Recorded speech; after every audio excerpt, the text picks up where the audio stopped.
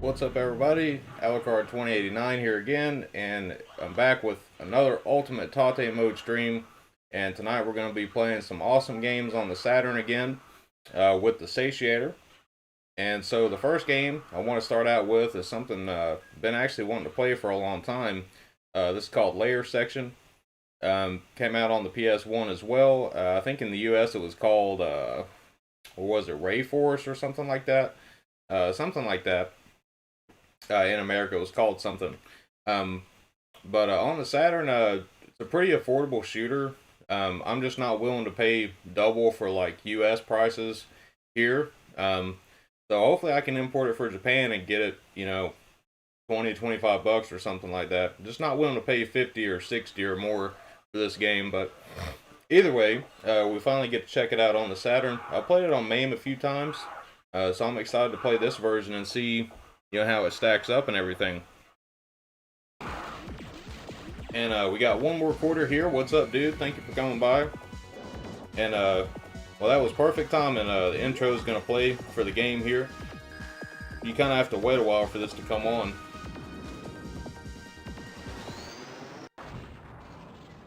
All right. So it's a pretty cool game. It's been a while since I've played it, so probably gonna be a little bit rusty and probably die a lot. So, but either way, still a lot of fun. Um, I played this on MAME several months ago. It's been a while. Oh, I gotta change. I'm gonna have to reset this. I gotta change my pad settings.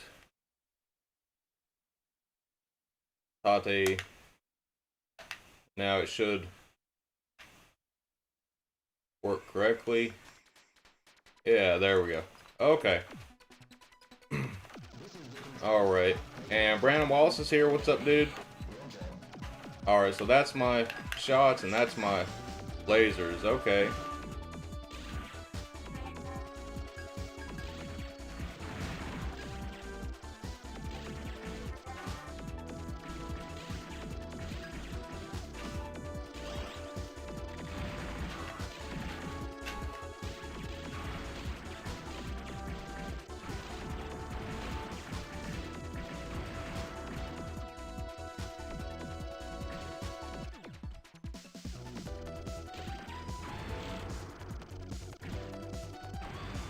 Like that music right there, that jazzy kind of spaceman music.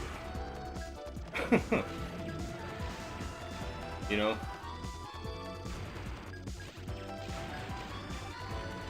Got a little bit of that cowboy bebop kind of feeling going on. Just a little bit.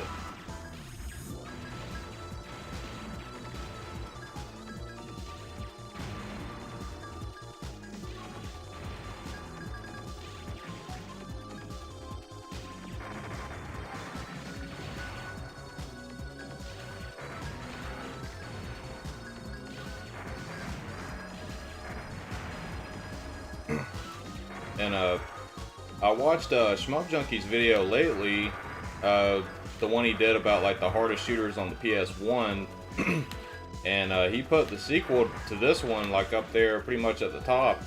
And I don't think I've played it myself, or if I have, I haven't really played it much. But we'll probably play that one tonight too. To check it out a little bit. It's Layer Section 2, but I know in the US it was called something totally different. I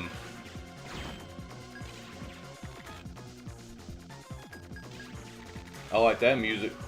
Some kind of like spy music or something like that, you know? Oh! Hit me with that spread shot all of a sudden.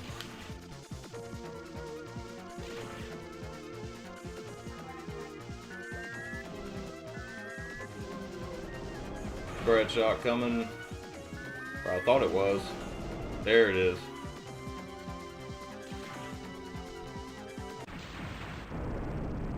Alright. One recorder says lounge music is nice. Yeah, it is kind of like lounge music, I guess you could say. Oh. That kind of caught me off guard right there.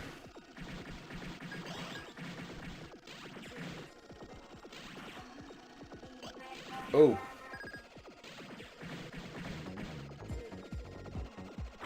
Oh, man. The one thing about this game is your ship speed is kind of slow.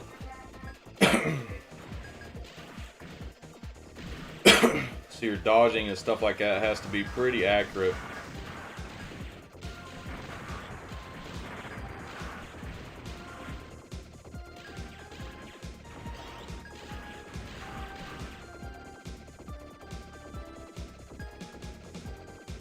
But I've heard a lot of people say that, like, this is one of the best shooters you can get on the Saturn, and it's one of the cheapest ones too. I've heard a lot of people say that. And this is my first time playing it on the Saturn, and to be honest with you, like, I'm pretty impressed with how this looks right now. It looks awesome.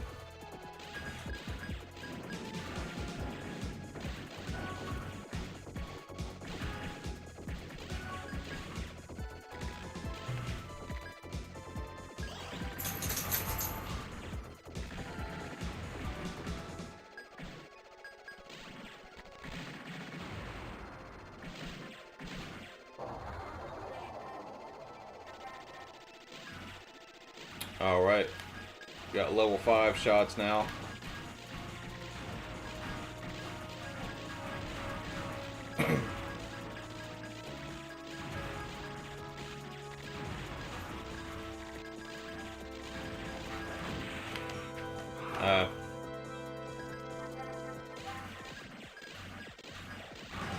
Those bullets got kind of hard to see there for a second with everything else that was going on.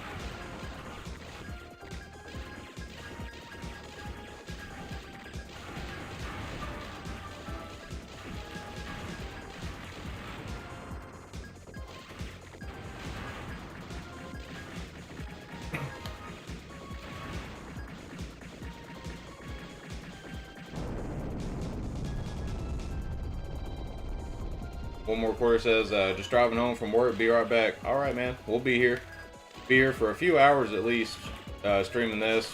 I probably won't stop streaming until 12 or 1 or something tonight. So I'll definitely be here for a while.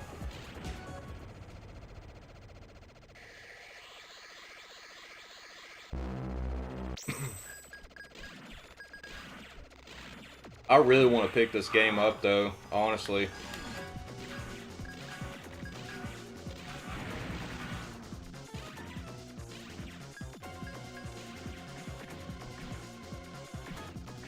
Those bullets are what's hard to see. It takes a lot of focus just to even keep up with all that. Those like multicolored bullets.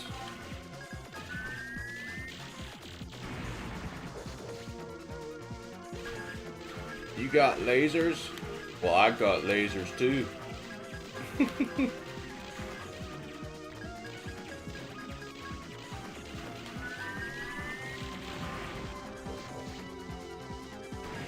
You gotta fake them out.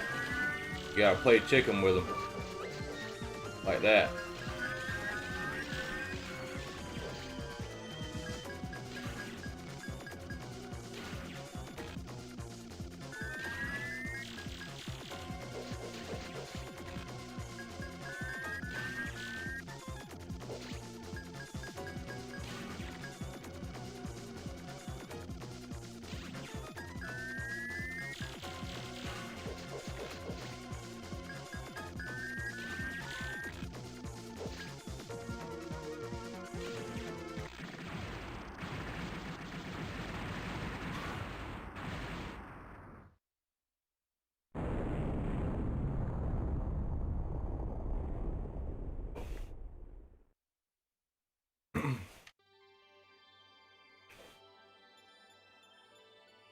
I kind of like how the transitions are in this game. Like it just smoothly like goes into the next level like that. I don't think a lot of shooter games of its time really did that. They were all like different environments, you know.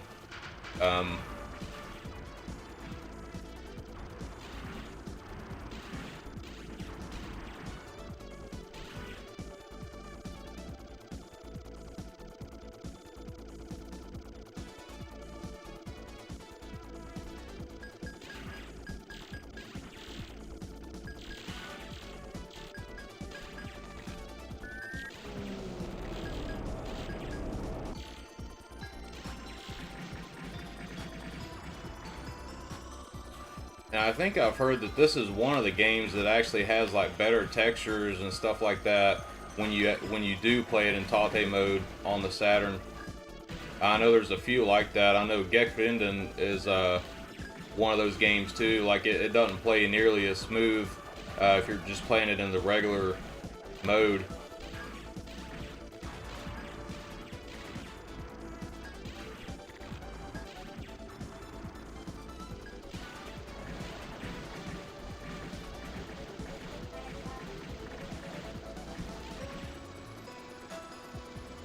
Oh, couldn't get away from it. Do I have bombs? I don't think I do. I think I just got the lasers. The laser missile things.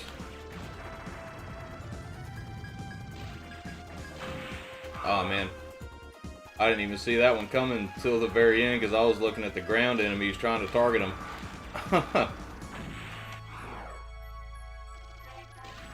Alright, that part's not too easy to get through, but...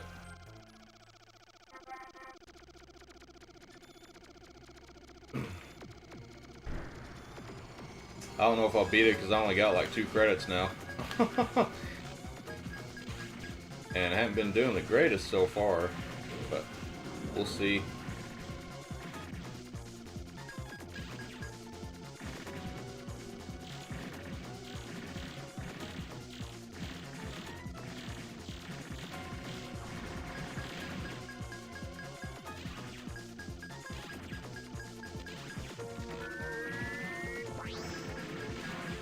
Oh, got them kind of lasers.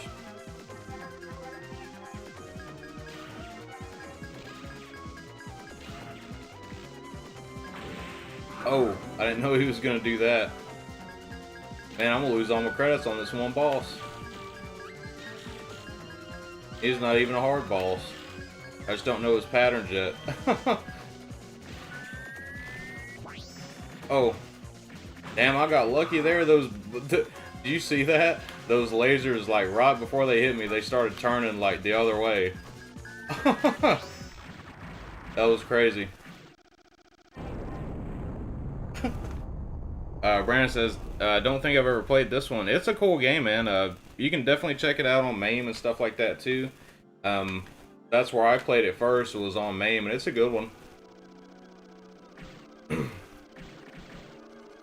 And the second one's on there too, Layer Section 2, or I think it's called, is it Ray Force or Ray Storm? I can't remember.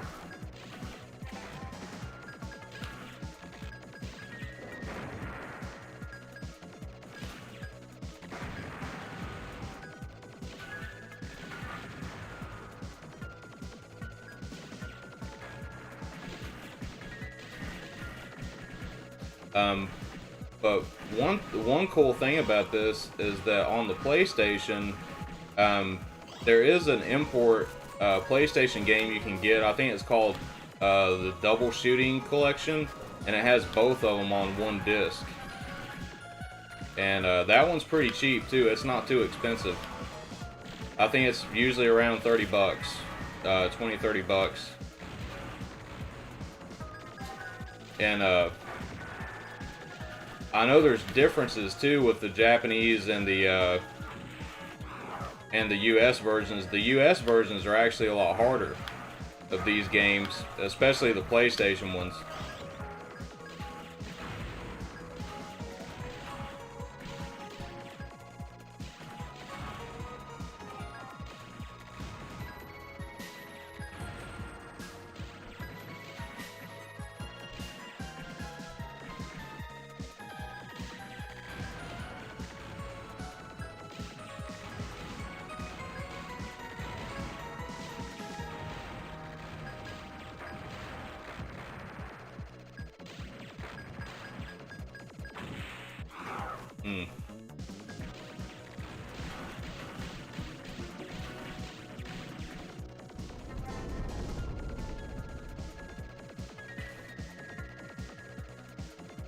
Definitely need some more practice with this one.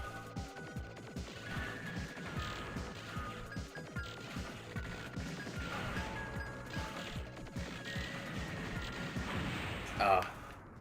Oh man, I blew through all my credits. I figured that would happen.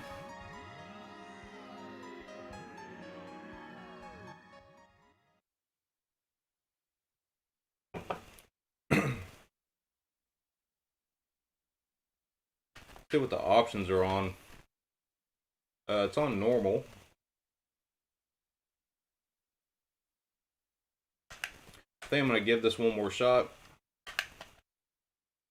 and see how it goes.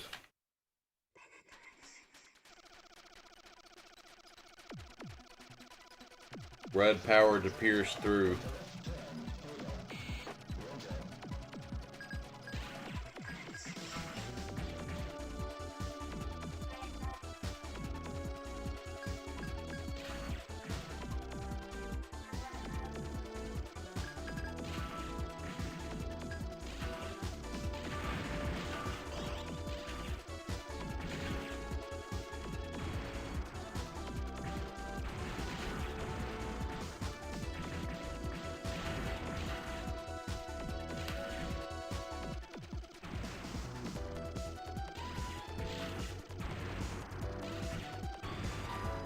Okay.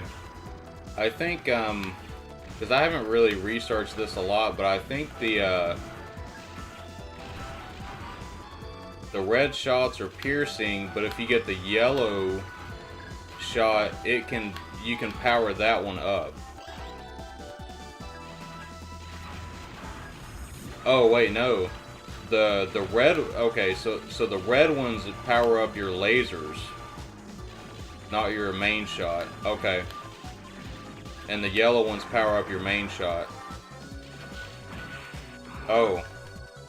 Well, maybe they power up both. Because I got... my shot went up to level 3 that time.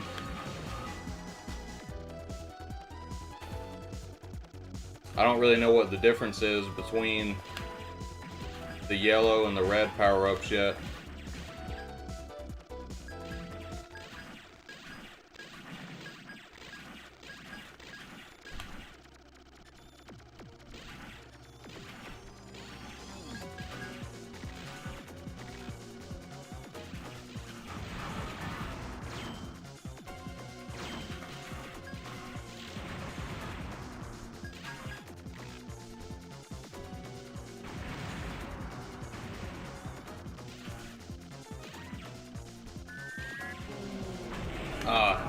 He got me with the spread shot again, like the last time I played it.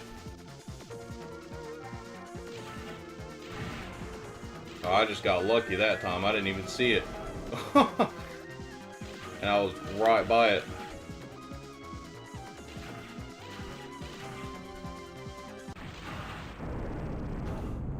There we go. Brandon says, booted up my Saturn. I do have this and the second one, just never played them. Cool, man. Yeah, you got a mode in yours, I think, right? In your Saturn.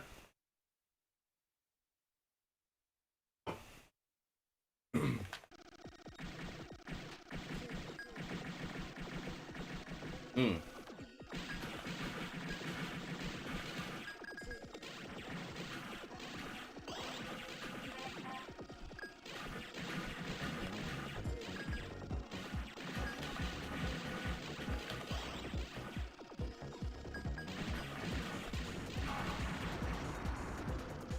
Okay. I'm remembering the patterns and stuff like that a little bit better.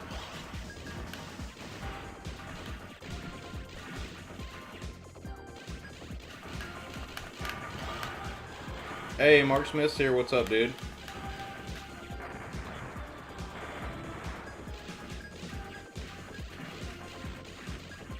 You got a mode in the Saturn and the Dreamcast. Awesome, man. Yeah, I'm definitely gonna try to get one for the Dreamcast pretty soon. I kind of had a hard time deciding tonight what system I wanted to stream, because I just got the my Dreamcast back, you know, from the repairs, and so I'm pretty excited to stream it. But I want to test some stuff out on it first, a little bit more than I've been able to since I've had it back. I just want to try out a few things before I actually stream it. But oh, definitely be doing some Dreamcast stuff very soon though.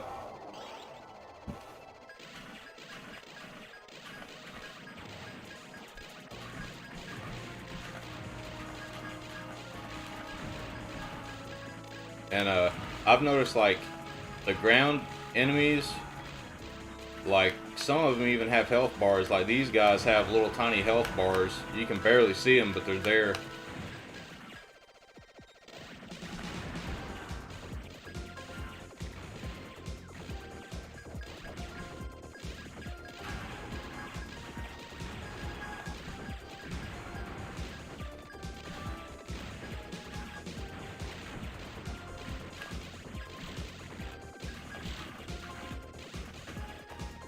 Oh man, I blew it up last time. I guess I didn't blow it up in time. No bonus for me.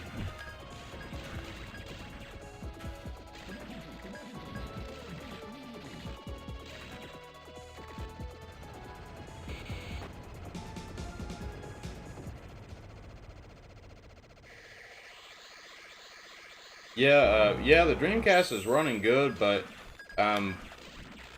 what's kind of odd though is a few of the games I've played, it does that stupid black screen thing, like where it flashes.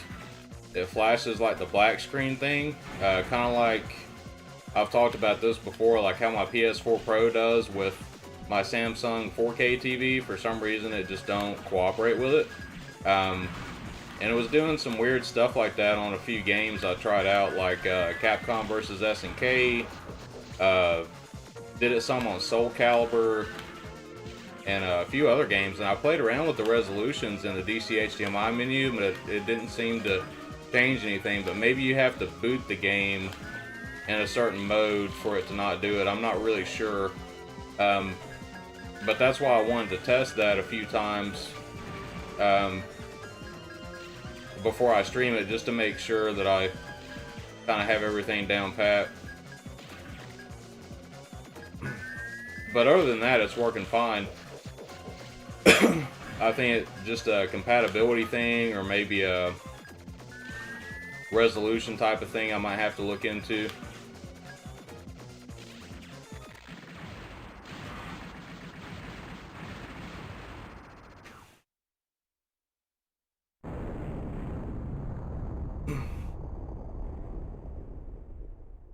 One more quarter says, "Alright, made it back. You on the second loop already?"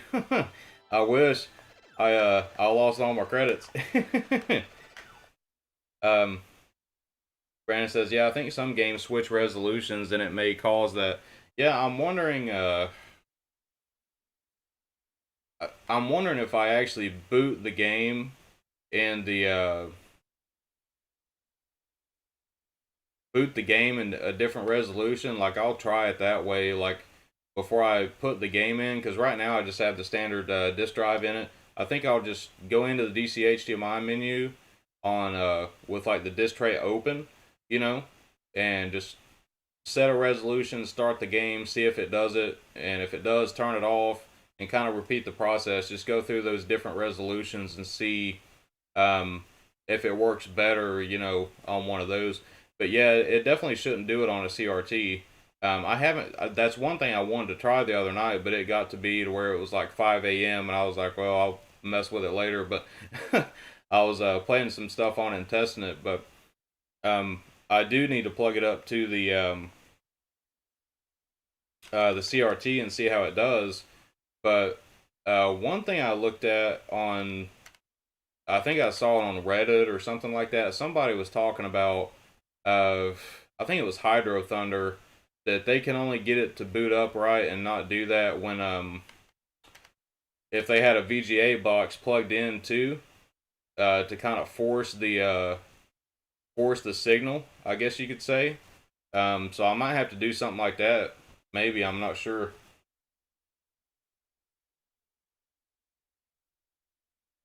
Mark Smith says, usually the black screen is your TV catching up to the signal that's being sent to it relative to the resolution of the source.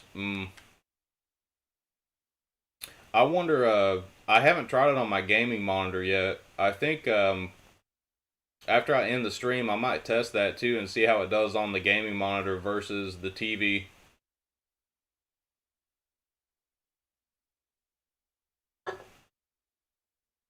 But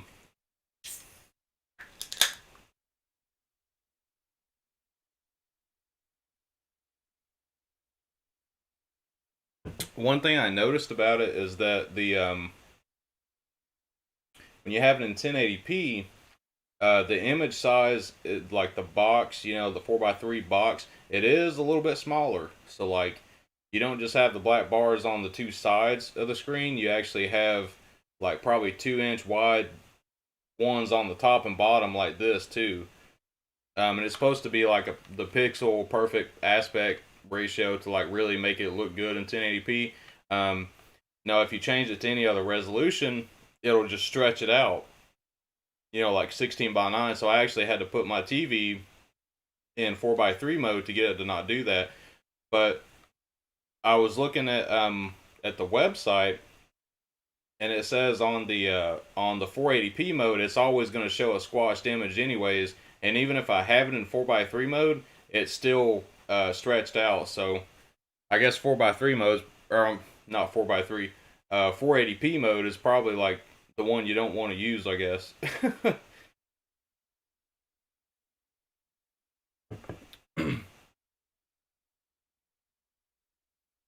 Brandon says, for me, playing on a CRT for those era of consoles is what I enjoy the most. Yeah, and it's like, I kind of, like, I have no problem at all playing Dreamcast on the CRT. I still think it looks great even with composite. And if when we finally get the HD Retrovision component cables, I'll definitely get that, because I have seen some gameplay footage of what the Dreamcast can look like with RGB, and it looks pretty good. The colors are definitely different though. Sometimes, a lot better, and sometimes not so nice, so. But I think it'd be interesting to see it that way. I don't have a SCART set up, or I'd try it with SCART or something, but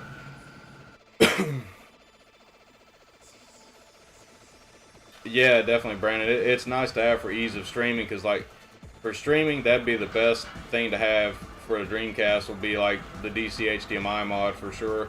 Now I do have the Kaiko cable, and it worked great. I mean, the Kaiko cable worked fine for me. I didn't have any compatibility issues, but I've talked to quite a few people that actually have had a lot of issues streaming with that particular cable. I guess there's just some setups that it's not very compatible with.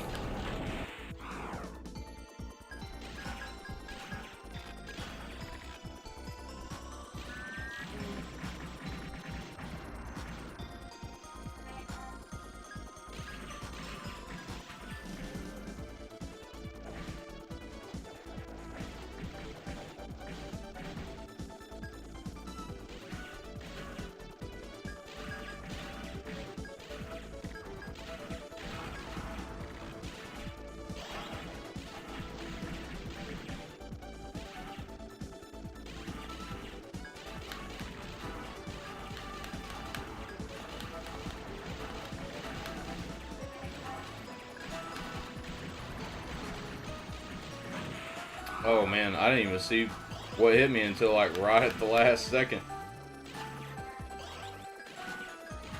I guess that's how it goes with these games.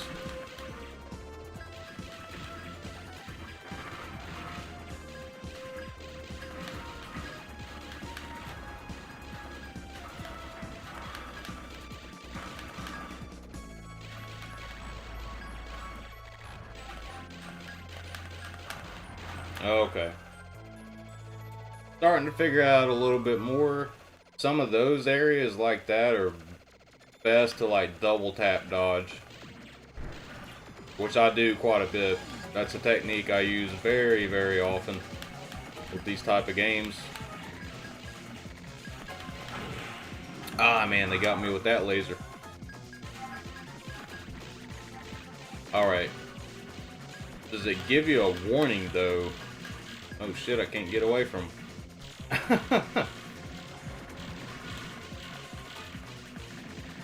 Trying to kill me.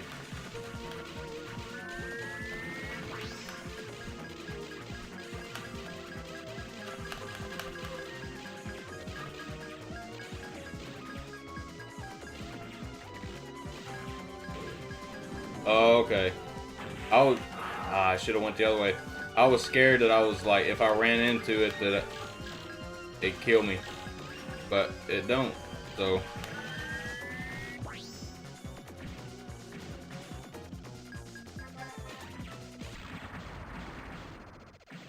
At least I'm starting to figure stuff out.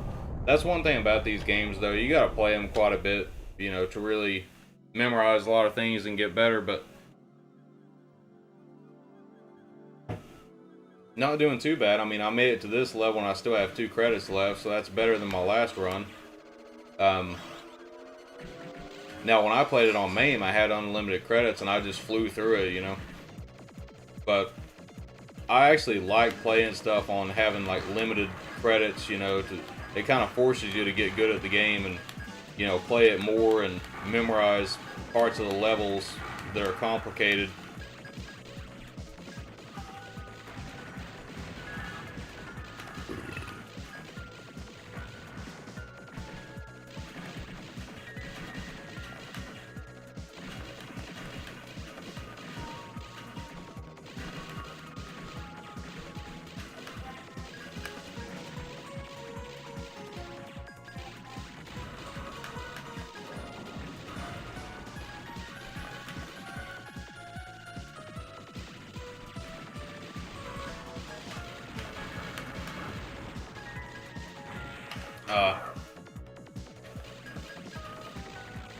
I didn't see that till right at the last second either. Sometimes these lasers in this game are kind of hard for me to see sometimes.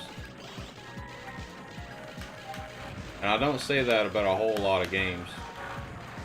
Most of the time I can manage pretty well, but I feel like sometimes some of these lasers are kind of hard for me to tell. I don't know why, because they're like that standard like yellow looking color too, but maybe it's the backgrounds.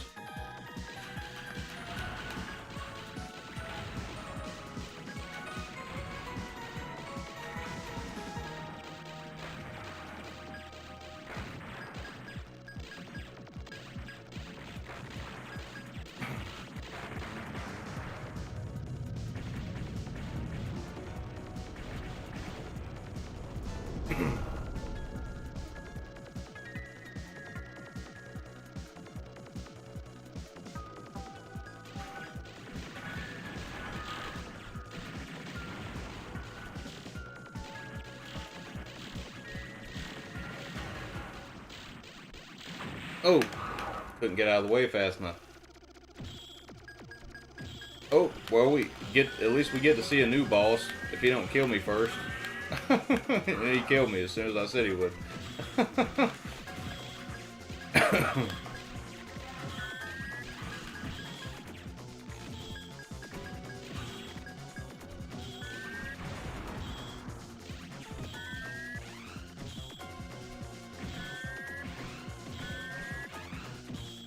So these lasers are like somewhat like homing lasers, but they're kind of like, they have like different properties. They're not like exactly like a homing laser. Ah, I couldn't squeeze through that.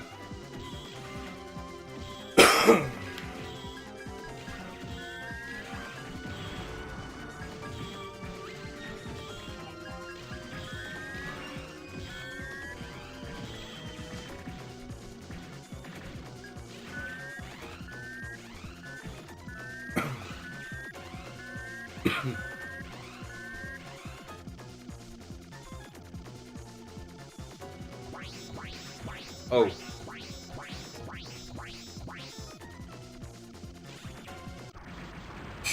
Damn, that was close. I didn't know if I was going to be able to squeeze through them bullets right there at the last second.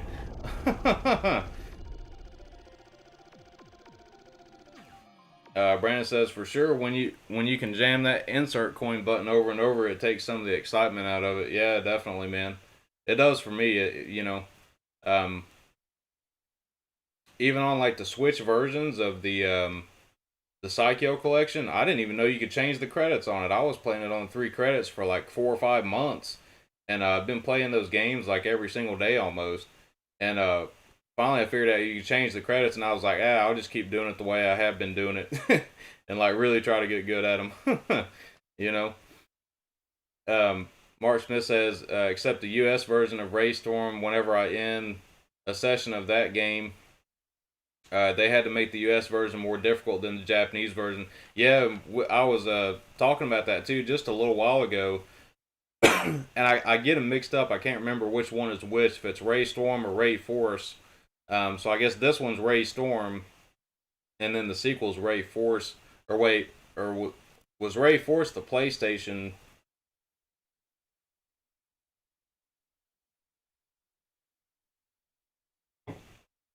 I think Ray Force is a different game. I don't know. I get them mixed up.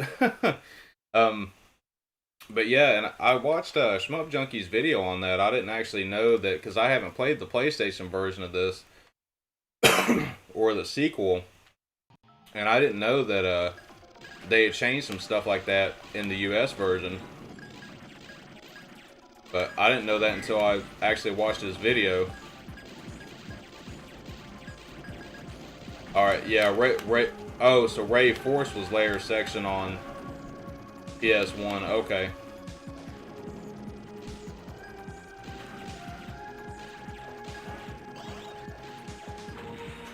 Oh.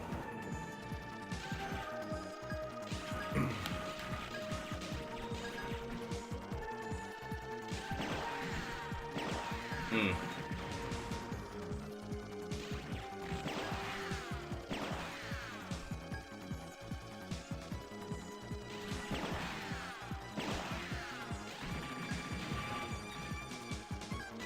This is a killer level right here. Like, I love this level design. In the background is just like the color palettes they chose. It looks awesome.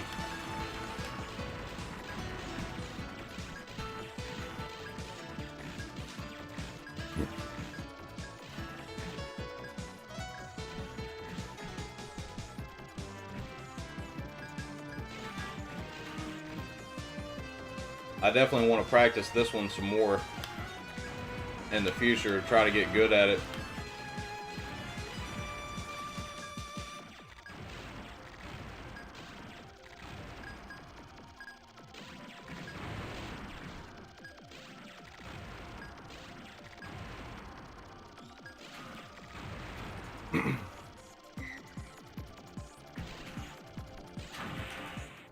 I couldn't go nowhere. I can't remember how many stages are in this game.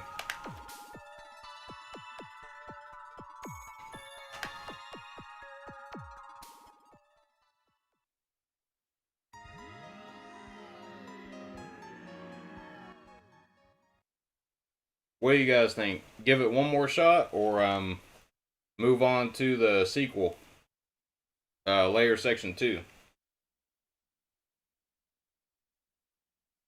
Layer Section 2 is actually quite a bit different from this game. I think I actually prefer this one over the second one. But the second one's actually the more expensive game.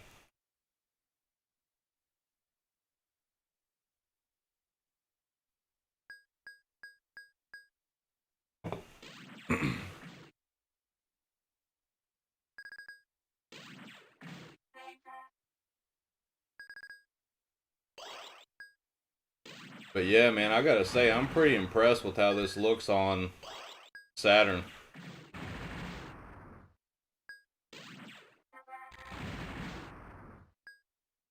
I mean, it looks pretty much like the arcade version on MAME. Gizmo said, "Did you get your algae medicine?" Yeah, man, I had to get some today. I was, oh man, it didn't leave me alone last night. I just, I had a few more beers and stayed up for a little bit longer, and I crashed. But it was bothering me pretty bad earlier today. But I finally got some medicine, and doing pretty good now. So I got a big bottle of it, so I won't run out for a long time. Mark He says, actually, I think layer section 2 is ready for us. See, I get him confused. I can't remember like which one's which unless I'm like looking right at it or something, you know. Um,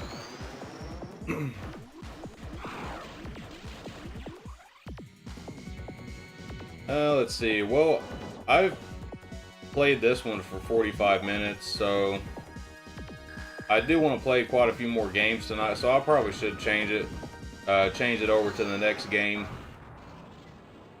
We'll probably play the sequel for a little bit.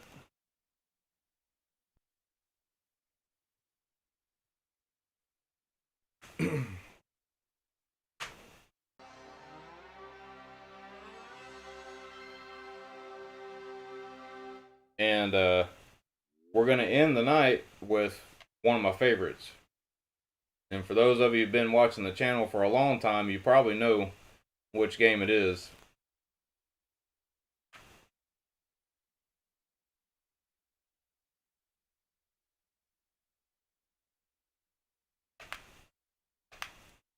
Alright, booting up layer section 2. I have to put it into Tate mode.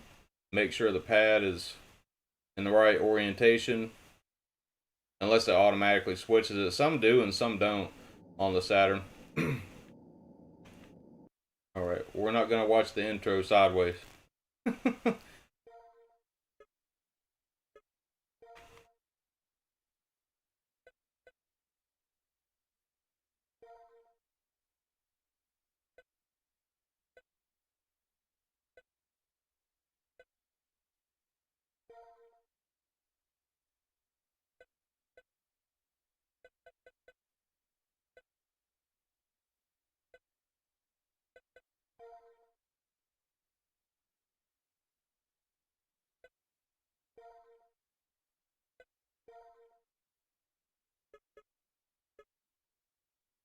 Let's see. How do you put this in Tate mode? I know it has it. It might be a... I wonder if it's a button combo you have to press. Some games are like that too. That it's a button combo.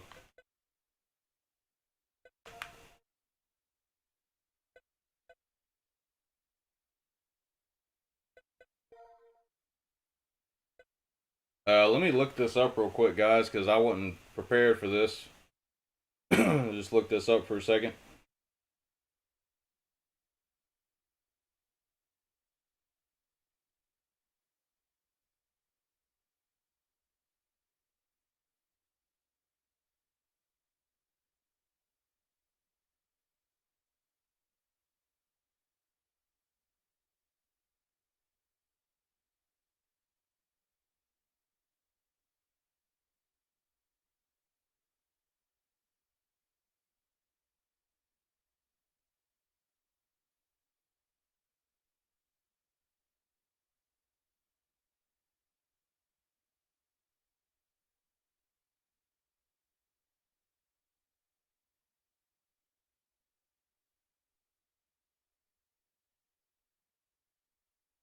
Oh, I think this one might actually be one that don't support it.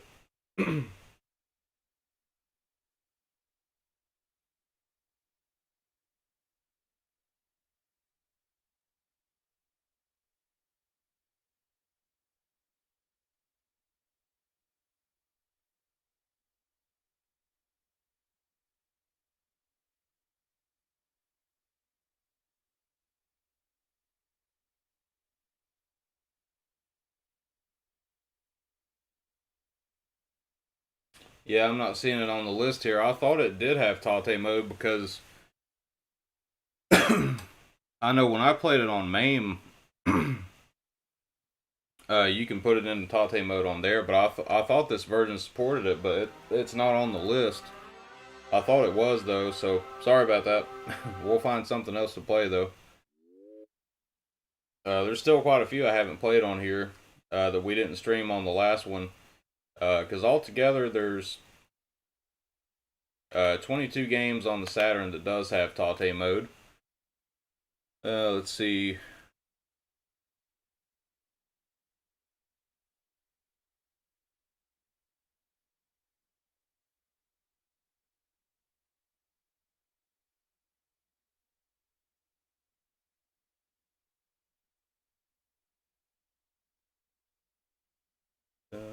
see.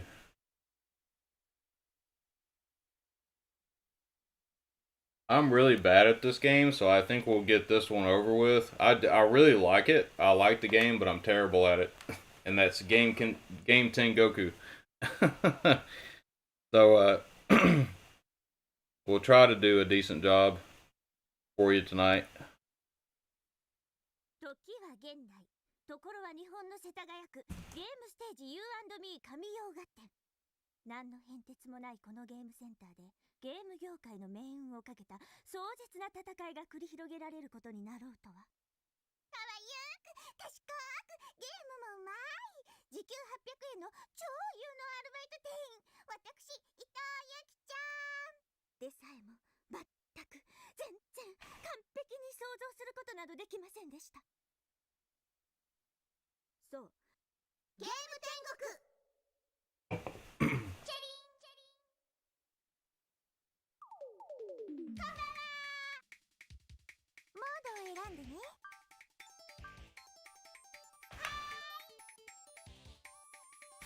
Just reading the options here.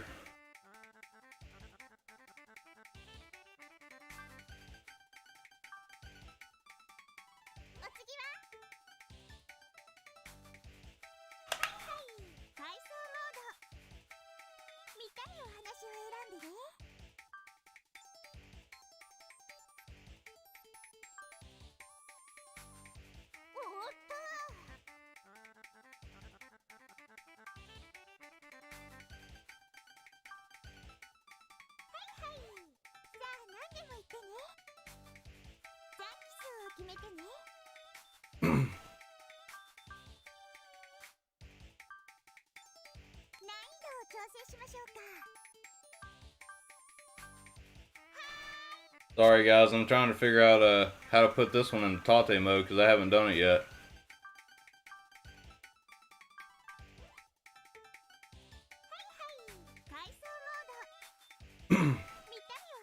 Sweet Like Sugar says, what's this game called again?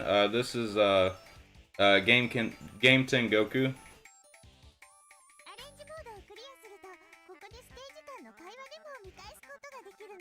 Brandon Wallace says, one day I'll have this on the Switch. Yeah, I heard about the fiasco with that game.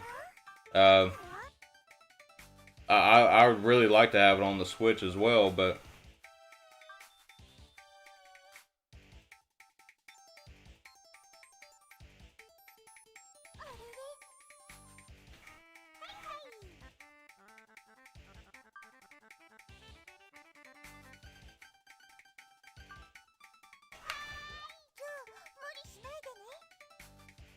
this is arcade mode. Oh, here it is. It's right here. Yoko and Tate. Here I am going through all the options trying to figure out what to do. Normal game. Time attack. We're going to do normal game. We might actually do the time attack mode though here in a little bit. And see how that is. I wonder if it's like a 2, 3, or 5 minute mode. And I suck so bad at this game, I promise. I'll do my best. Hey, it might be easier in Tate mode, I don't know.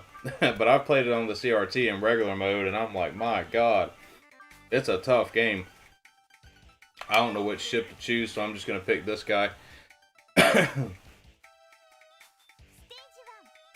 Gizmo says, on Saturn. Yeah, this is, yeah, everything I'm playing tonight's actually on the Sega Saturn.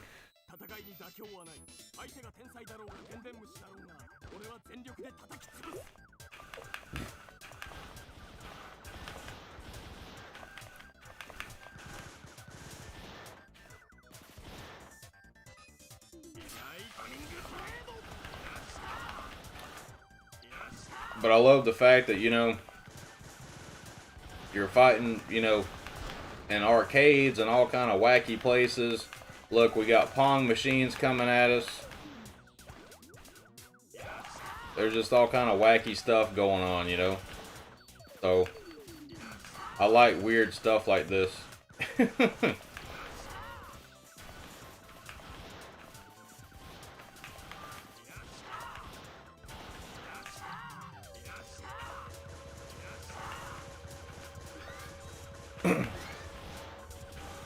Now the pachinko machine here, if that's what it is, it's spitting out quarters and then the quarters shoot bullets at me.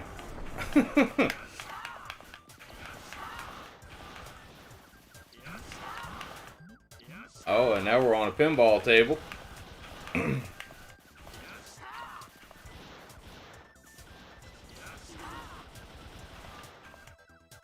Jackpot. Oh! That really caught me off guard. And there's so many things in this game that will catch you off guard. Big time.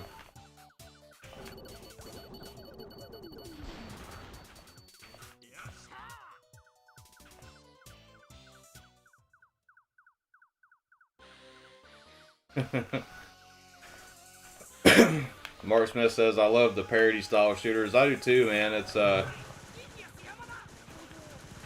I like this type of stuff a lot.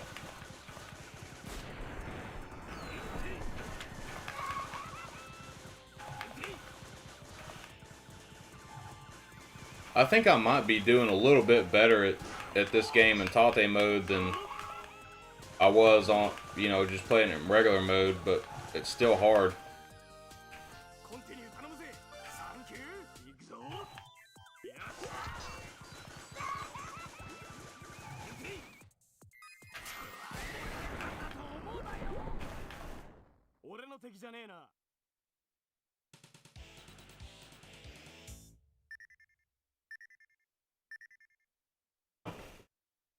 Activated Complex is here. What's up, man? He says, oh snap, game paradise.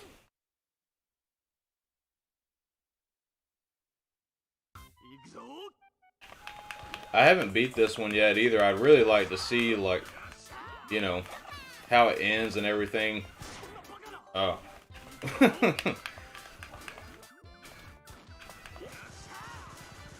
But this one's really hard. I have a tough time with this one in particular. So I figured I'd get this one out of the way first, since I know it's not a game I'm good at. Because the more beer I drink tonight, I don't think it's going to make me any better at this game. It might at some, but not at this one.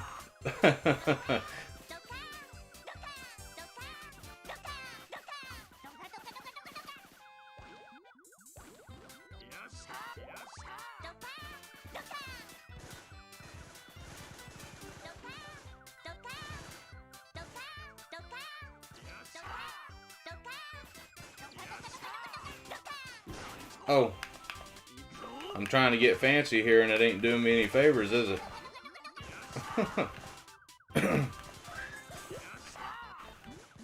Oh, the teddy bear, my worst enemy.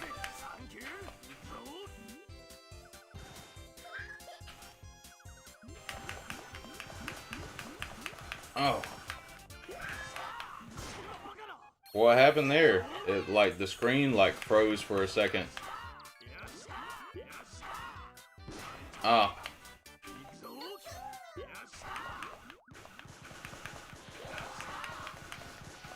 I feel like I'm playing one of those carnival games that you just know damn well that you're never gonna win.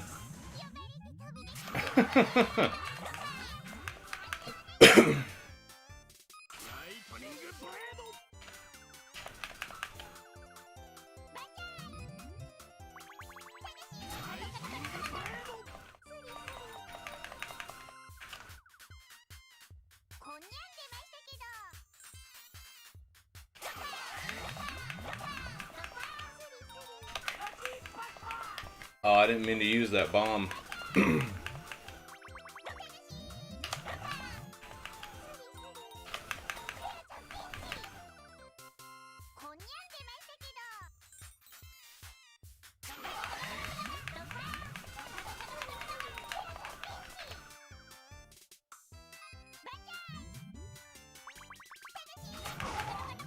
I guess I waited too long.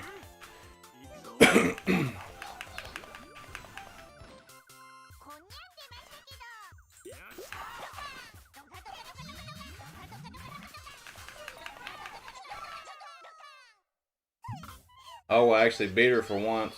Half the time I just like it just times out, you know. Where it's like I didn't beat the boss, but I beat the level.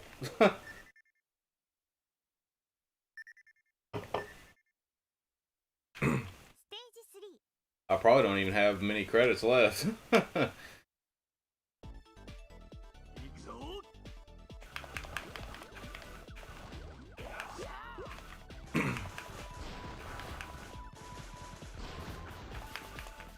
Alright. This is more like a space shooter. More like my pace.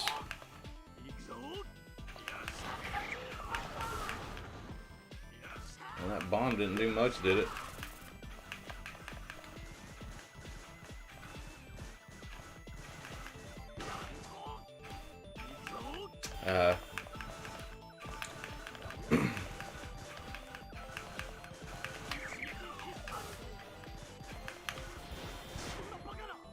Man.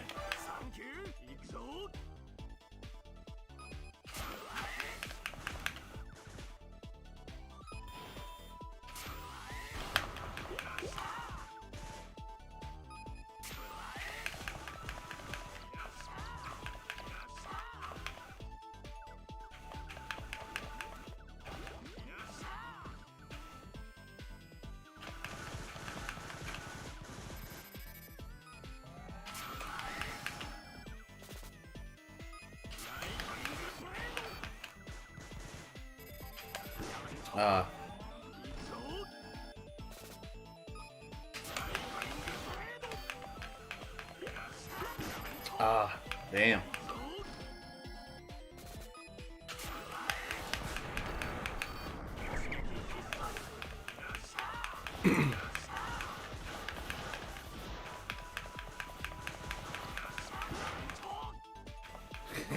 God, dude. This shit's so hard.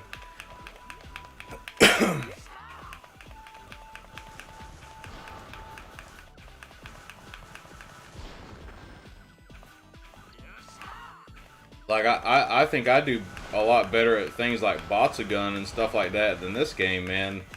This is a tough one to me. And Batsugun gets crazy.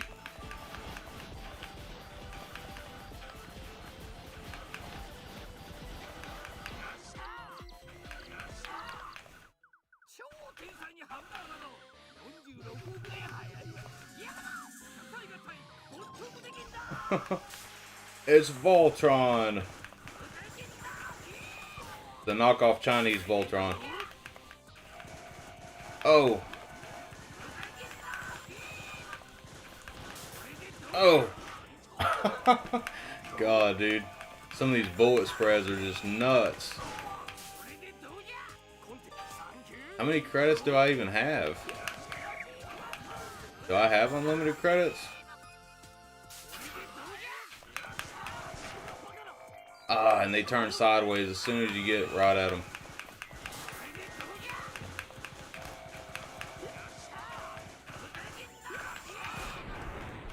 I'll probably have to play these quite a bit to like really get good at this.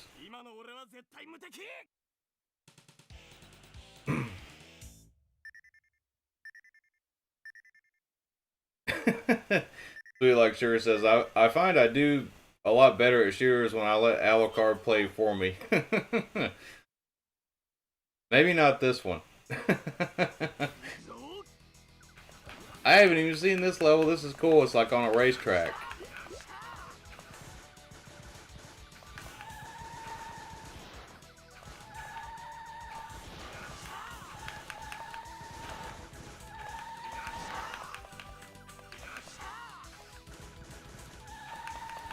But I'll be honest though, I really haven't played this one much at all.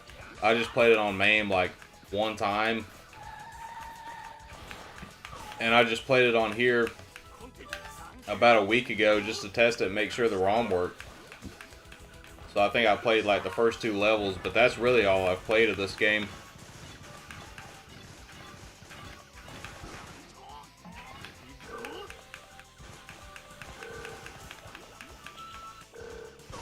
He's like he's pissing on me with that one big spread shot of bullets is coming out.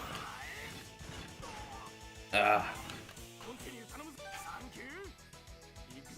I must have unlimited credits or something. I don't know.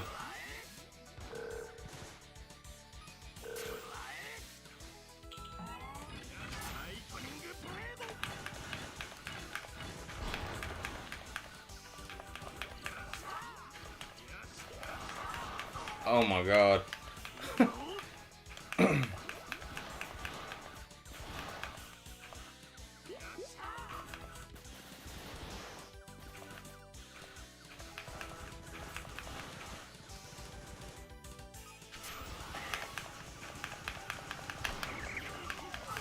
Oh god, man.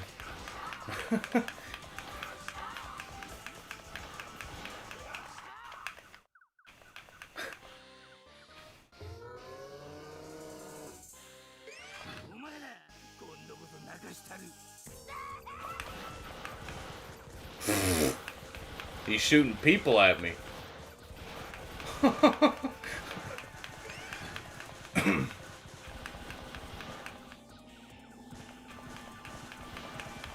He's shooting Kana at me.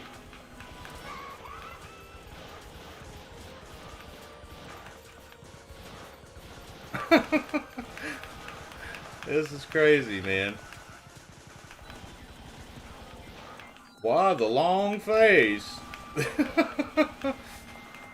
Oh! Should've just used the bomb. I'm so bad about that. At the very end, I heard, "Stop it!" Stage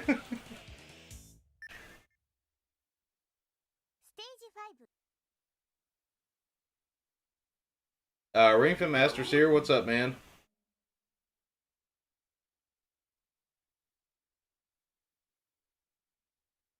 Gizmo says, any latency issues? No, I'm actually playing this on the Saturn.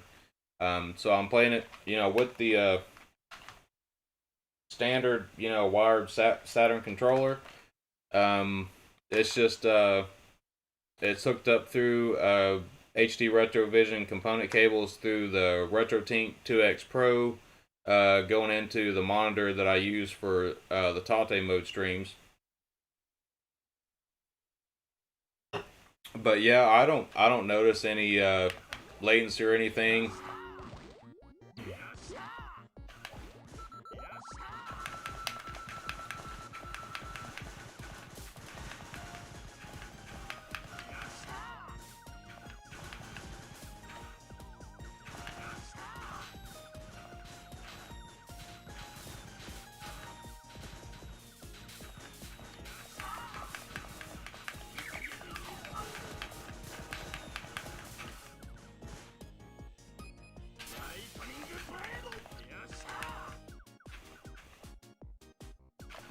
Oh, this is like Space Invaders. Damn, those bullets are so hard to see. Like those right there. Holy crap.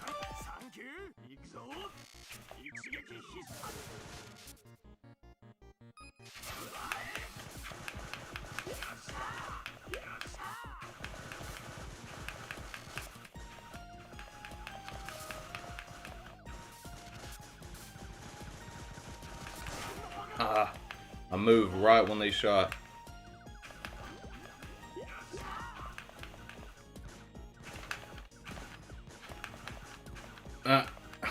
Little race car. That was actually pretty cool. Even though I died, I gotta admit, that was pretty awesome. Oh.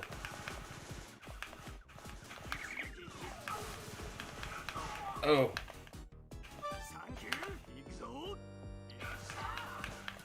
I've probably already used like 15 credits already.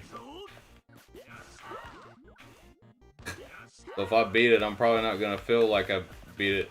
Oh, this is like the Clax blocks here.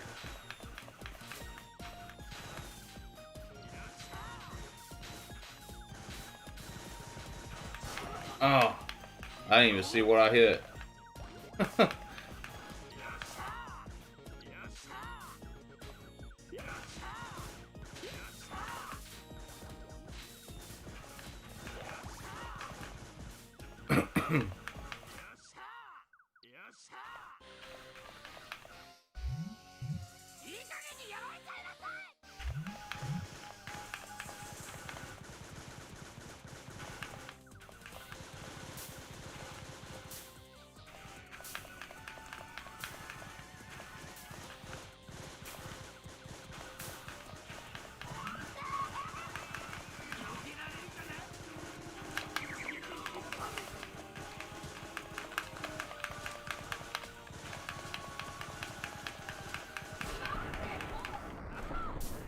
Dude, I don't know how I beat that without dying. I really don't. I really don't know how I just did that right now. That was insane. Ring Fit Master says, this is the craziest space shooter I've seen. Yeah, me too, dude. He says, what's going on in this space shooter? This is the craziest one. Not sure if it's a compliment. Yeah, it's pretty nuts, man. For sure. It's cool, but it's really damn hard.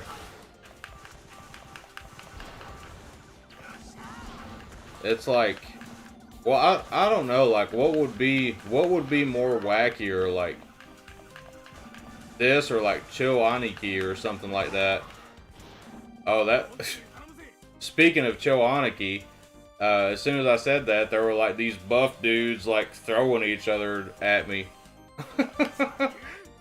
So I guess it's got that too. So yeah, I guess this one might be a little bit weirder than Chill Aniki.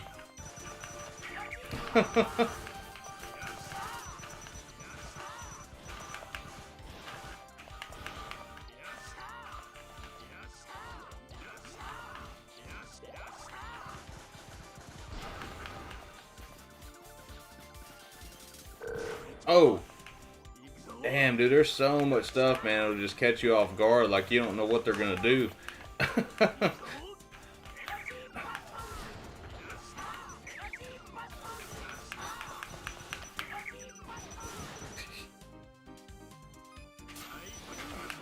See, the buff dudes that are throwing themselves.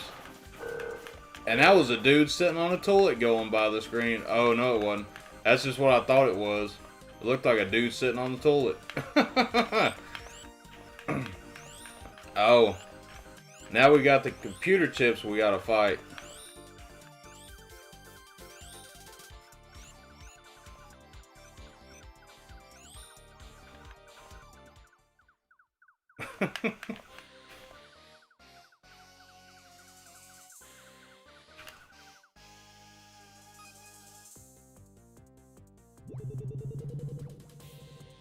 Hologram man.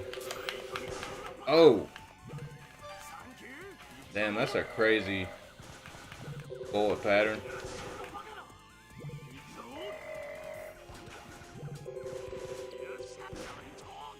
Trying to figure out how to dodge it.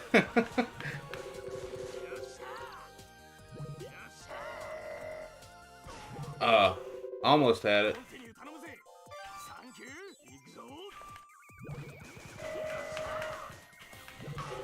I couldn't get away.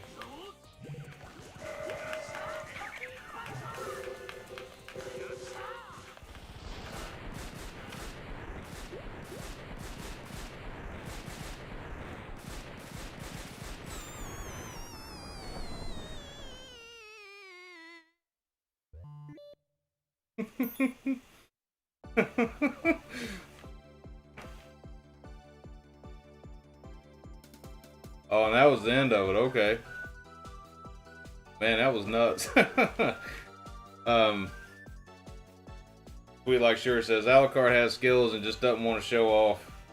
I'm going to play the time attack mode for here in a second and see how that goes. It's either going to be something I can manage or something that's going to be just like impossible.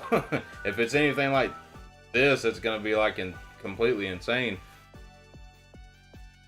Alright, Ring Fit Master, I'll probably be here. I'll probably be streaming till 1 o'clock or something. Like, I'll probably be here for at least 2 more hours.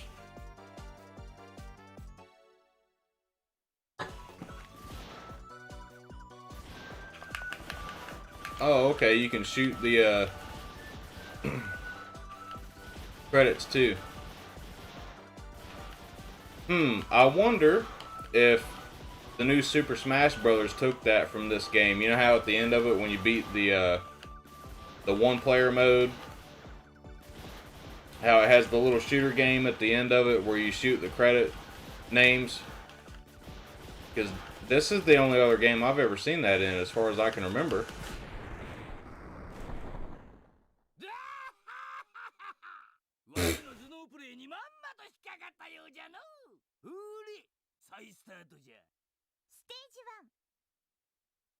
Oh, it's looping. I ain't gonna be able to beat this. This is loop 2.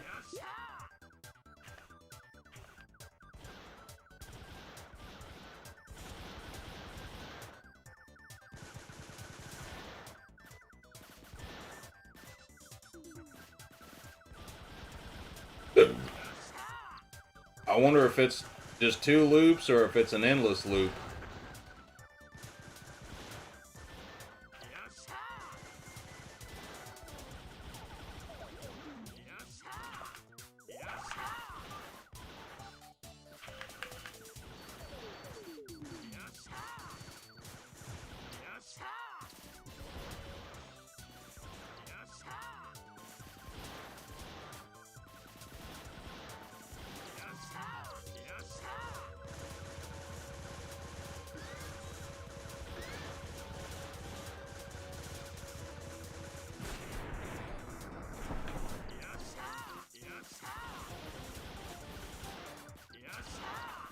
I mean, from what I've seen, though, I'm not sensing like a harder difficulty right here.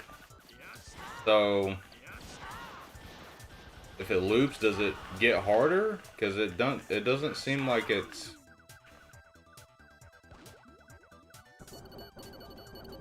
any more difficult than the first time I played it.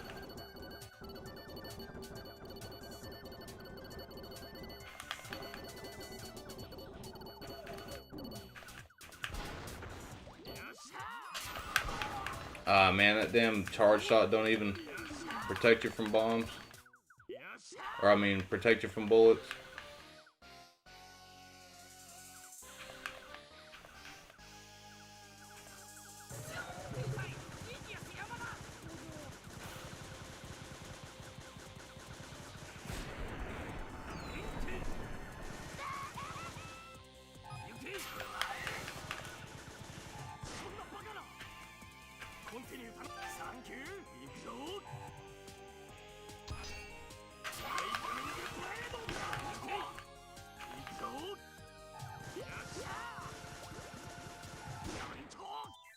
Gizmo says it's wacky, kind of like Katamari Damacy. Yeah, I know about that game. I haven't played it, but it looks pretty cool, though.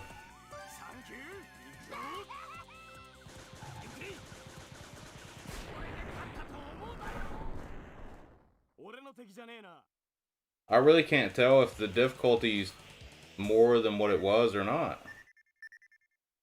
But that was just the first level, but I think I would notice the difference.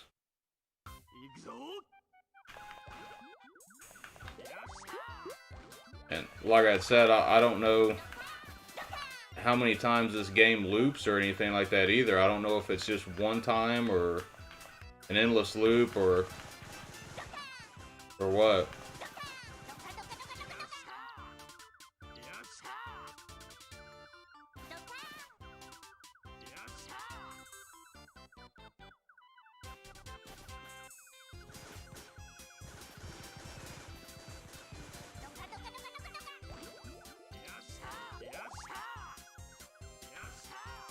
Dude, I didn't even get fully powered up that whole time that I was playing it. I wonder what it's like when you get fully powered up.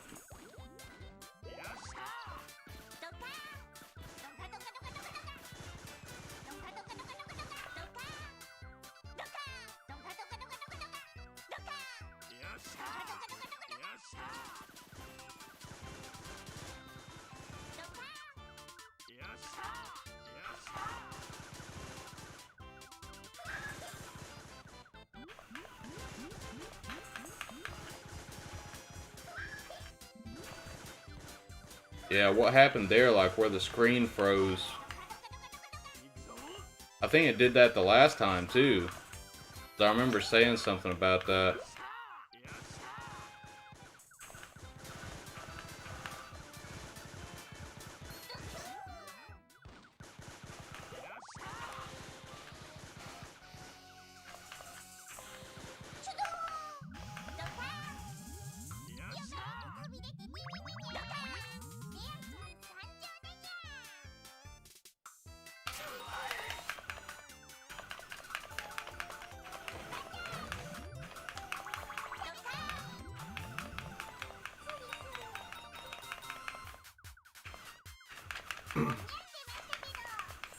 I was using like the auto shot too, but I feel like I'm doing better with just hitting the button for some reason. I don't know why, but on this game in particular, for some reason I feel like I'm doing better like hitting the button every time I fire. And I really don't do that with games. With these type of games, I usually I'm fine with the auto fire.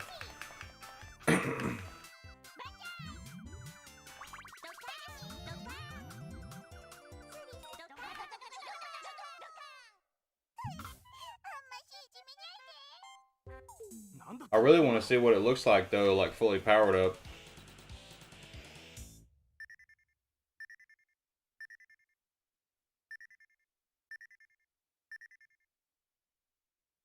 Activated Complex says, the funny thing is how many arcades in Japan, at least pre-corona, we'll see still look like this. Yeah, I know, man. It's pretty awesome to think about it.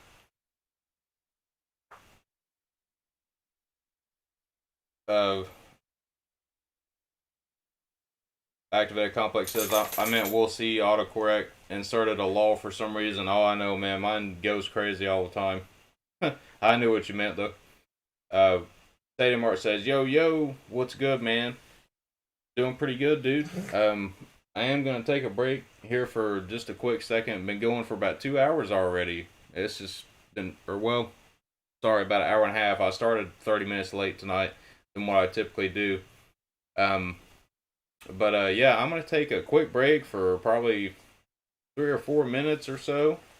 And I will be right back, guys. And we'll try to beat this loop.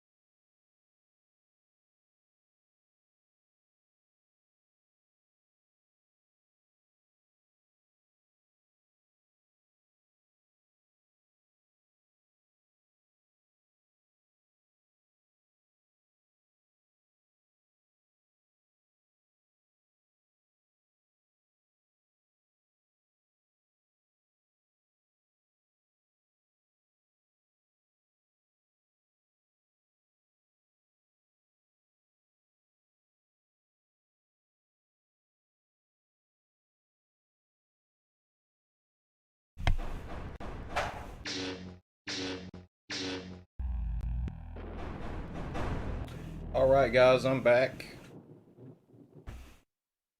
Thank you for waiting. And decided to take a break and grab some more beer. And hope y'all are starting y'all's weekend off right. And if you're drinking tonight, cheers.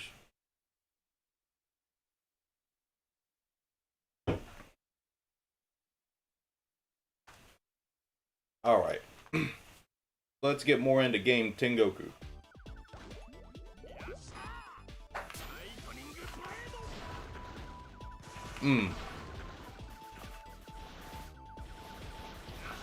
Barely dodged that spread shot.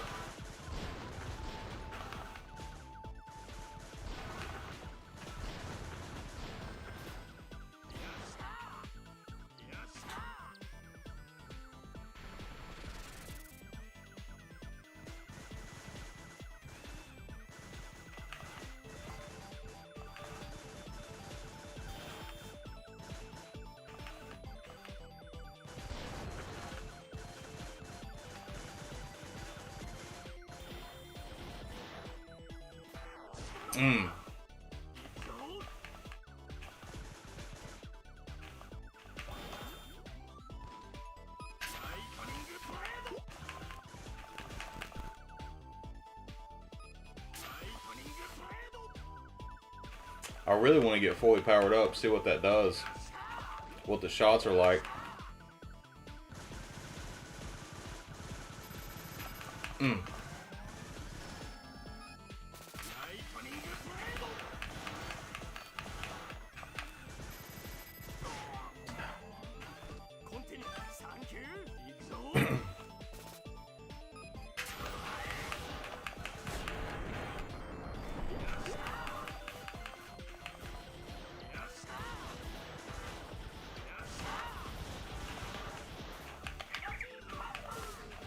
Oh, I actually used the bomb at the right moment for once in my life.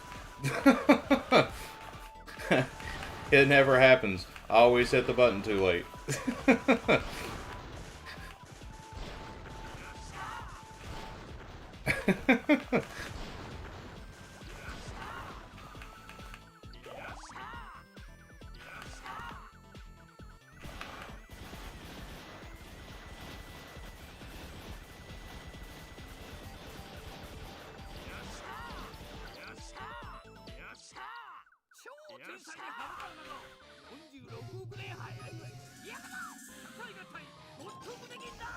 That's Chinese knockoff Voltron man again. Ah, should have used the bomb. Should have done it. I'm just gonna use them. Screw it. If I'm gonna die anyways, I might as well use up my bomb stock. There we go. See, I should have been doing that a long time ago.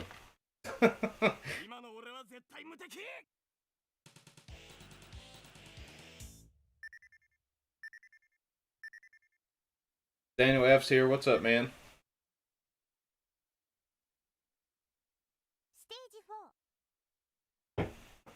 I don't think I've noticed any difference in difficulty though. It just looped. Maybe maybe it doesn't get harder as you play the game. I don't know.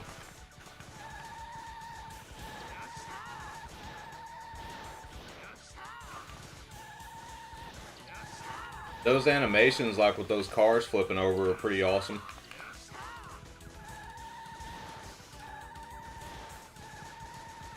It's like spot on the way they did it.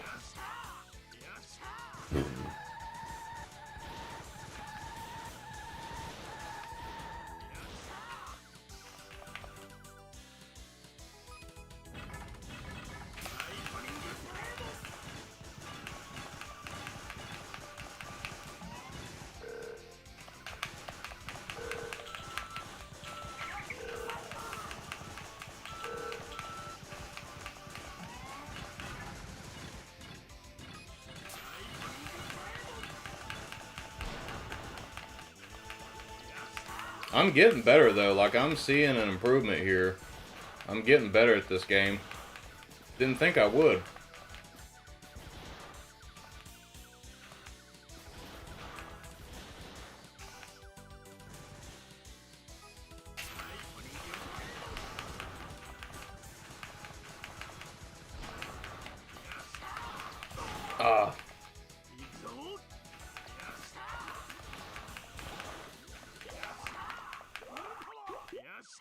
Alright. I got the big boy laser now.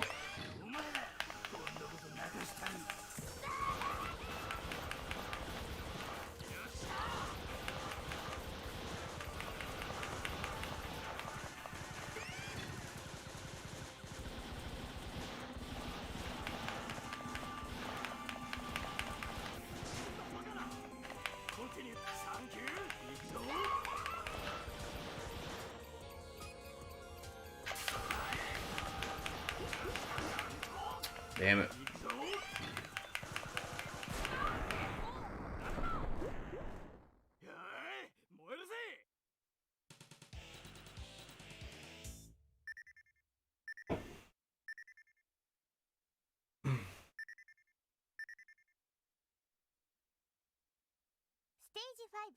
Oh, okay. Awesome, Sweet Like Sugar. Thank you for looking that up, too, because I was wondering about that. So it ends after the second loop. Okay. Well, we're right there. This should be... I think this is the last level. Ah. Why didn't I use a bomb?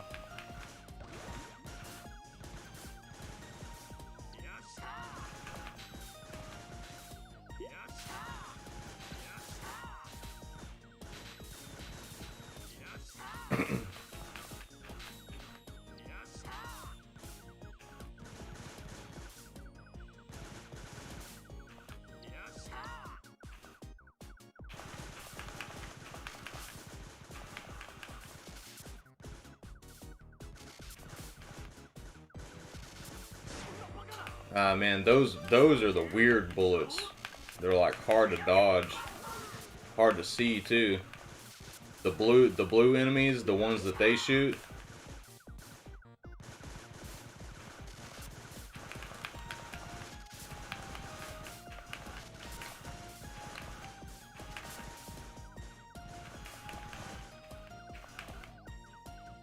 Oh yeah, I forgot about this part.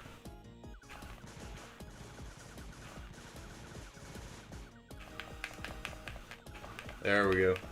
Got around that time.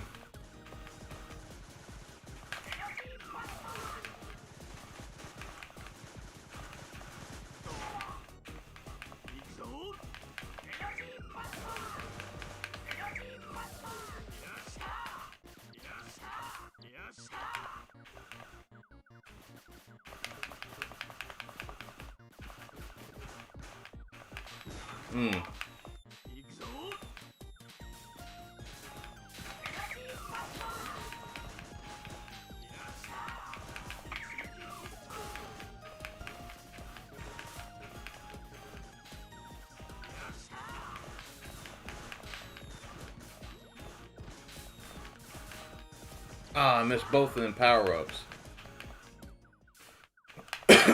Shit. Well, I still don't think I've been fully powered up this whole time. I mean, the laser did get like really big that one time, but I don't know if that was fully powered up for sure though.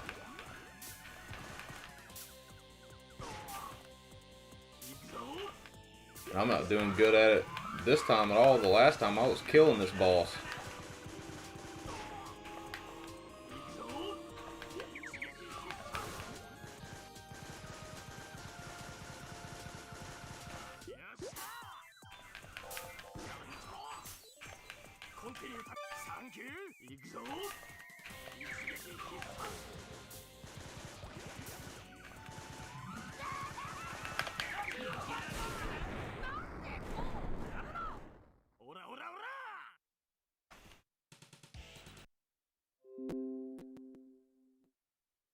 Sorry about that, guys. I don't know what happened. It says OBS disconnected and then it connected again.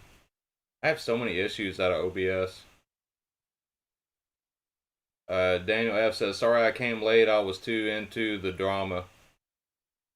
I don't know. I probably didn't see it, man. Activated Complex says, have you played the original mode of this too, the classic arcade one? I played... I played the regular mode on the CRT. If that's the same one.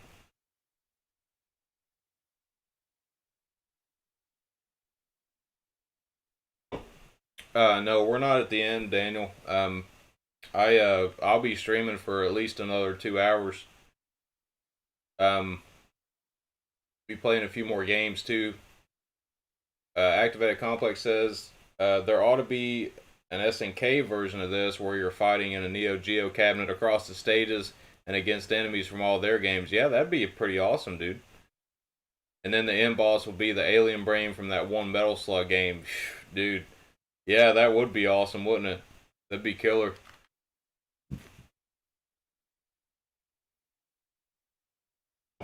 Alright, so I was wrong. I think this is the last level, I believe.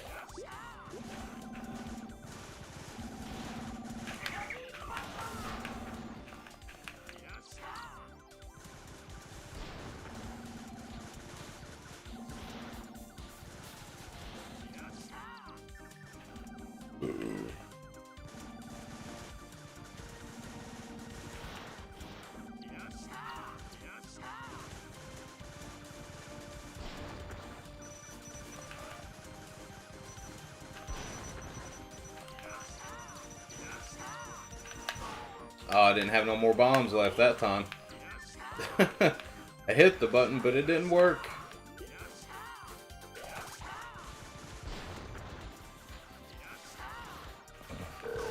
Ah, I forgot that those things had those lasers.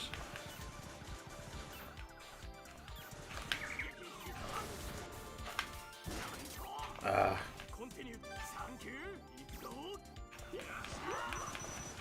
Man, this is a tough game. Like, I think I've got a little bit better at it tonight from playing it, but I'm still not good at this at all. Man.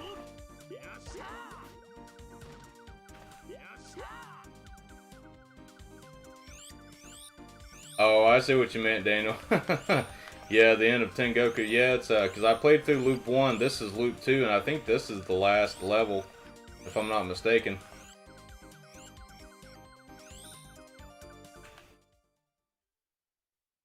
Yeah, this is the last boss right here.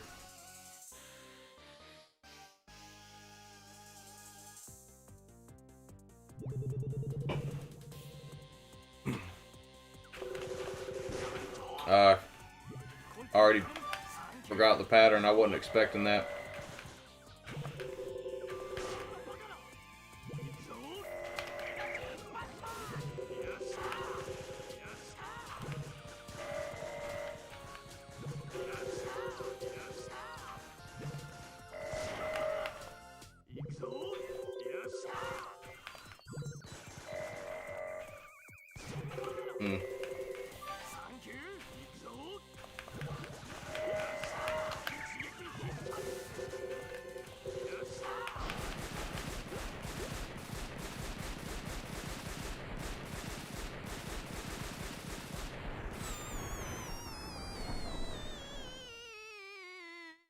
I like that sound effect. Sounds like a deflating balloon or something like that.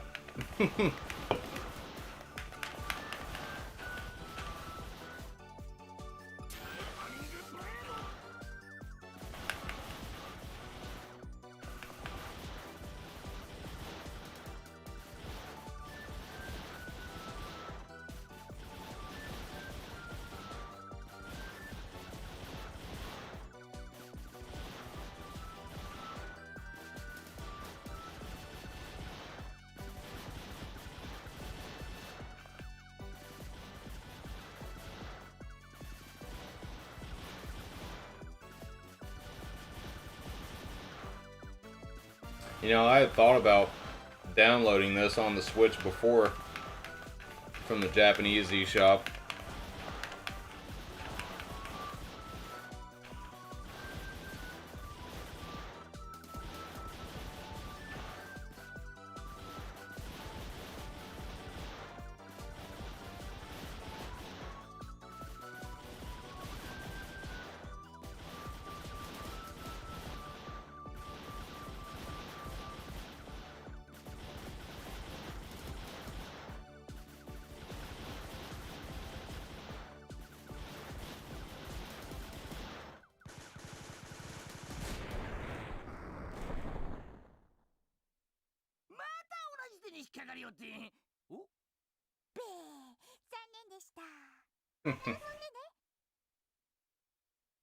So that's the end of the game. They unplugged him. Well, that was pretty cool.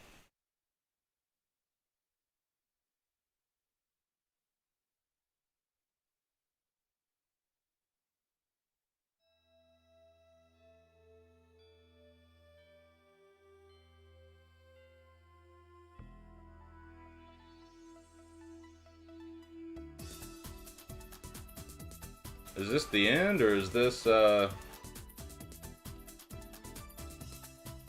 of the things we missed from the intro?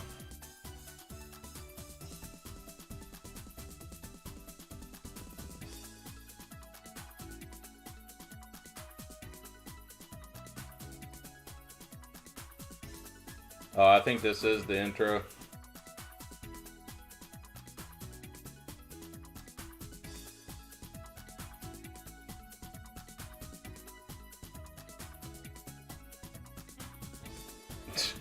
With the song, Pig song, Mr. Pig.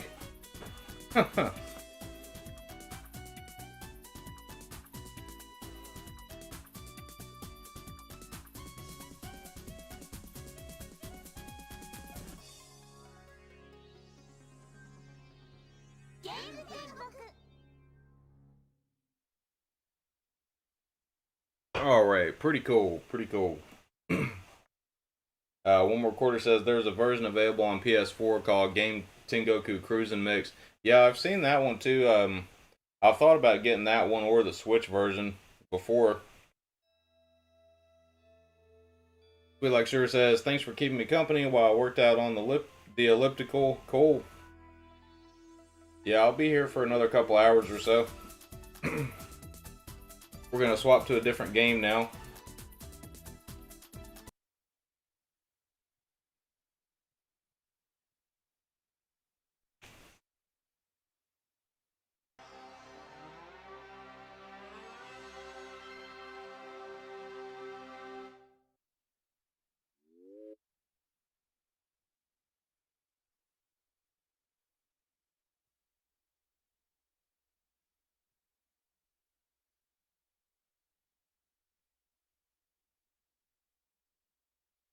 Don't tell me it's doing this black screen bullshit again.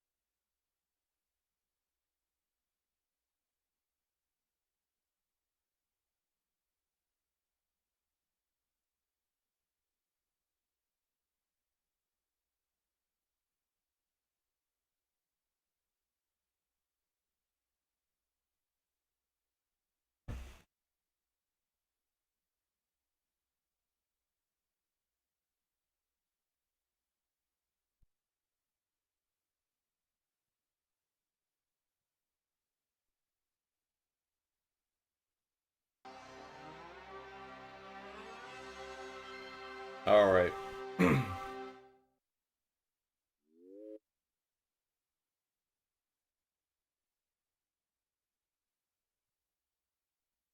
There we go.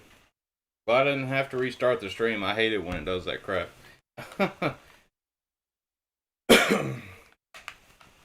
Alright, so what didn't we stream last time?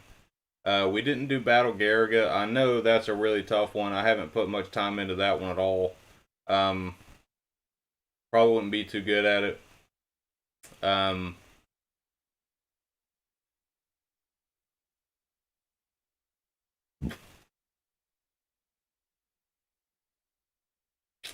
Alright, I think we're going to play this one, Shipu Maho Daisakusen, which is Kingdom Grand Prix. And this is a cool game. I played it a little bit on MAME before, but haven't actually played it on the Saturn yet.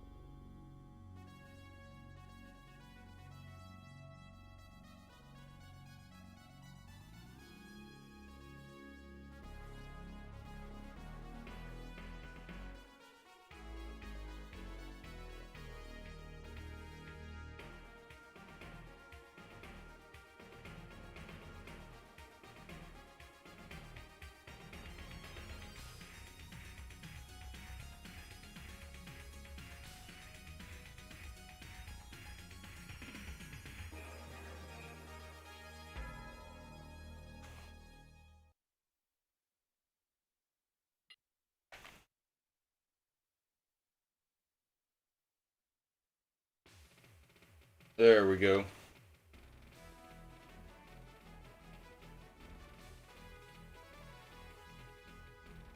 And this is one I haven't played very much either. I've just played it on MAME. Don't really know what ship to pick or anything. So for right now, just going to go with the standard one.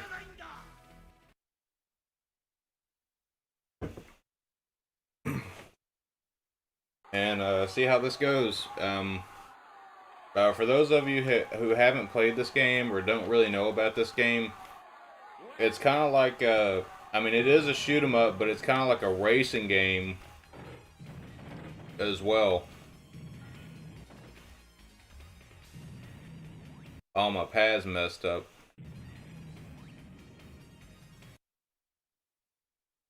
Let me restart this game real quick.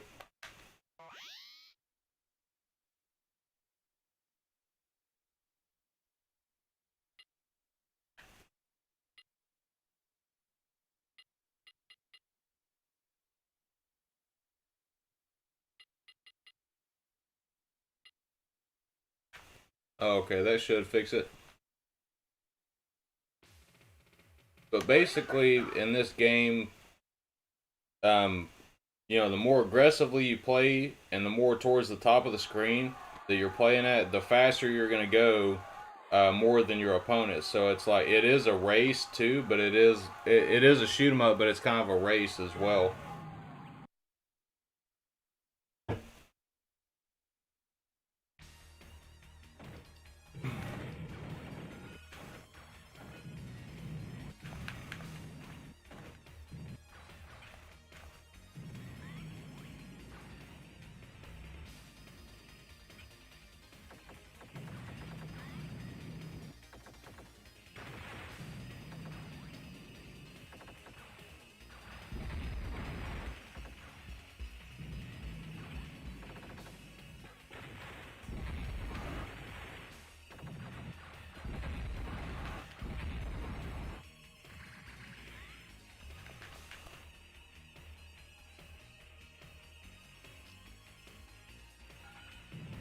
Alright, so I'm in 5th place right now.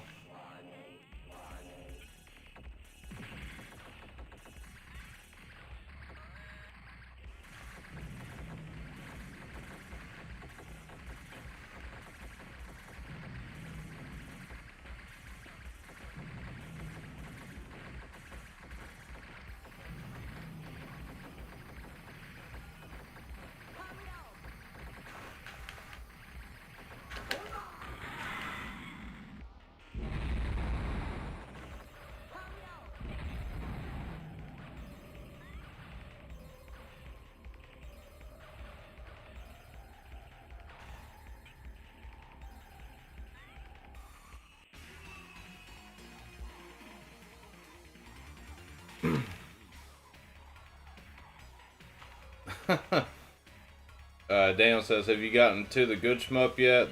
It has Steam in the title. Yeah, I haven't played that one yet. Not on the Saturn anyways. I need to try it out though. The Saturn version. I have played the PC Engine version.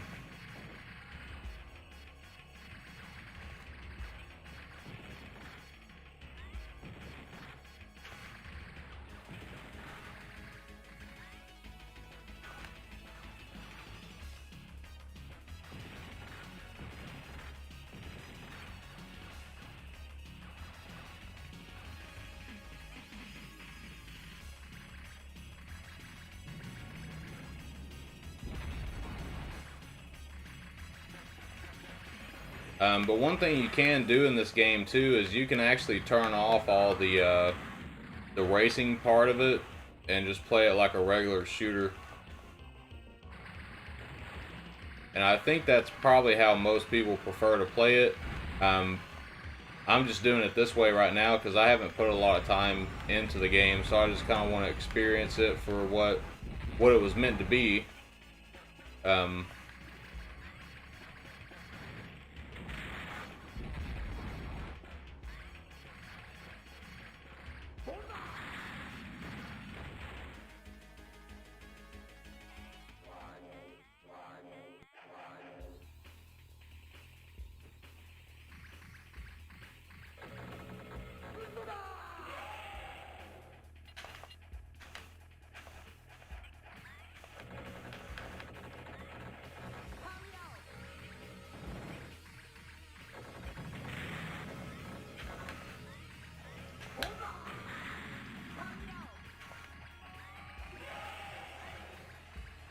But really, like anything I've played by Rising has been pretty damn amazing.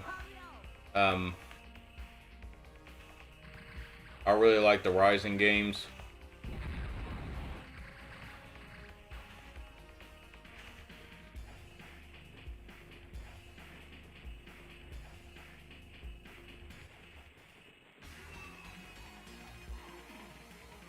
But my one thing I don't understand about this though is like, oh, you can choose which way you want to go.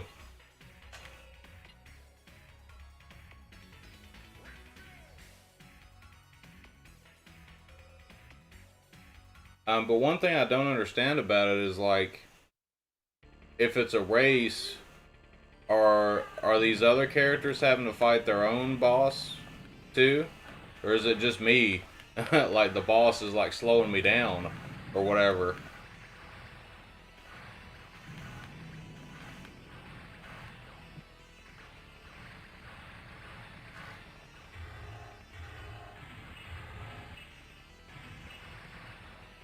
Man, this level's cool as shit.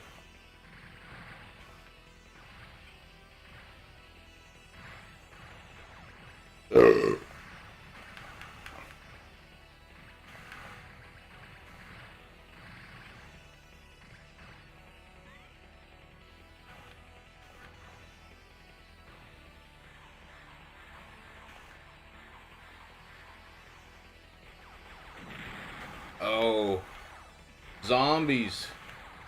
It's got zombies. Well, that's badass.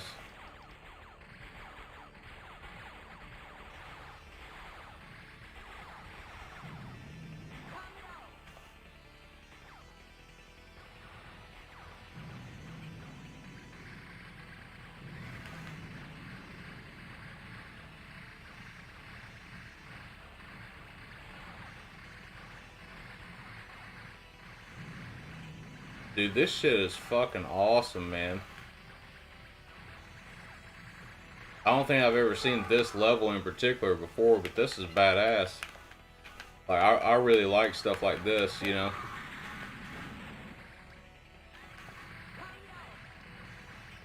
You got mummies, too. Mummies and zombies.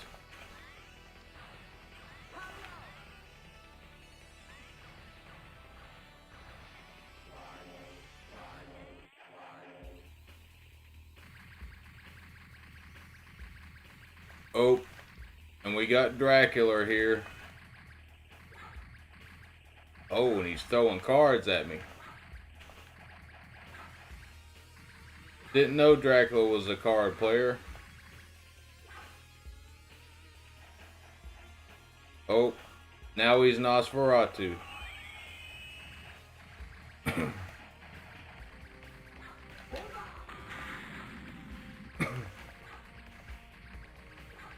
That's pretty interesting. So as cards change, the blue ones are like homing missiles, basically. Okay, well I got 4th place that time, so that's better than I've done on the other ones.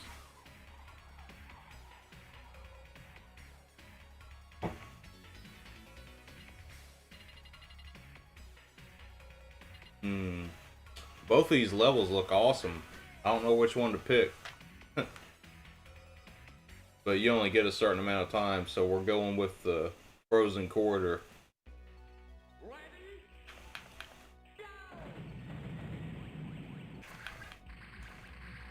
Or the cold corridor. I think the frozen corridor sounds better.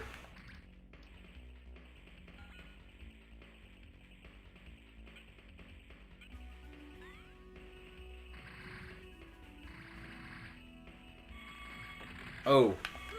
Oh, they freeze you. Dude. That's different. Didn't expect that, man, at all. That's actually really cool.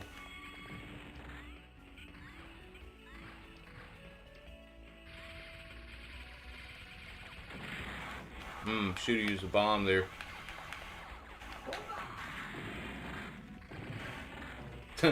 That's gonna be a meme one day of me saying that. Oh, I should have used the bomb there. that'll have to be one of the custom emotes whenever YouTube deems me worthy of being monetized. Since you have to be monetized to put custom emotes on your channel, which is bullcrap.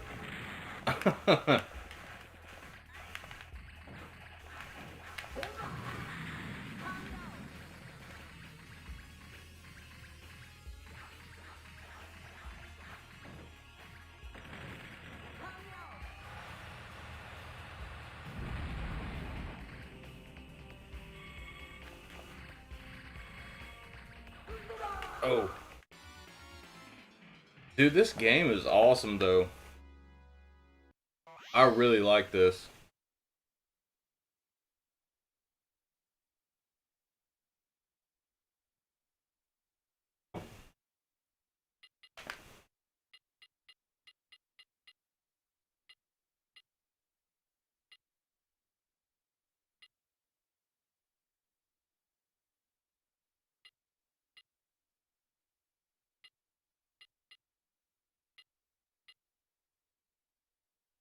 Okay, so there's 2 loops in this, too.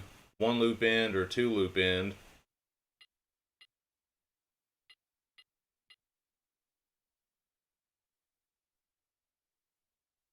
I don't see anywhere where you can turn off the race thing, though. Like the racing part of it.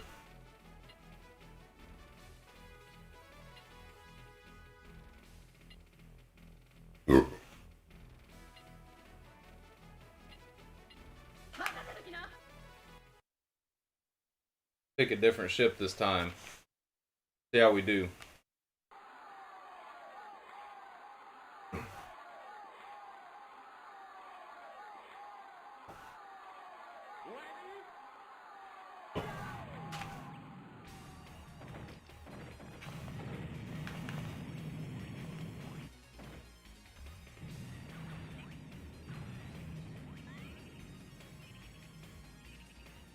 What I've got, like little homing fairies or something like that.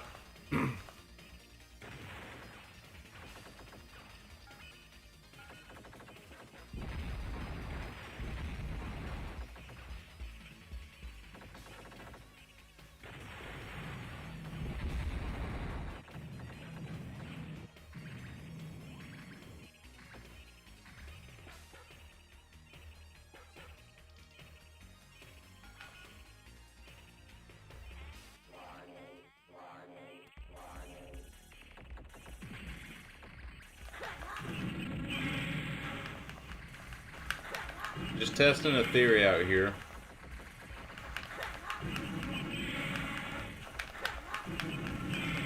I want to see if the faster I destroy this boss, if that basically means I can catch up with these bastards faster and get higher up in the league.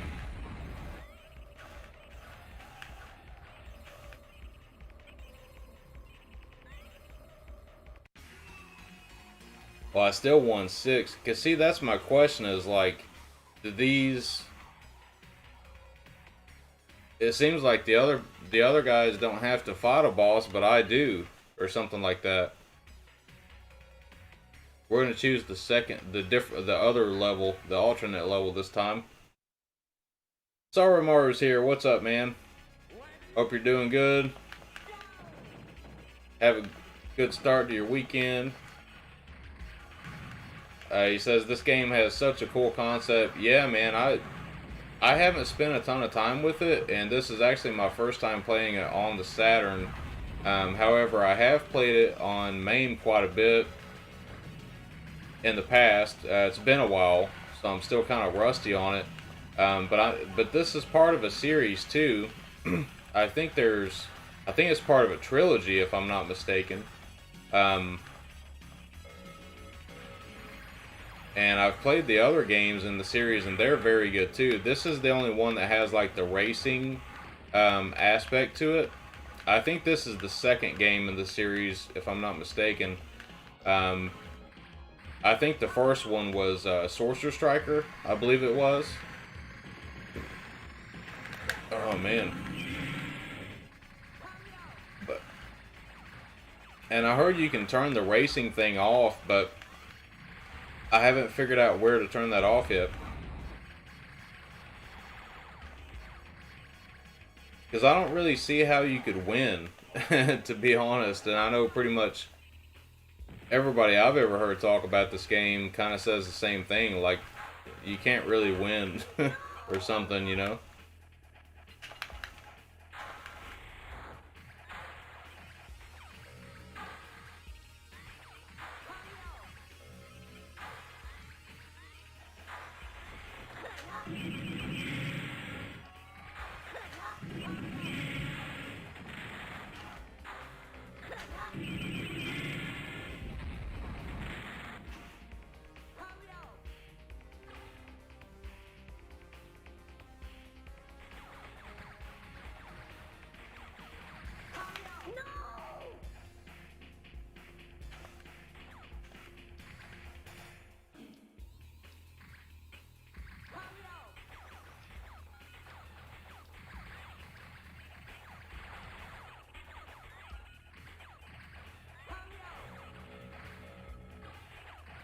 I mean, it definitely does start going faster if you stay towards the top part of the screen.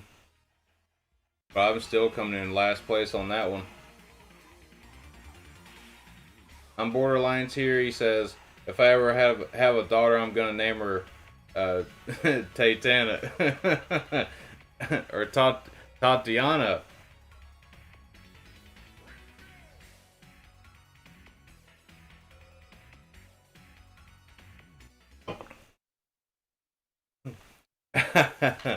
Just smoking that wacky tobacco. Yep. Outcast Castle. Oh yeah, I think we saw this level the last time. This level's awesome though. I really, really like this level.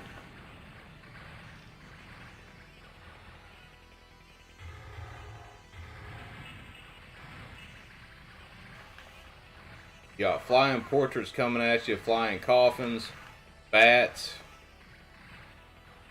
Up farther in the level a little bit, there's zombies, mummies. Oh damn, those portraits follow you too. Ah, as soon as I hit the bomb button too. I knew it was coming, but I couldn't avoid it.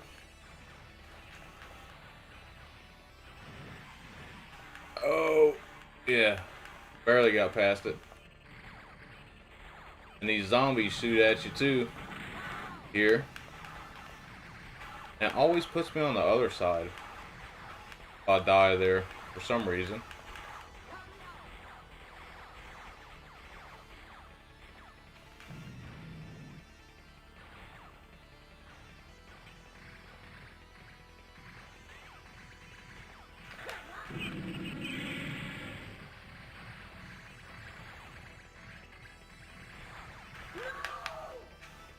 Oh, I got ate by the giant goop eater that came out of the wall.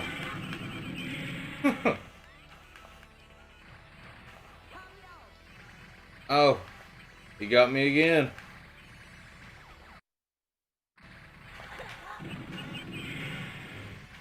And again.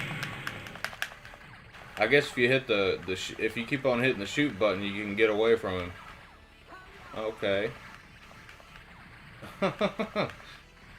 There's probably like so many little like small nuances in this game. Like I could probably stay here and play this forever and still find something new or something I didn't notice before.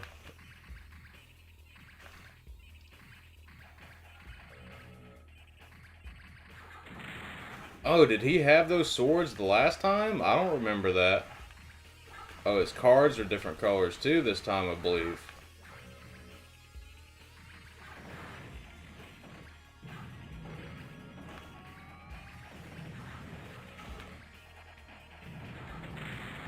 Hmm. Oh, maybe they do have to, well, they don't have to fight the boss, but they just go right past me. See, so you kind of get screwed because if they don't have to fight the boss, then there's nothing holding them up. They just go right past you when you're fighting him. I don't know how you would win any of these races here. But like I said earlier, I think like pretty much everybody I've heard talk about this game says that you can't really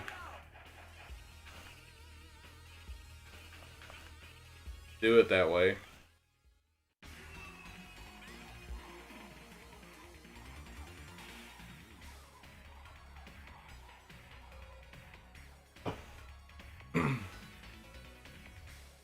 Daniel says the concept looks neat, but I couldn't get into this shmup the first time I played it. May have to give it another go at some point. I'm Borderline says, do any of the TVs in your house stand horizontally? I've just got my gaming monitor right now that does rotate. I've just got it sitting here in front of me to play the Tate mode stuff.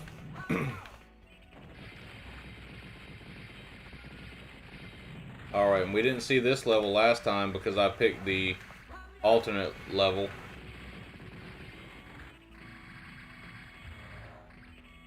But I still don't recall seeing anything in there about turning the racing aspect of this game off in the options. Maybe it's something you have to do after you like clear the game or something. Maybe it's like an option you unlock. I'm not sure. I'm gonna look for it again because I don't remember seeing it.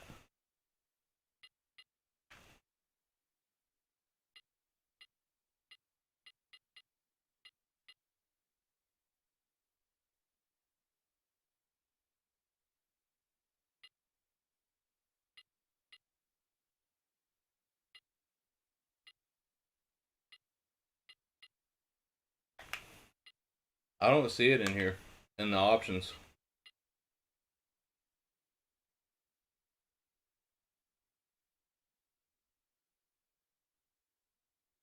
Arcade Games is here. He says shmups. I'm Borderline says that was a Tate joke. Yeah, man. We need to have a bunch of them on this channel because you know eventually I do plan on having custom emotes and all that type of stuff. So you know we'll have to make some custom emotes about you know stuff like that, different jokes and stuff.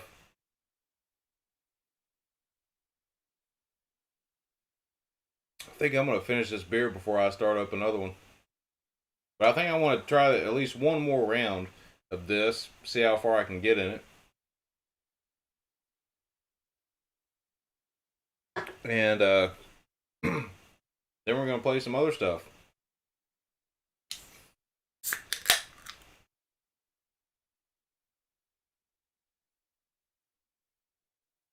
But so far I'm really digging the Satiator.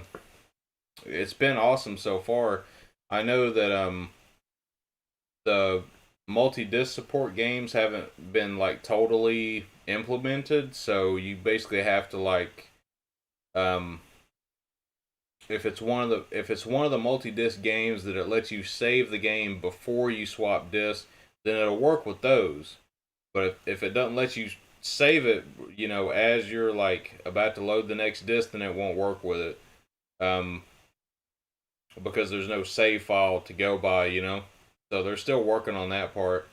But other than that, it's been great. I mean, I love this thing so far.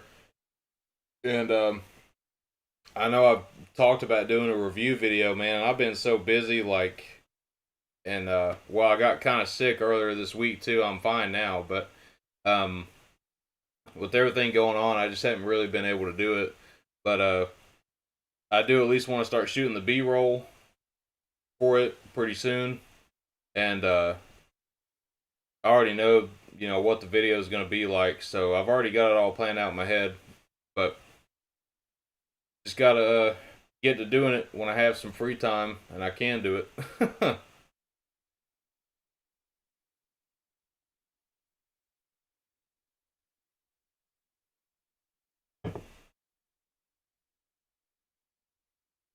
Daniel says, I know you got the mode. Are you still collecting for the Saturn? I don't have the mode. I actually have the Satiator, the card that goes in the where the battery is in the back of the Saturn. Um, so yeah, I am still collecting Saturn games, and that's why I wanted the Satiator, so that I could just plug that into the VCD card slot and be able to play all my regular games too, because that's how it works. So if I wanted to play an original disc right now, I basically just turn it off and put the disc in, and it'll run the disc, so I can play my discs and the ROMs as well on this system. So I actually waited on this device to come out on purpose, because I was more interested in that, because it did have the capability of still being able to play your actual games. So I waited for that to come out instead of getting a mode. But I mean, the modes, I'm sure the mode's awesome too. I'm trying to get one for my Dreamcast. Excuse me. And hopefully I'll be able to get one soon. I've even got my little, right here below me, I've got my little donation goal thing there. And we're getting there a little bit at a time. But I'm hoping I can get one probably, I don't know, within a month or so. Within a month or two, hopefully I'll be able to get one. And I don't expect anybody to donate or anything like that. I'm just pointing it out that it's there, but man, that guy looks like a booger. Look at him. Bolgan. His name might as well be Booger. Oh, well, I guess my timer ran out, so I'm playing the Booger now. The Booger Pirate, whatever the hell he is.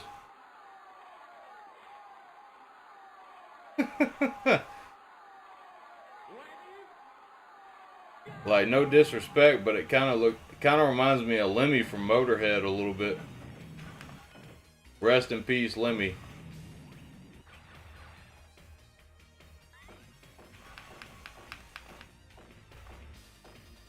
Oh, this ship's pretty cool. He's pretty wide, though. He's like a really wide ship. He's probably got a big hitbox. But pretty cool, though. Pretty cool.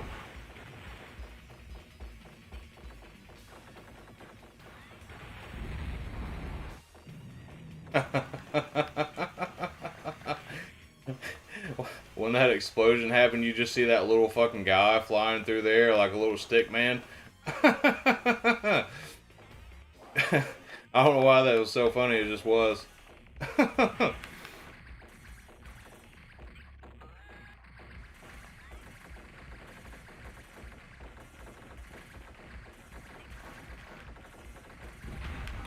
God, man. I feel like I'm having to like go up and around these fucking bullets because the damn ship is so wide.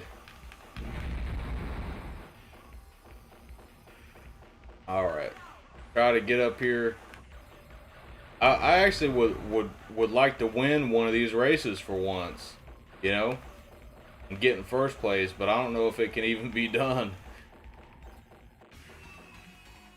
And I came in fourth.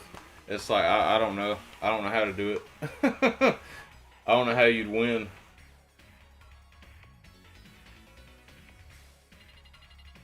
Activated Complex says, looks like an orc version of the old guy from the lighthouse. Oh yeah, I know what you're talking about.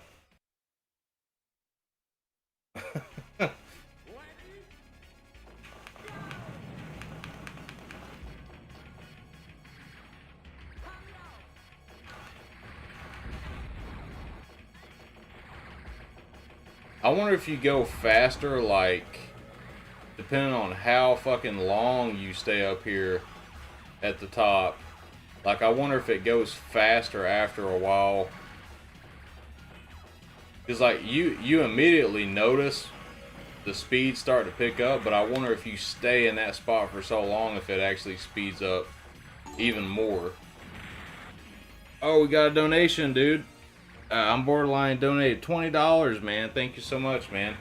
Oh, and I made my notification like really big this time so I can see whenever your comment and the donation. I gotta add a chat bot in here bad, and I just realized it today. I'm like, why doesn't it show up in there in the chat? And it's, well, I've got to add the chat bot. So I'm still working out things on my end. You know, I don't know everything about streaming, but you know, I think I learn a little bit more every time I do it. You know, um, so I appreciate it. You know, everybody that watches, and thank you, dude. I'm borderline for donating. You know, the $20 for the Tate mode, or I mean for the mode, not the Tate mode, but the Terra Onion mode. I really appreciate it, dude. And been having a lot of fun with this Dreamcast, man, as well.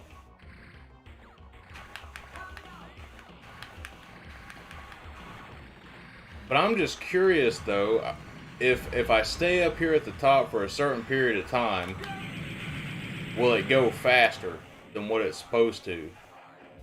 Like, because I know most people say there's like no way you're gonna be able to get first place on any of this shit.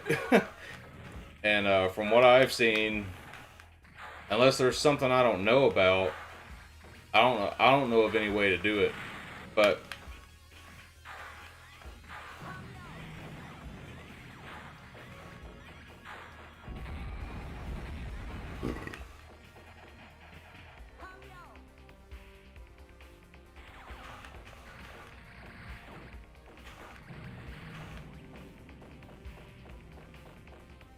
it's like you're basically taking a lot of risk by going up here like this. But one thing that's cool is like with this ship, even though it's a big ship, he does have some homing missiles. So if you want to stay up here at the top like that, you kind of can.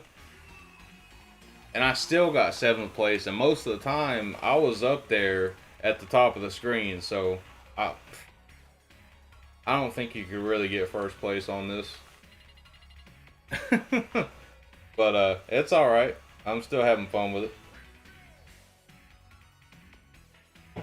I just wish I could figure out how to turn the racing thing off, because I know people have said that you can do it. I know in Kitchell Yukin's review of it, actually, he talked about that too, that he turns it off. That there's some way to turn it off, but maybe it's because I'm in Tate mode. I don't know. I really don't know.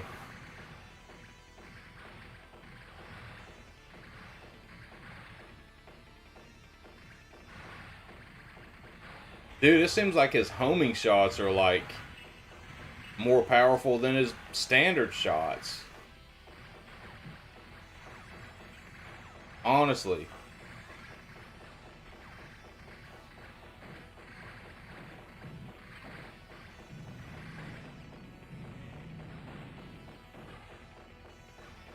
And see, like, did you see how that guy just like sped up like that and got away from me? Like, how did he do that?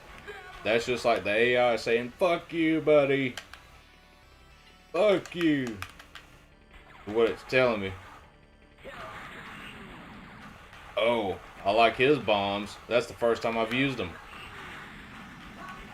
Devil face bombs. Yes.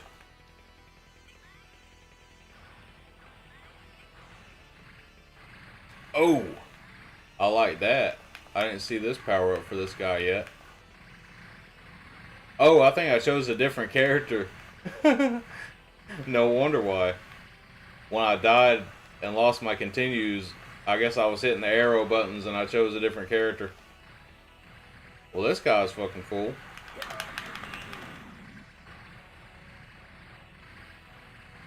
This kind of reminds me of Spriggan a little bit. That shot pattern and stuff that he has. Ah, I missed the power up.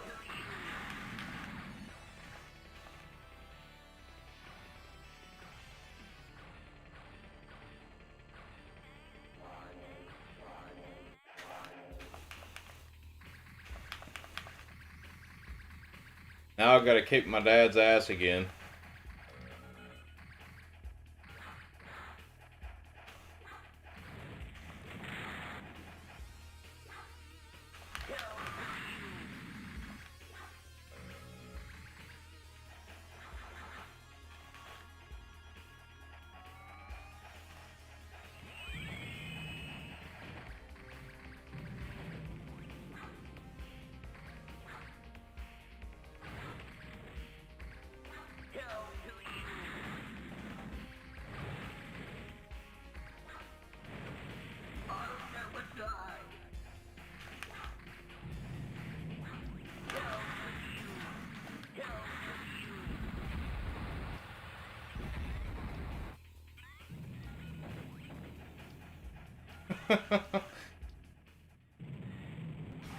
Oh, I made it in third that time.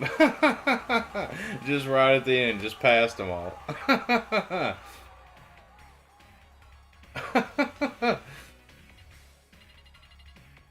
Oh man, I didn't expect that. I wasn't even trying that time.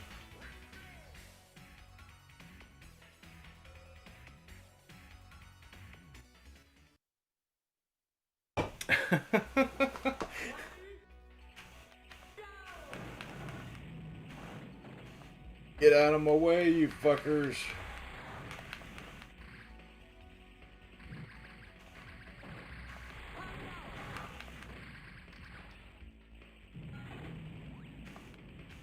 Oh, they're going a lot faster now.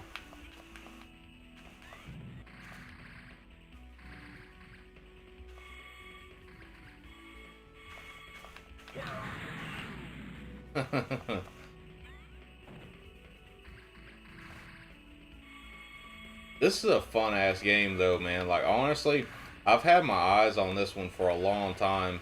The real copy of it, and now that I'm playing it on the Satiator, it just makes me want to buy it more. To be completely honest, I think it's a badass game.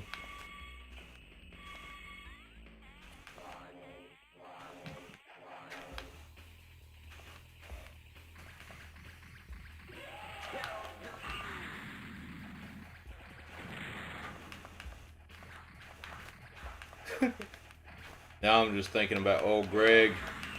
He's a scally manfish. He don't know me. He don't know what I got.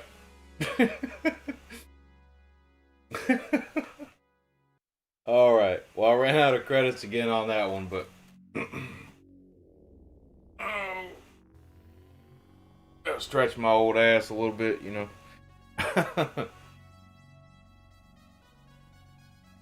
Oh, looks like we got a little cutscene here. Or intro or whatever. I don't think we watched this yet.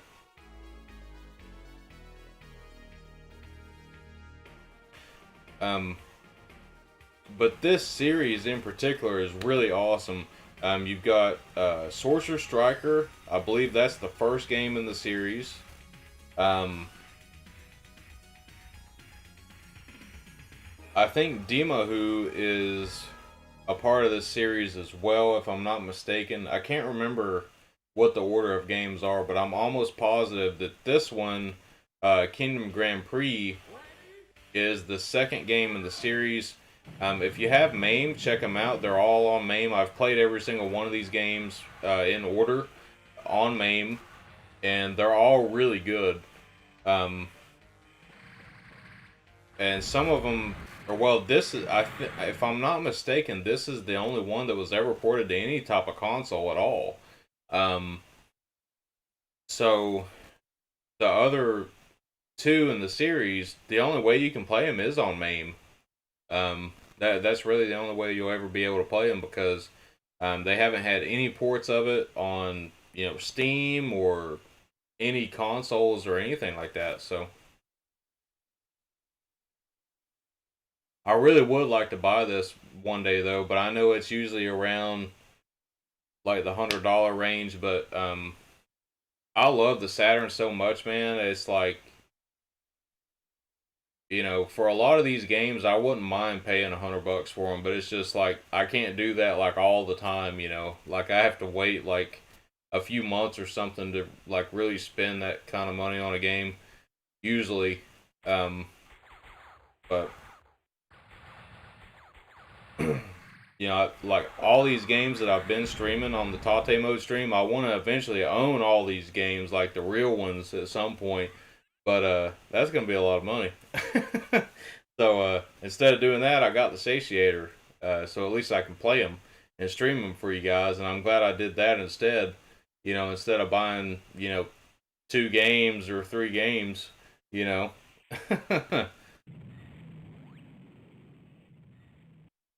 But we're gonna play another game here in a second. I'm just gonna chill for a minute. I'm gonna finish this beer, and once I get done, I'm gonna go grab some more beer.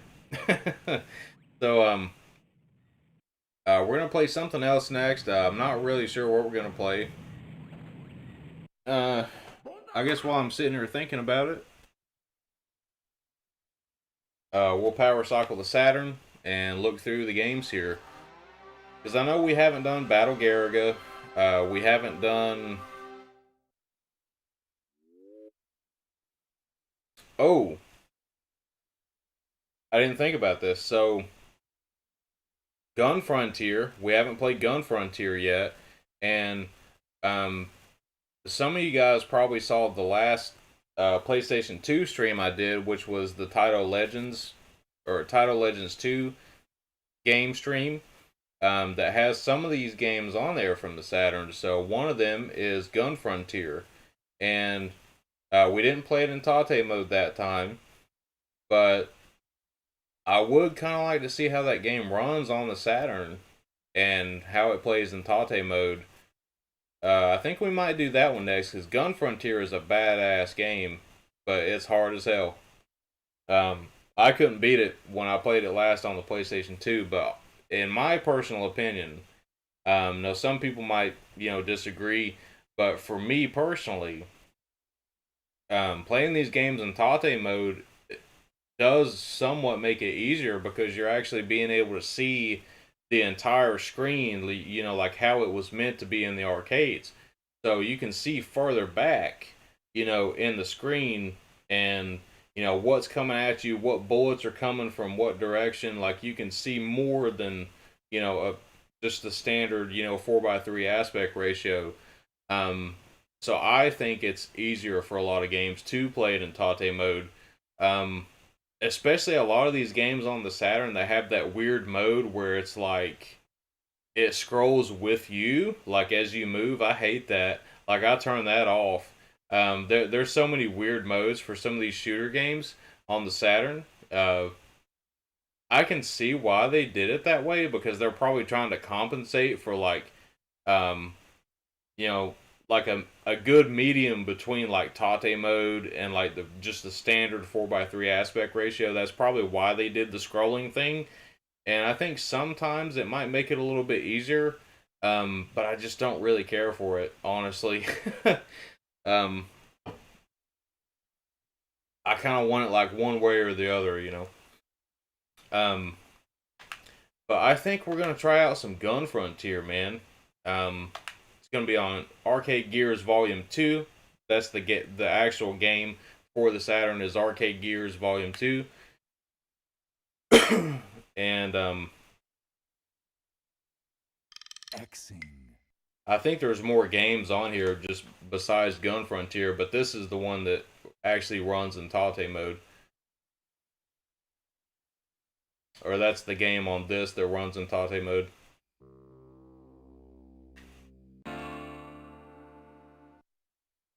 Oh, okay, never mind. So it is just the one game on this collection. It's just Gun Frontier.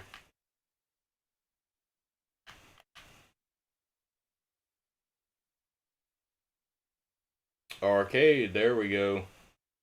Stock 3, level normal. What kind of sound we got going on?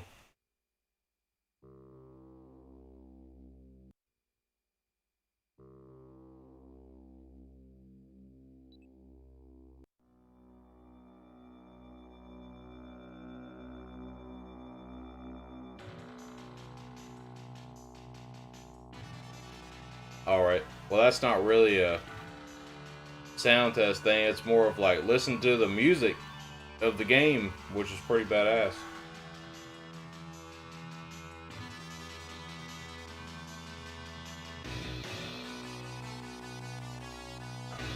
Alright guys, well I think I'm going to take a quick break and I'll be back in just a few minutes.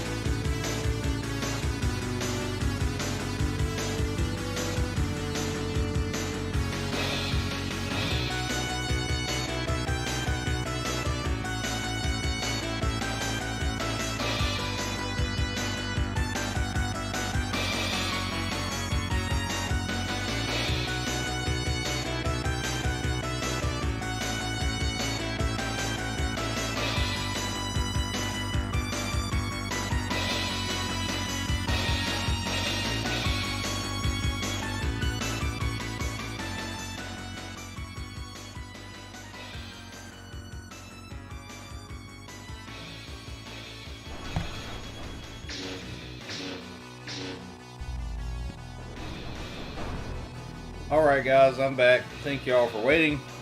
I had to get my 3-pack. So thank you for waiting.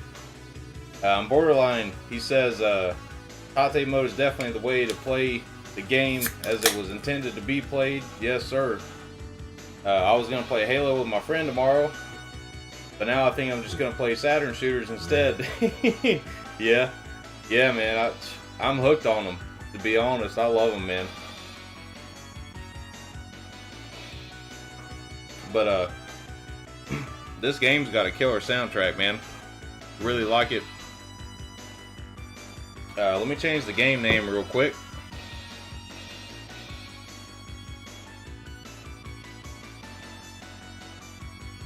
Alright, so just remember this is on Arcade Gears Volume 2. I'm just going to put Gun Frontier because I don't have a lot of space to write stuff on this little part of the screen.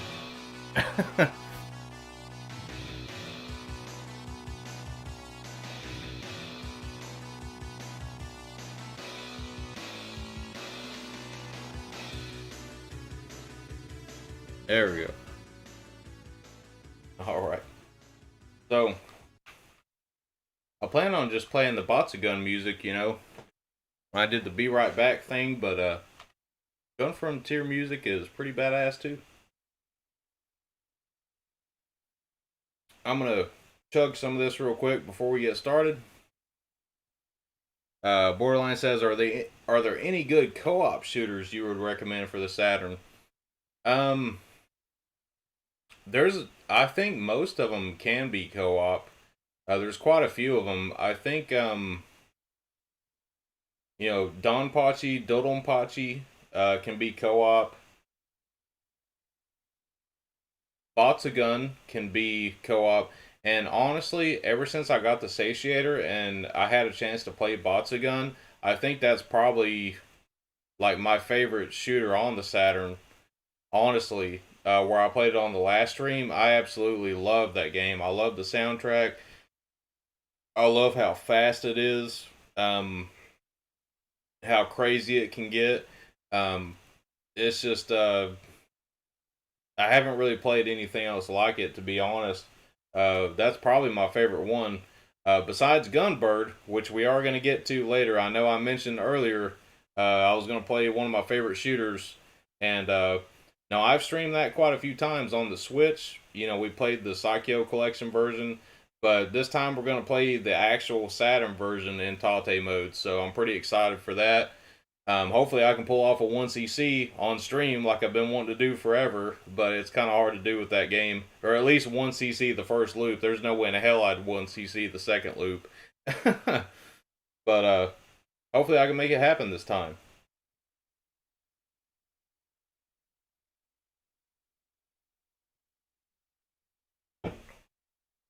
But yeah, and not just the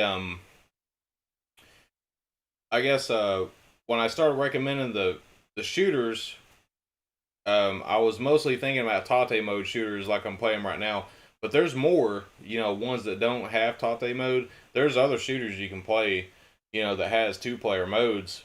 Trying to think of some because there's so many of them. I mean, there is, I think altogether there's close to 100 shooters on the Saturn. Or there might be even more than 100.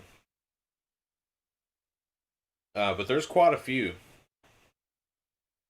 Oh, and I just remembered this from the last stream. So on Borderline, Gun was the game.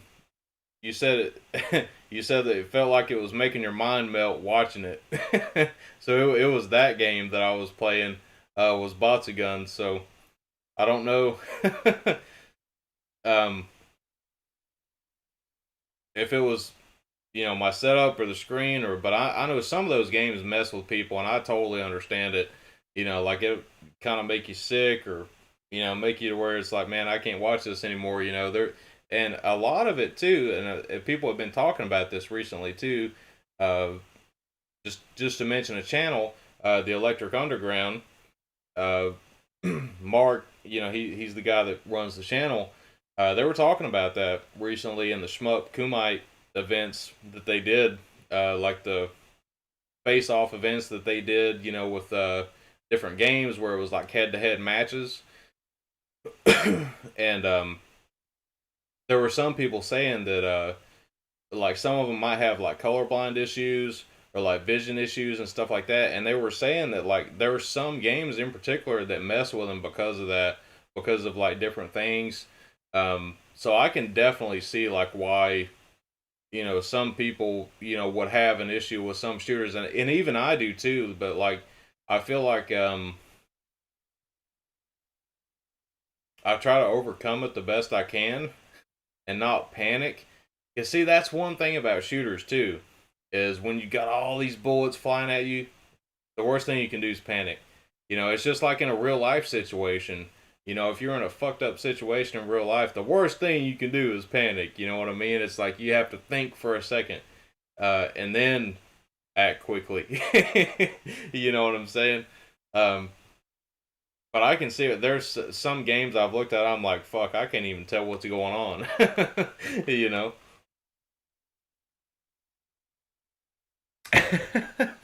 Borderline says, I want to play Bob's Gun on acid. I remembered it instantly when you mentioned it. Hell yeah. I don't know how good I'm going to do at this. Like I said, on the PlayStation 2 one, man, I got to one level that was like so brutal, I just could not beat it at all. But we'll see how this goes. But it's a badass game, though. It really is. I love the soundtrack, too. It's a killer game.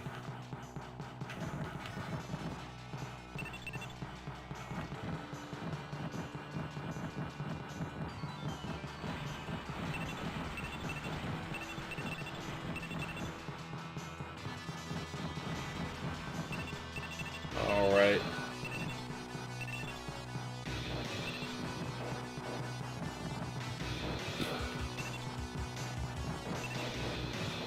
This looks a lot better too, playing it in Tate mode on the Saturn. Cause see, that's one thing about the PlayStation 2 collection is that none of those games support Tate mode at all. And that's one thing I kind of don't like about that collection, but I mean, it is what it is. You know, it's still a very good way to own these games without having to buy the Saturn version and spend like hundreds of dollars trying to get those. So, you know, because it's got this game, it's got Metal Black, it's got Geklinden on there. Trying to think of some of the other ones. It's got Elevator Action Returns. Some, you know, you've got quite a few very expensive like Saturn games on there. And you can get Taito Legends 2 for like, I got mine for $30 at the retro store, and that might be even a little bit overpriced, but I've seen it go for more though on eBay. So I'm not really too disappointed in spending $30 on that, especially considering like how much a lot of these games actually cost if you want the originals. So I think it's a great collection to pick up, but you know, of course I would always prefer to have the originals on the Saturn.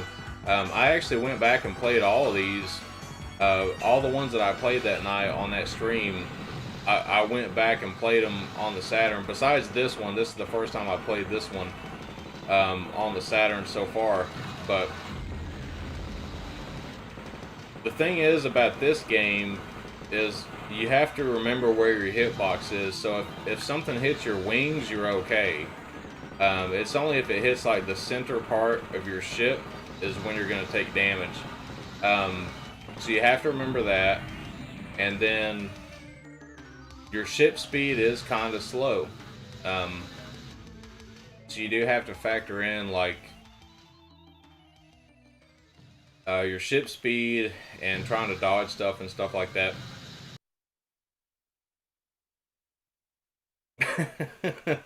I'm Borderline says, I don't panic, I just do the opposite of going cross-eyed.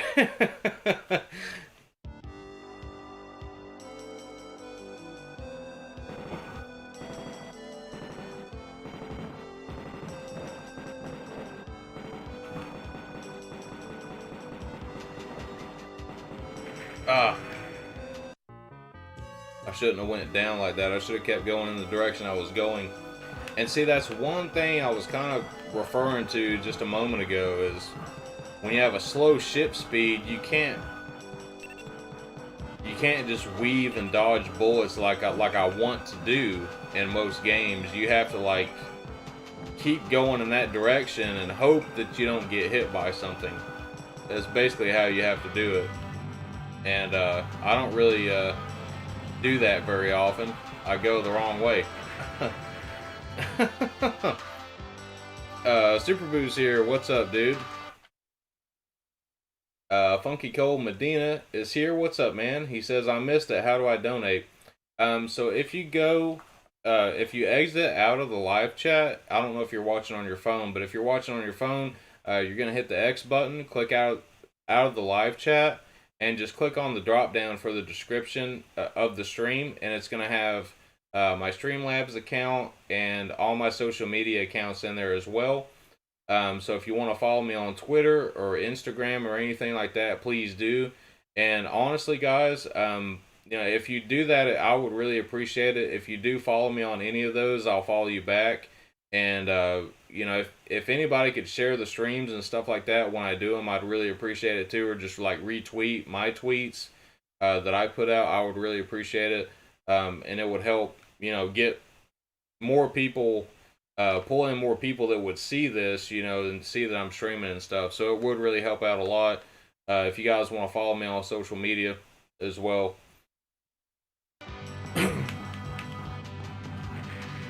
Oh man, I keep running into those ships. I was doing this the last time I played this on the PlayStation 2.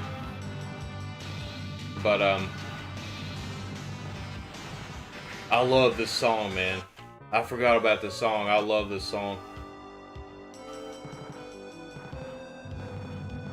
If I can keep from dying and make it play the rest of the song.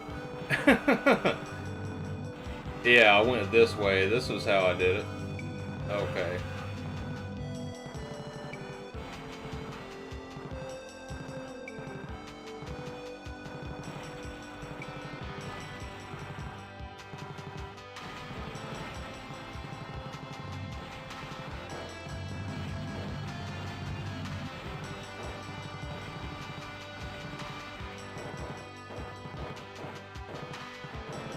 But when that part of the song kicks in, it reminds me of like an 80s movie. I can't really explain it. Like, the kind of feeling it gives you. Yeah, like this part, right here. Like, don't it sound like a badass 80s movie?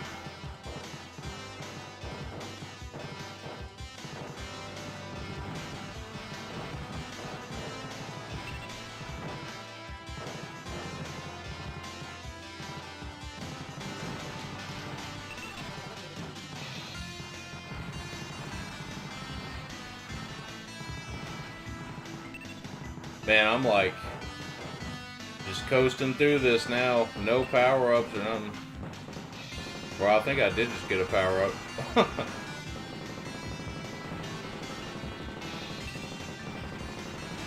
And I love how those ships are like, you see how it looks like? Look at those right there. It's like two fucking revolvers put together. And then like another gun coming out the middle of it. Gun Frontier.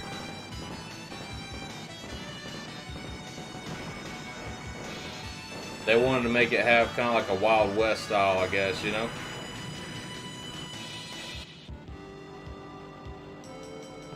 Thank you so much, Super Boo, for posting that link. I appreciate it, brother. On Borderline says, see you later, man. I'm gonna go see the Sorrow stream. Haven't seen him in months. I'll catch you on the next one. Alright, man. Thank you for coming by. And, yeah, I'll definitely catch more of the Sorrow stream later on, too. I just want to play another game or two before I end the stream, because I know I'm not really going to have a ton of time to stream later on. Me and Cassius have been trying to get a stream going tomorrow,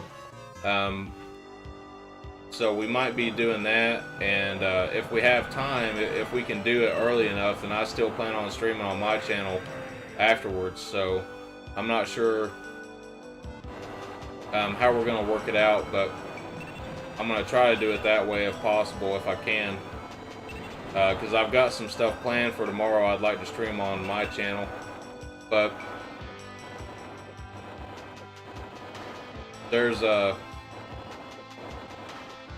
game that I've been wanting to play for you guys, and I know I mentioned it. I probably mentioned it yesterday in my stream, but there's a beta demo right now for a game called Alpha Centaurus, and it's an awesome shoot 'em up game. It's really gonna remind you of Thunder Force,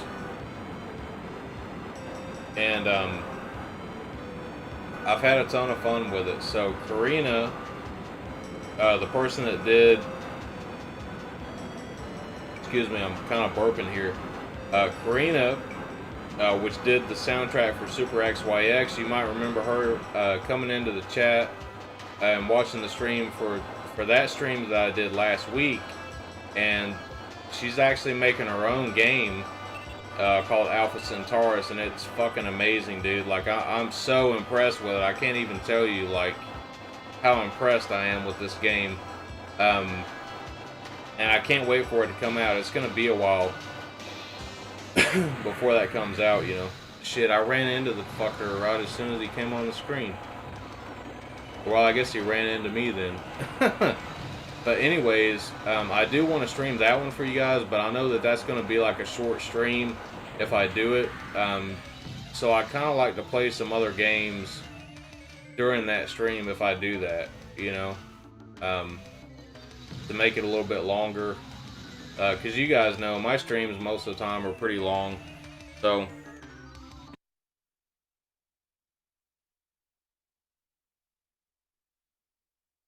oh, okay, awesome. So Super Boo downloaded it from the link in the Discord. Awesome, dude. Did you get a chance to play it?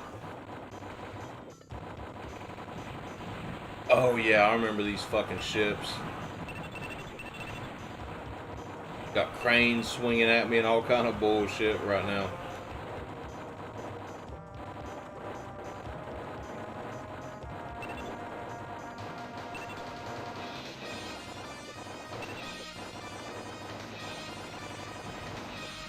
Dude, I barely killed that thing before it hit me. Those things are so hard to kill before they run right into you. I know last time when I was playing this on the PS2, I couldn't even do it. I couldn't even make it happen.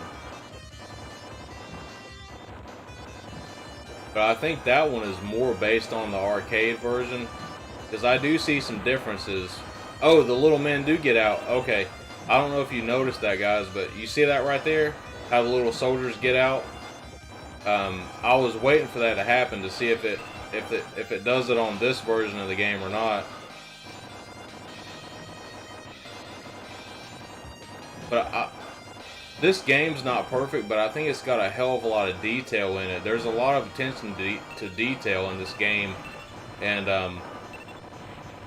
I really respect it for that too. You know, it's there's a lot of stuff going on here.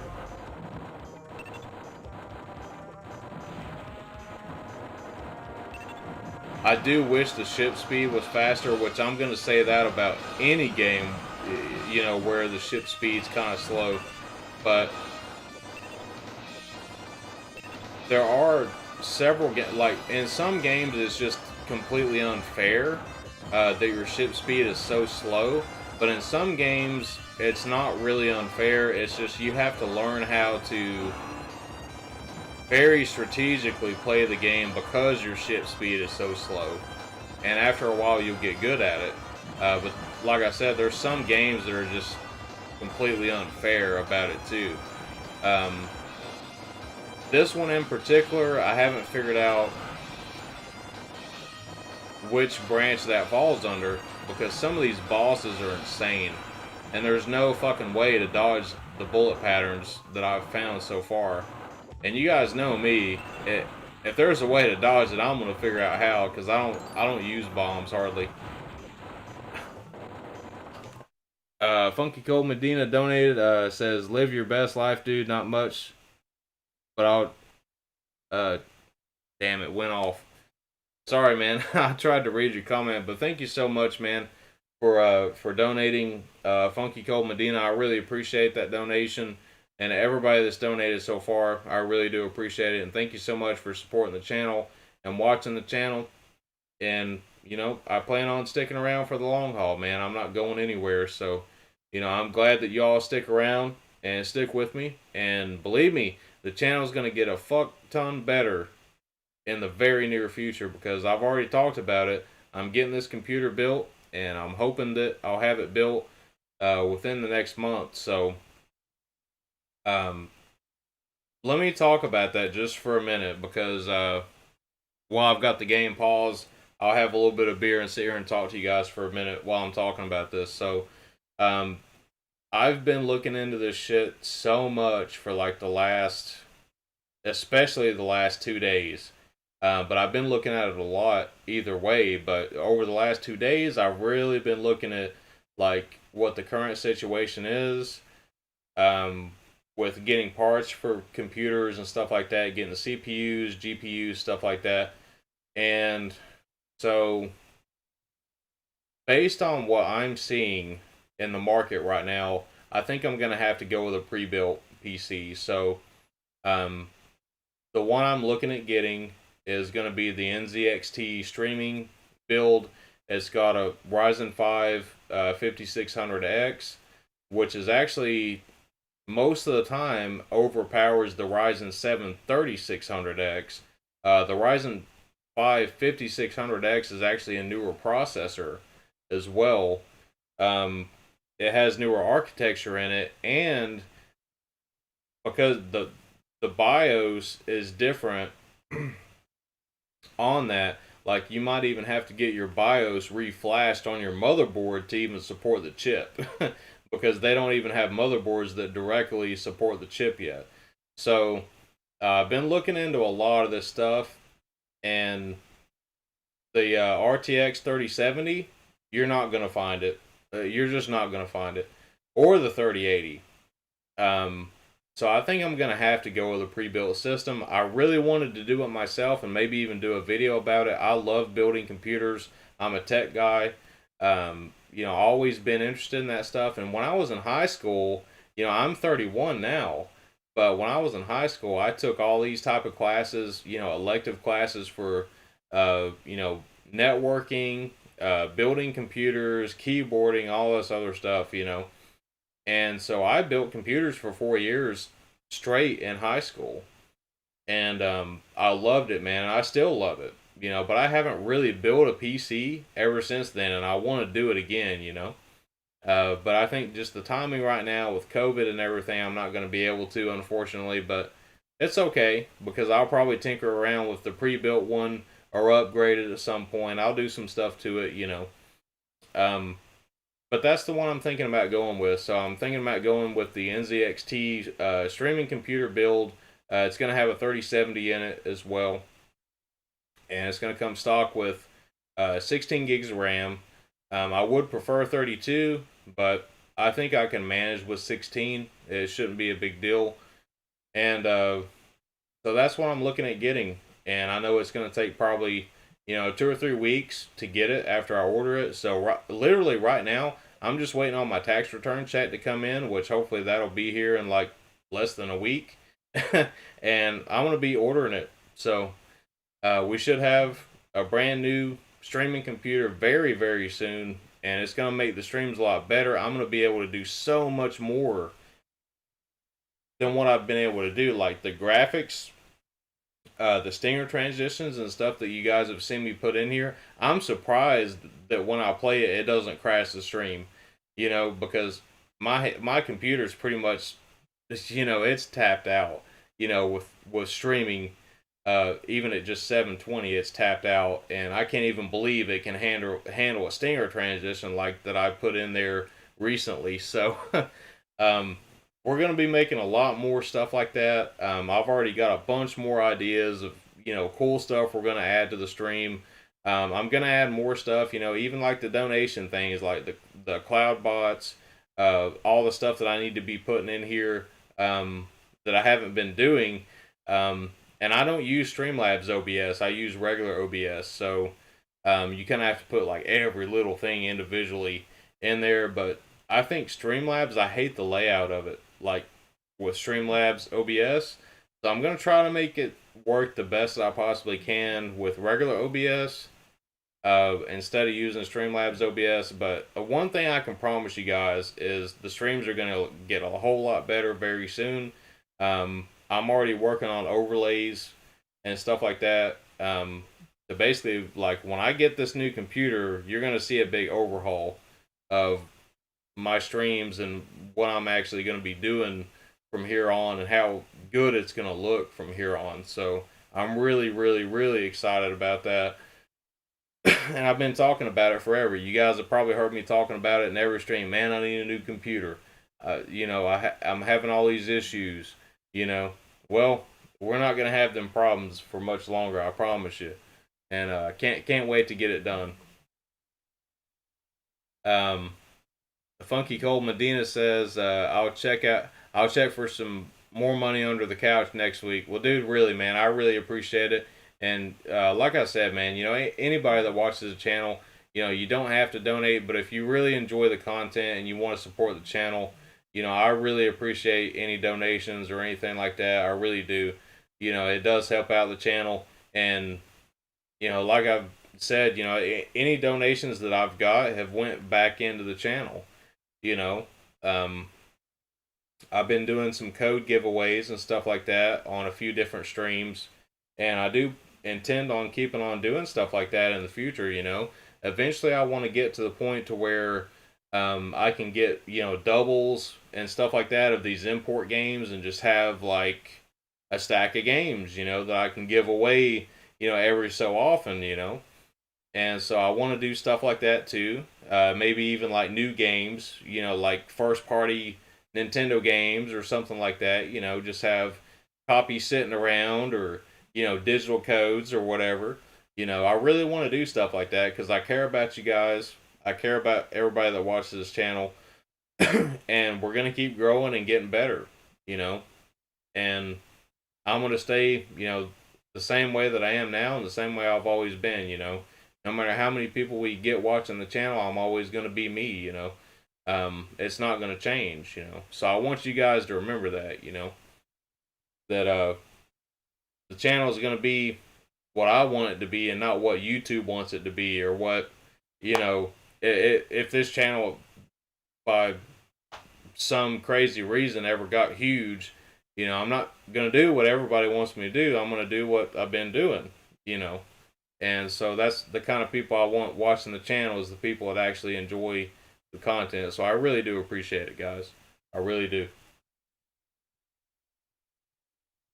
Funky Gold Medina says, seriously, I can't find my 5950X for my new PC I just built. Yeah, I know, man. It's right now. It's so hard to get parts. It's like, because I thought about it and I was like, if I find this part or that part or whatever out in the wild, should I just go ahead and grab it?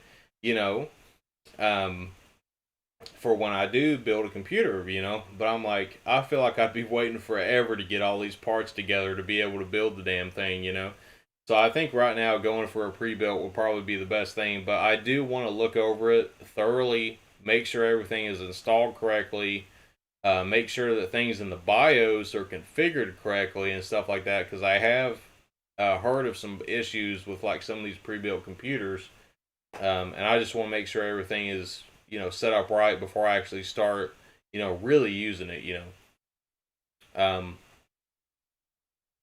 Sorry, I missed Super Boo's comment here. He said he's talking about Alpha Centaurus, the game I was talking about a little while ago. He says I played it a little the night I downloaded it, but haven't been able to make it to the boss yet. Dude, it's tough, isn't it? It took me so the first night that I downloaded it, I think I played it for like 30 minutes, and I fell in love with the game, but it was tough though. And I don't think it was that night. I think it was the next night I played it. I finally got to the point to where I beat I beat the first level without dying, and I'm telling you, I haven't been able to beat the second level, and I think that demo is only just those two levels, as far as I know.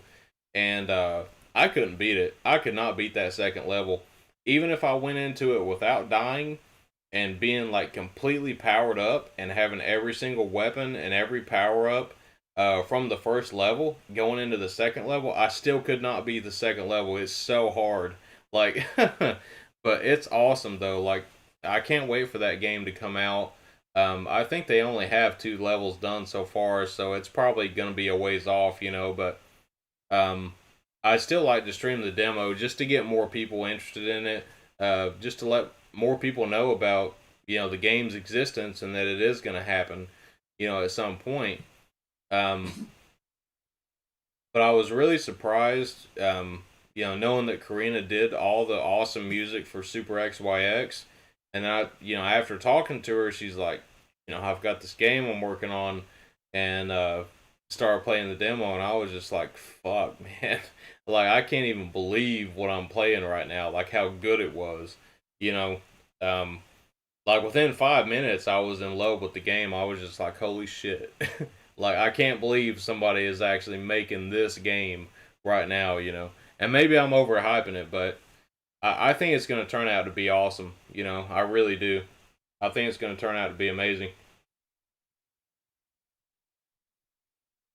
But anyways, I've been jacking my jaws for a while, so I apologize for the rant. I'm gonna finish this beer here, and we're gonna get into some more Gun Frontier, and go for as long as I can. I'm probably just about out of continues.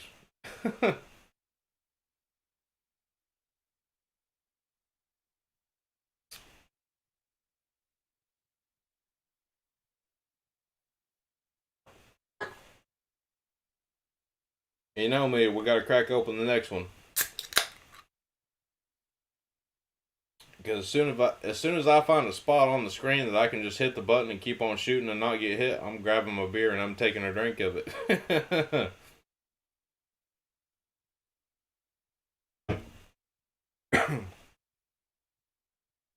I say this all the time, but I'll say it again. That's what one thing I love about shooting games. I want to get good enough at it where I can literally sit here and hold this button and I can say, yeah, this motherfucker's gonna die, and drink my beer and put it down before I even have to do anything else.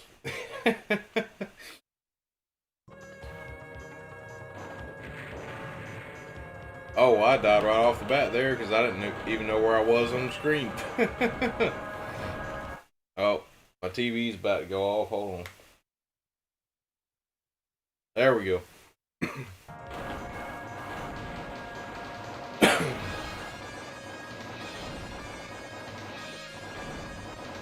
But this is a really killer game, though. I'm not very good at it, but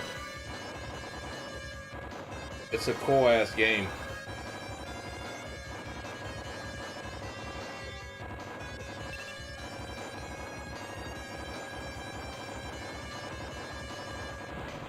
Oh, oh yeah, I forgot he shoots those chains out. Excuse me. Oh, we got some slowdown there. Well, I killed him quick with that one missile.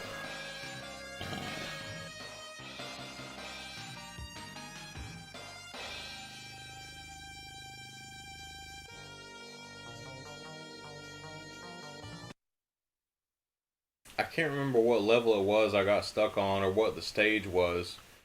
I remember what the stage looked like, but I don't remember what number it was.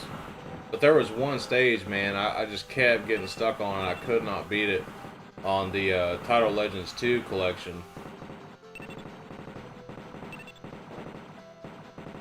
But I'll know when I get there which boss it was.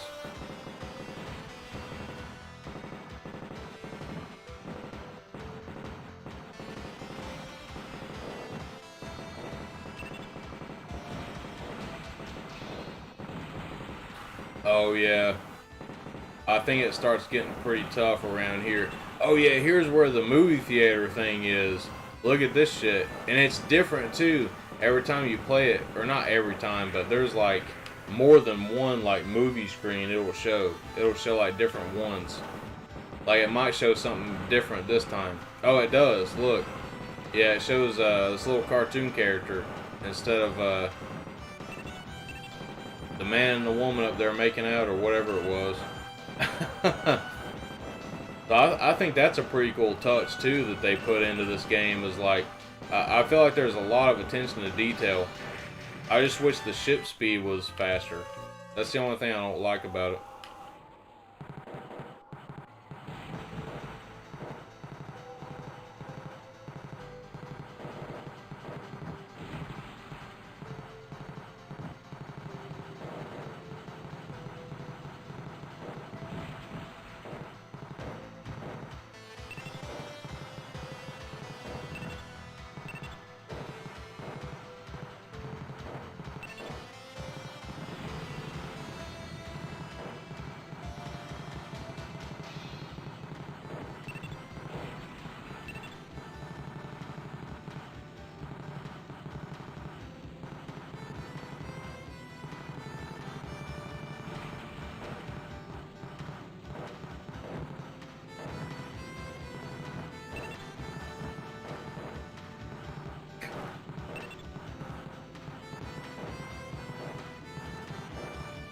I think it was up here. I think it was past this part is where I kept getting stuck on.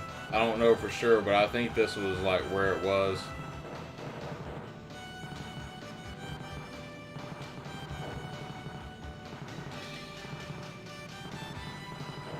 And those bullets that thing shoots out is really hard to see too, like those little dark red, like purple looking bullets.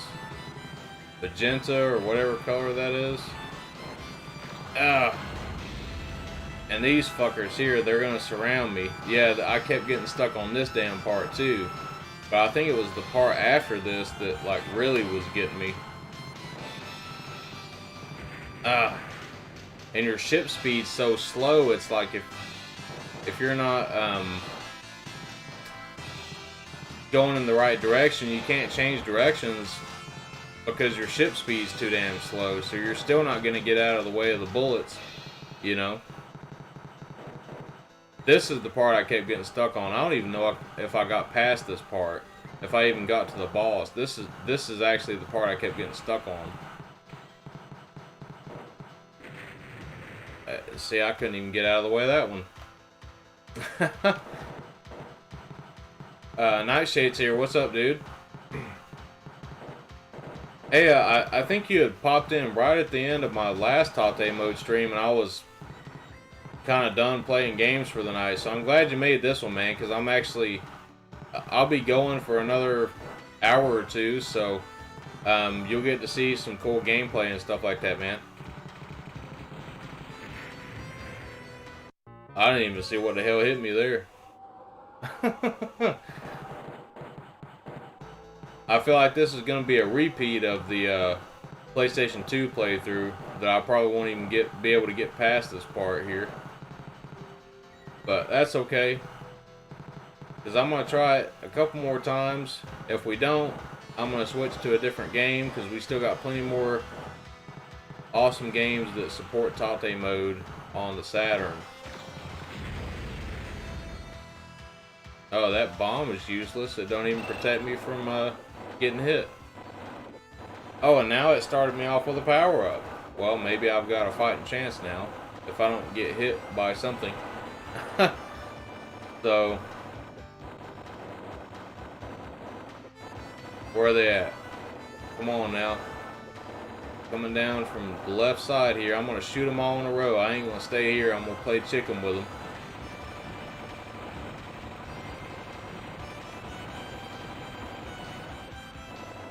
That's got to be the only way to beat them. You got to have some power-ups to be able to do that, because if you just got that little two-shot burst, you ain't going to kill them in time. They're going to run right into you. Alright, so the only reason I beat that part was because I had a power-up. And see these little coin things? They add up to your bomb stuff too. Oh, it's a black hole. And now it's purple. I guess this is the boss battle.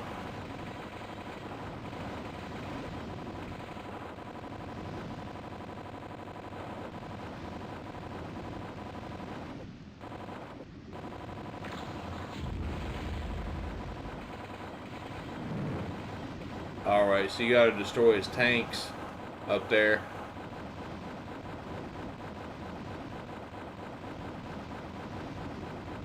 Was that it?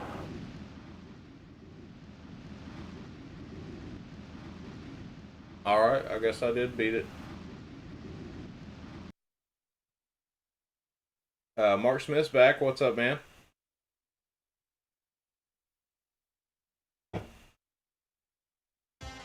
He says, I've never heard of this. It looks really cool. Yeah, this is, so on the Saturn, the full name is Arcade Gears Volume 2, Gun Frontier. I just put Gun Frontier because I don't have a lot of room in that little space on the side of the screen to write the game name, so I just put Gun Frontier, but it's on Arcade Gears Volume 2 on the Saturn. And also on MAME, I actually played this on MAME first before I played it on anything else. This is actually the farthest I've got in it. I never could get past that last level. So, getting a little bit farther now.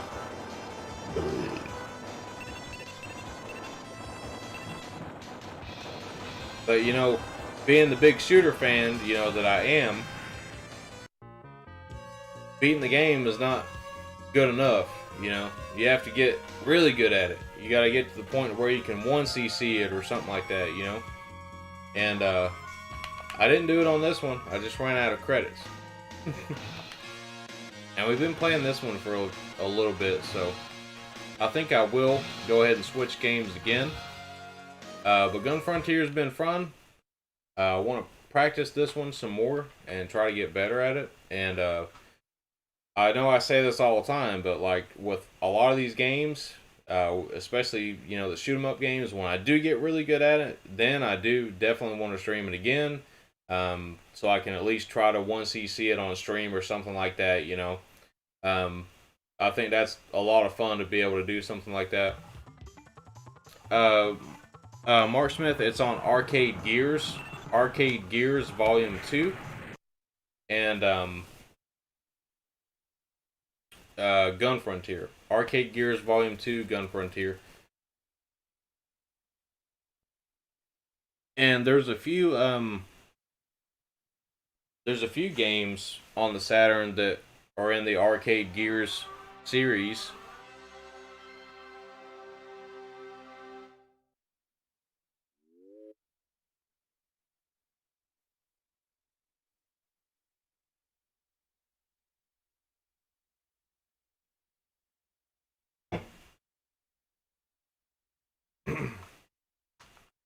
Alright.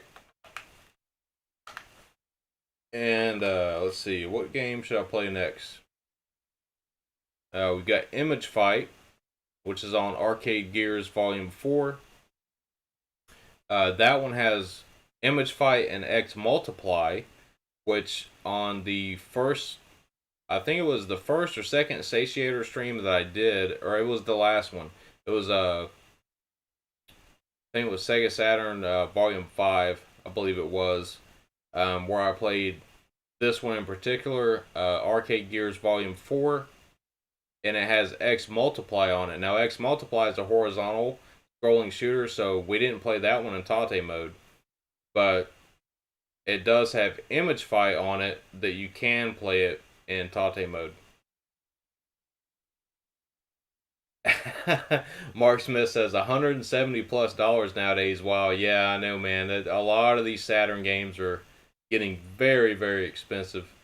There's so many I want to own. Like, if it's ones that are like in the, you know, even the ones in the $100 range, I don't buy a whole lot. I do have some Saturn games that are like $100 to $150, but I can't really justify spending that much money like once a month or like even like quarterly. Like it's kind of hard to justify spending that much money on a game, you know. So it's kind of, I love having this device now to be able to play any Saturn game that I would ever want to play.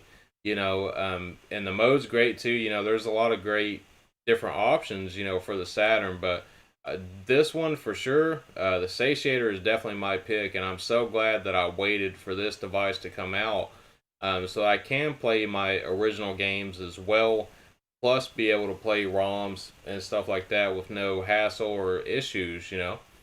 Um, but a lot of these games, though, be honest with you, the more that I play them and playing them here, which is basically like not emulated because it's original hardware, but I'm playing the ROMs.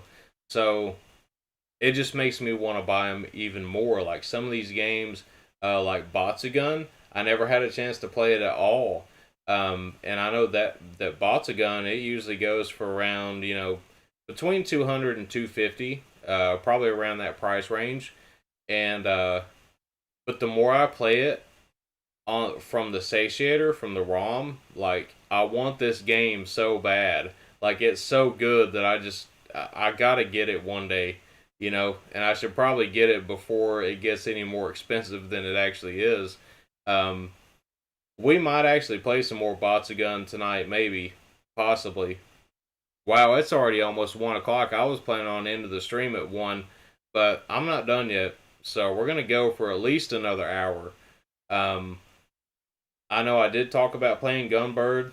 I've been wanting to play the Saturn version of Gunbird forever. I did test it out a little bit. I haven't played it in Tate mode yet on the Saturn, though. I was playing it on the CRT and the regular mode. And so we might end it on that game. I'm not sure how long we're going to go. But it is already like almost 1, so I think I will probably just go ahead and play Gunbird and try to do my best on that. See if I can do a 1cc on stream for you guys. I've been wanting that to happen forever because I've 1cc'd it twice now at least. It's been either 2 or 3 times, and I didn't get it on capture or anything because I wasn't capturing footage at the time. So I really want to do that on stream. Mark Smith says, I try to buy disc only as I know a good maker of repro cases on Etsy.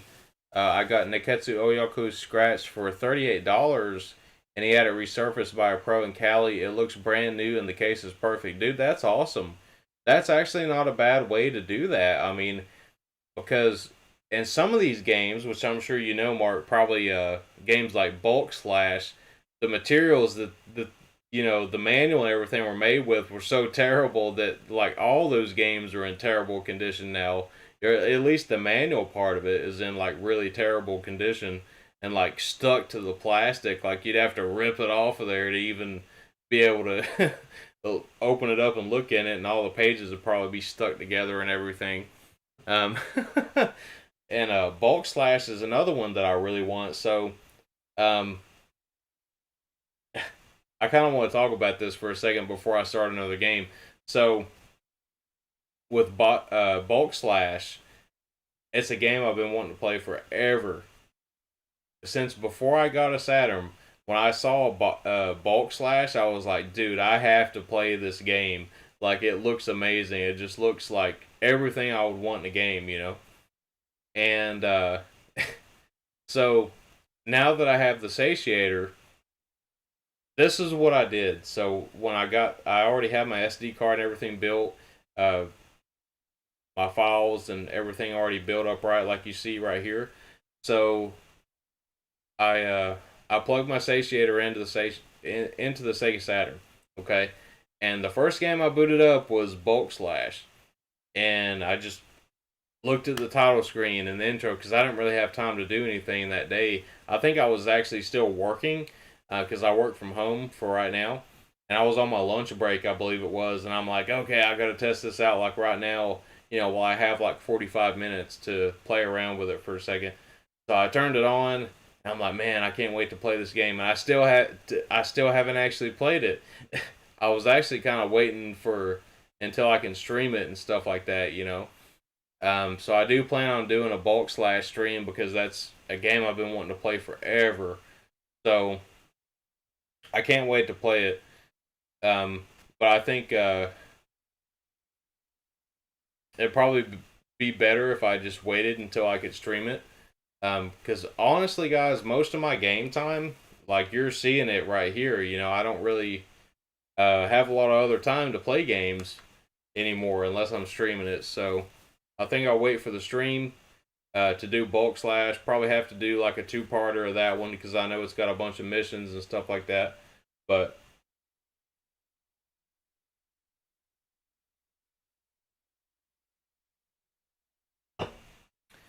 hey, scruffy looking RGB's here. What's up, dude? I know you've been getting some Saturn games as well here lately. With that Thunder Force 5. And I actually played that one on my last Sega Saturn stream. But I believe we're going to go with one of my favorite shooters of all time and start up some Gunbird. I absolutely love this game. Love this game. I put so much time into it when I got it on the Switch. And there was a time where I think there for about 4 or 5 months I was playing this game like damn near every single day. And I love it, man. I love this game. Oh, and this one's even got a little cutscene. I'm sorry it's sideways, guys, but I haven't seen it before. Oh, one more quarter donated $20. He says thanks. Oh man, the text is right in front of the bar. Man, I've really got to put a chat bot thing in here, guys. I'm so sorry about that. I will put before I stream the next time, sometime tonight or tomorrow. I promise you, I will get the chat bot to go in the chat, and it will show what you said in the comments. I'm so sorry that I haven't got that set up yet. One more quarter, if you could. I hate to ask you this, but could you please type in your message in the chat so I can read it to everybody? Because I couldn't see it on the screen. It like my little donation bar was covering it up there, so I couldn't see it all. But thank you so much for donating and everything, and I really appreciate it. Anybody that's donated to the channel, or even just people that watch the channel, you know, I appreciate you guys being here and watching the streams, and I'm just so happy that, you know, people are actually interested in the streams and interested in watching what I'm doing, you know. And you know, I really, you know, all these games, you know, that I stream, I really care about them, you know, and I want to, you know, put that out there into the world, you know, and hope to turn more people onto these type of games, you know. And so, you know, and I know you guys love it or you wouldn't be here, you know. One more quarter says, thank you for the excellent streams and to many more. With 2 beers clanking like this right here. Thank you, man. I appreciate it. I really appreciate it. Mark Smith says, it's a pleasure. I'm happy we connected through sorrow and on Twitter. It's been a pleasure to support. Thank you, Mark. And Mark, you've got a lot of stuff I want to look into as well. I know you're into a lot of stuff, you know, into DJing and, you know, running, you know, radio stuff. And, you know, I need to look into your stuff more, man, and support you more. And I am interested in it. I just haven't, I'm pretty busy myself, man, but I want to check out your stuff. I really do. You know, I'm sure you got some awesome stuff out there, man.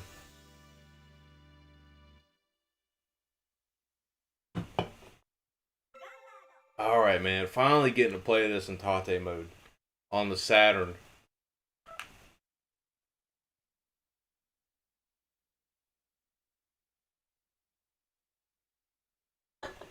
I gotta finish this beer before I get started. I'm excited, man. I'm really excited to play this now.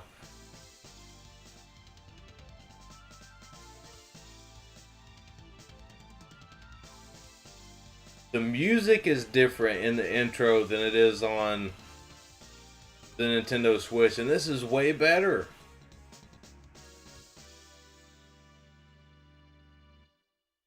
You know, the cutscene thing that they played right there, it was kind of a little bit more pixelated, but I actually like the way this looks better than how it looked on the Switch, and it was a lot cleaner looking. Um,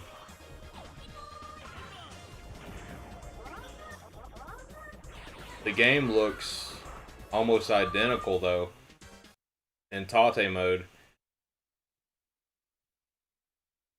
But see, this is my first time actually seeing it um, on a gaming monitor, like through the RetroTink and everything. Because up until now, I've only played it in just the regular mode on the CRT. So you can imagine, you know, that it would look a lot different. You know, um, God, man, this looks so awesome. I'm really hoping I can get a 1cc for you guys tonight.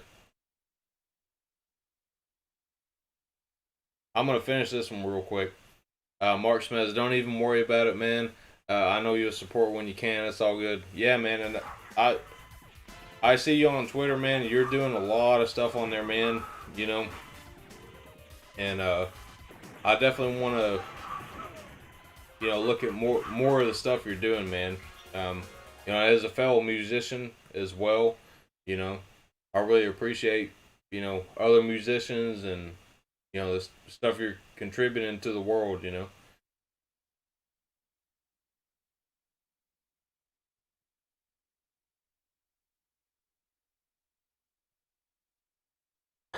But yeah, like, this doesn't look as clean as the Switch version, but I kind of like the way that this looks, though. You know, it does look a little bit more pixelated, a little bit lower resolution, but I don't know. I think it looks great, man. I mean, for being on the Saturn, um, and being a game that came out like, well, it says 1995. You know what I mean? Oh yeah, I do keep forgetting about that, Mark. Mark says, "Don't forget to tag me whenever you tweet about your stream, so I can help you get the word out." Thank you, man. I will. I'll remember from now on to send you or tag you in the tweet.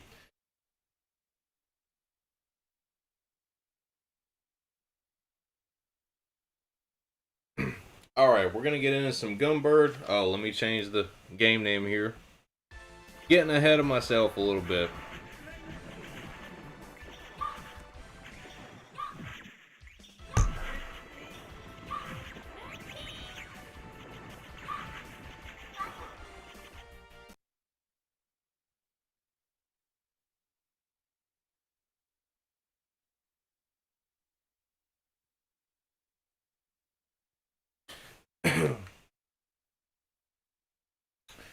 One more recorder says has that smoky arcade look. Yeah. Mark Smith says the mobile Light Force port released in the US and Europe has artwork that has zero relation to the game inside. One of the weirdest name changes I've ever seen. Really? I've heard of Mobile Light Force, but I don't think I've looked into it that much. They didn't change Gunbird or other than the title screen. Wow.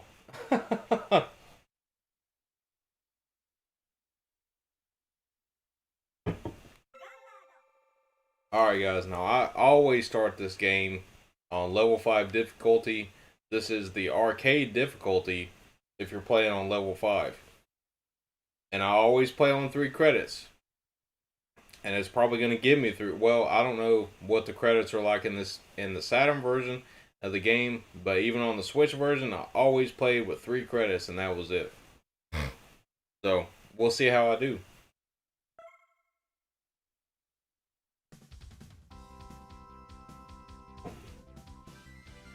And Yuan Ning is my favorite character in this game. She's the only character that I could even be able to play this game the way that I do because I'm very aggressive in this game.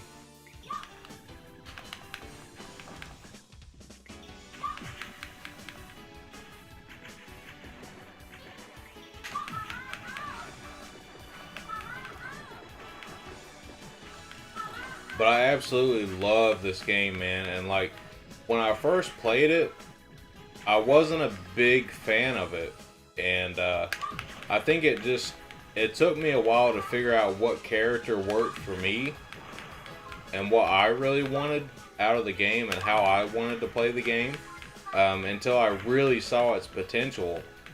And when I started playing the game with Yuang Ning, she with her melee attack and like really seeing what she's capable of doing, I really, really love this game after that.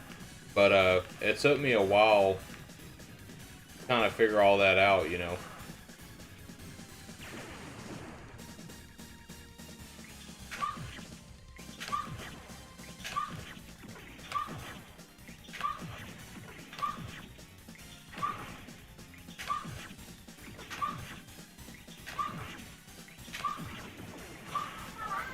And the first boss is dead, just like that. Uh, Mark Smith says it's an inexpensive way to play the game if you have a PS1 or PS2, since most people aren't aware it's really Gunbird. Yeah, I could imagine. That makes a lot of sense, man. Um, because I've heard of the Mobile Light Force thing before, but I honestly I forgot about it. I forgot all about that.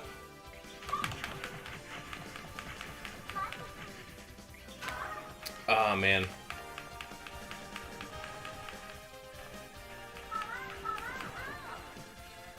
That really sucks that I died right there.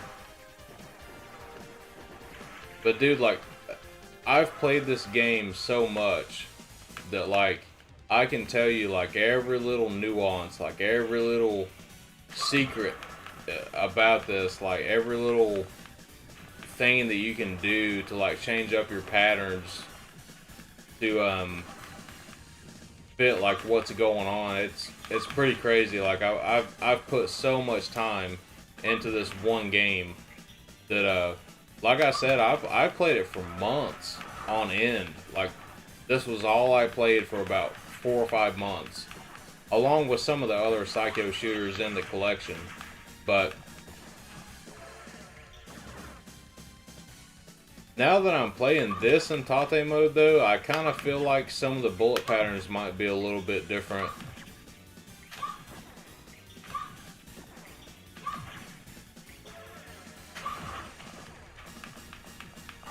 I'm gonna have to analyze this one a little bit closer.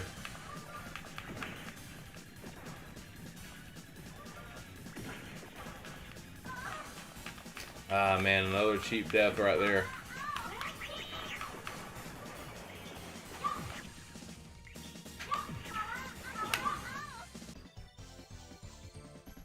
Not doing so great starting out. But it has been a little bit since I played this. And this is my first time playing the Saturn version in Tate mode. Maybe I just need a little bit of time to get used to it, because I know a lot of people too complain about the lag on the Switch version, and I haven't really noticed it myself. But if there really is that kind of lag, and I'm going to this game, which is on the Saturn, and I know it's going through the RetroTink and it's going through a good gaming monitor, there's not much lag at all. You know, so that could be a factor in that as well. I haven't thought about that until just now, because I got really good at the Switch version, which they say has a lot of lag. So that could be a factor.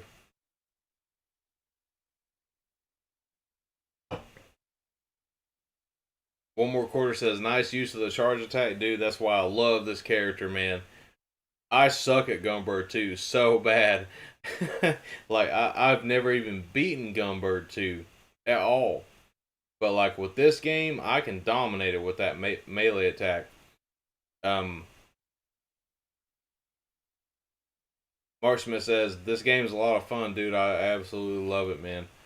He says Mobile Light Force Mobile Light Force 2 is really Shikigami no Shiro again, with the same artwork and title screen as the original Mobile Light Force for PS1, with a 2 and no other changes. Wow. I didn't know that. I've got to look into that more, man. Um, that's one of the games that I plan on playing on my Dreamcast Ultimate Tate Mode stream, which we might do next weekend. I do need to test some more games on this Ultra HDMI modded Dreamcast and just kind of make sure that everything's running right when I stream it and I don't have any problems. But I did want to stream Shikigami no Shiro 2 because it is one of those games that support Tate mode. Now the Dreamcast has a much smaller list of games that support it versus the Saturn, because on the Saturn we've got 22 games that support it, and we probably only got maybe like 10 or something that supported on the Dreamcast. A lot of them I actually have streamed in the past, but now that I can use the DC HDMI to stream with, we're going to do all that again. We're going to play Under Defeat. We're going to play Triggerheart Excelica. We're going to play Trizeal. You know, all them awesome games. We're going to play them for sure again.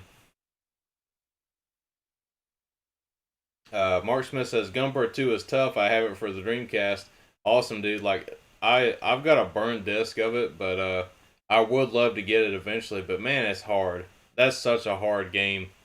Like I still haven't been able to beat it, and I think the reason why is because, um, well, some of you guys might know this, but if you look at, okay, look at Strikers 1945, and then look at Strikers 1945 2. Well, in Strikers 1945 2, they, for your charge shot attacks, they changed it to where you had the meter thing that fills up. You know, as you attack, the meter fills up. You know, and in the first one you didn't have that. Well, it's the same thing with Gunbird. In the first Gunbird, you didn't have that meter thing that you have to fill up to do your charge attack. You just do it whenever you want to, but you have to hold the button long enough and remember how many seconds it takes to, uh, you know, charge up the shot before you do it. So with Gunbird 2, it's really not as easy because you don't have a character like her. You don't have a character like Yuan Ning that has a killer melee attack. Now, the main character, Marion, she does have a melee attack in Gunbird 2, but you still have that gauge thing that you have to look at, and it's not nearly as powerful or as good as what I'm doing right now. That's why I love Gunbird 1 so much, because of what you can actually do in this game with this one specific character.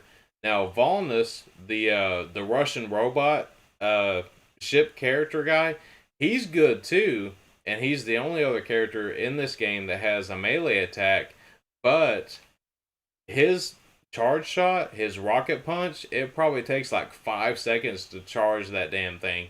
So like, it's almost impossible to time everything perfectly, you know, with those melee attacks when you have to charge your shot for that long. But he's a good character. It's just I wish that they would have at least reduced his charge time by like a second or something. But with Yuang Ning, it's literally 1 second, 1 second flat, that you have to charge her charge attack, and that's when you can use it. And I still mess up on the timing sometimes. I'll let the button go a little bit too early, like a millisecond early, and it doesn't work. But I know the timing, you know, by heart, but sometimes I still mess it up. Um, Super Boo says, I have Gunbird 2 on the Dreamcast as well. I got it for $80 a few years ago. Do you have the, is it the US version or the Japanese version?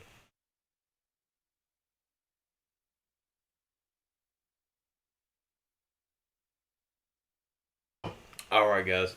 Before I drink all this beer and keep on talking, I'm going to get back into the game.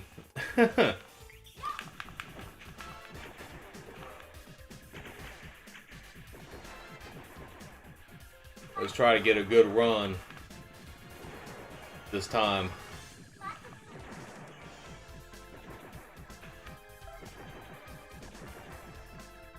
But you know, it's so crazy though to think about it. It's like I really didn't like this game at first. You know? I really didn't care much for it. But it's like the more time that I've spent in it and the more stuff that I've figured out that you can do in this game, it literally became one of my favorites once I finally started realizing the type of stuff that you can do in this game, you know? Super Bruce says the US version. Well, that's a good deal, man. If you got it a few years ago for $80, that's actually a pretty good deal. I know the Japanese one now would probably cost about that same amount. So that's not a bad deal at all. You know, if you got it a few years ago at that price.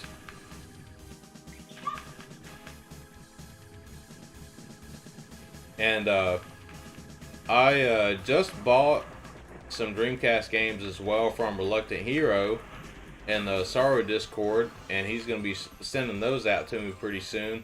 And he's got a few more that I'm interested in, but I couldn't really commit to buying all of them at one time because some of them are kind of in like the $50 range, and I didn't want to spend too much money. But I am getting, I think it's 4 games that he's going to be sending me, and so I'm pretty excited about that to beef up the Dreamcast collection.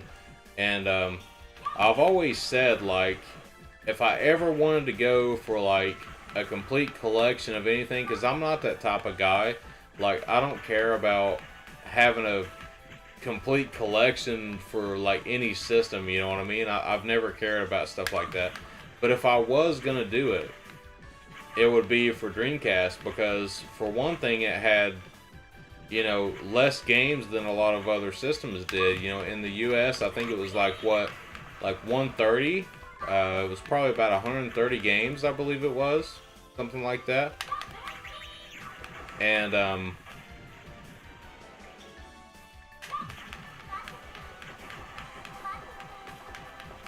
so just judging by the quantity of titles that there was, it would be easier to collect all the Dreamcast games versus going with another system.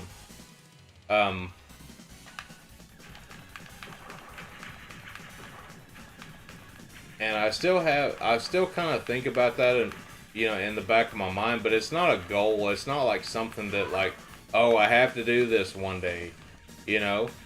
And because honestly, I don't really care about all the Dreamcast games. Like, I probably care about half of them. You know, like I don't even really care about all of them. I just care about like half of them. So I would just really like to own the ones that I really like at least. And I'm doing so terrible on this level, guys. I'm not going to do terrible on this boss though, because you're going to see me defeat him with only melee attacks.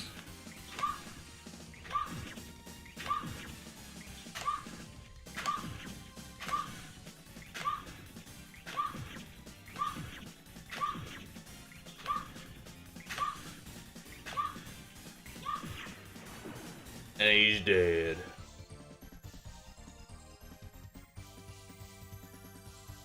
But I could have done a hell of a lot better on the build up to that boss.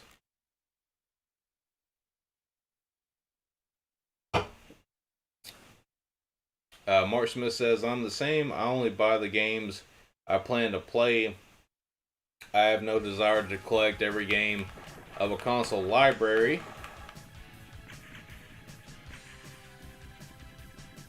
Sorry, I got the game started on me, so I had to start paying attention to the game instead. Give me just a second. Okay, well, I got the game over screen. I have no desire to own a game I'll never play. Yeah, exactly, man. I'm the same way, like, with that. And some of those games are so expensive, too. It's like, and some of them really aren't that good of games. And they're just expensive because they're kind of rare or whatever. You know, and they're really not that good anyways.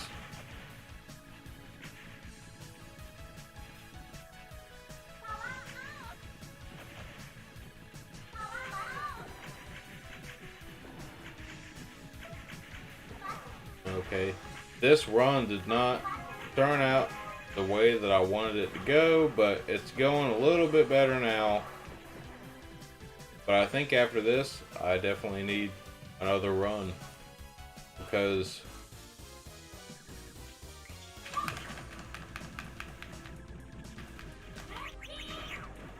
I know how to do this better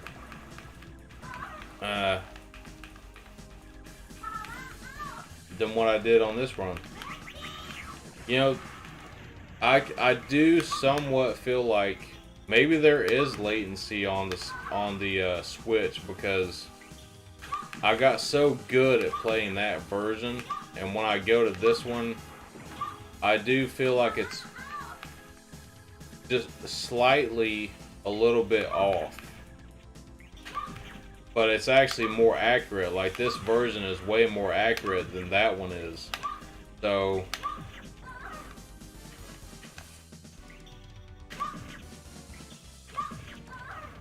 oh man. Even the ship speed, like, I feel like I'm going faster. A little bit faster than what I was on the Switch. Well, I guess that could translate to the input delay. Maybe it does really have, like, some bad input lag that I didn't know about before.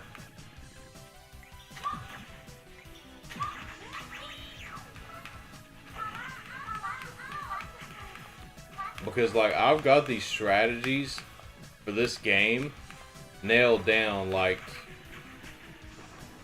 insane, and a lot of it is not working exactly the way that I want it to when I play it on the original. That may have something to do with the input delay.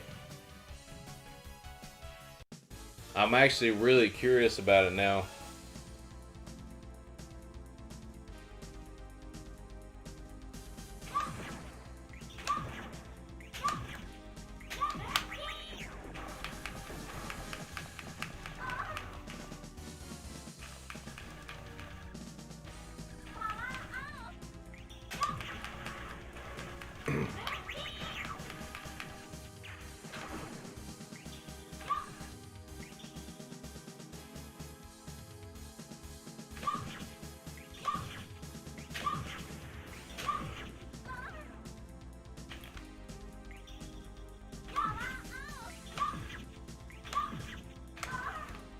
I do feel like things are faster. I really do feel like things are faster in this version of the game. But I think it does translate to the input lag. I think I'm so used to the Switch version that I'm having a hard time with this. And I'm going to have to relearn. And I'm talking about, like, millisecond type of shit here. Like, I don't have to adjust that much, but it's enough to where I have to relearn everything because of that difference in timing. And, like, by this part of the game, that screen never fills up with that amount of bullets, because I know how to get rid of them bastards before that shit even happens on the Switch version.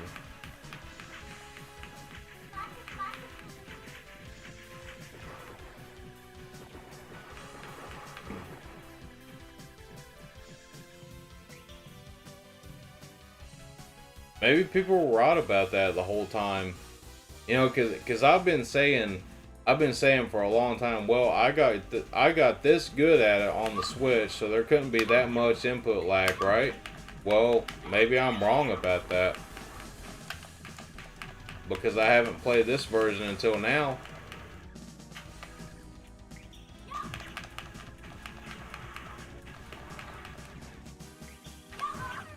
Ah.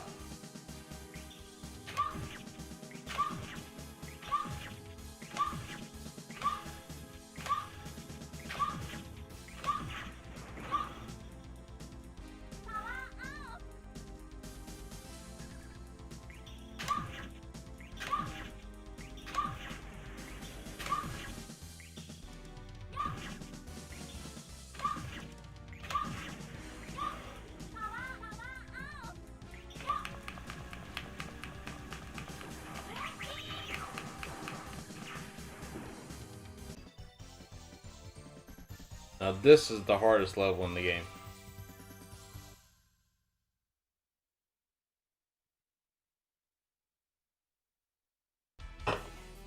Stage 6 is the absolute hardest level in this game.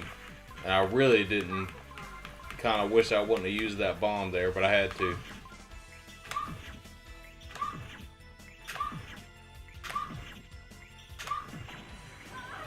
Ah.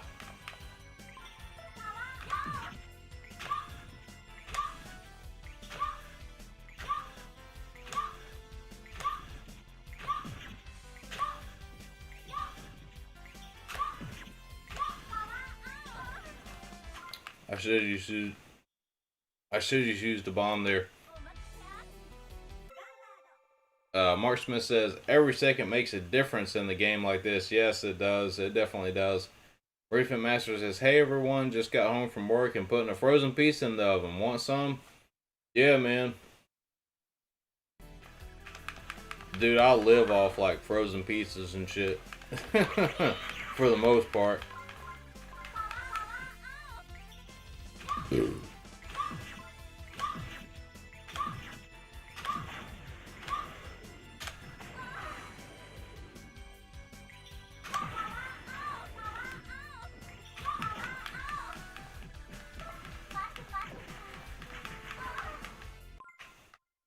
I somewhat feel like the ship speed is slower.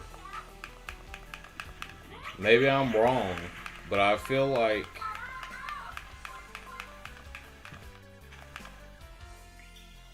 her speed might even be a little bit slower.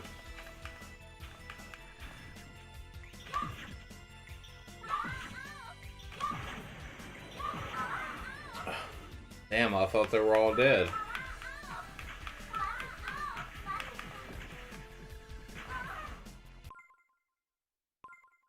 Yeah, dude, I really feel like her ship speed is faster in the Switch version. I honestly do. At least a little bit. A little bit faster.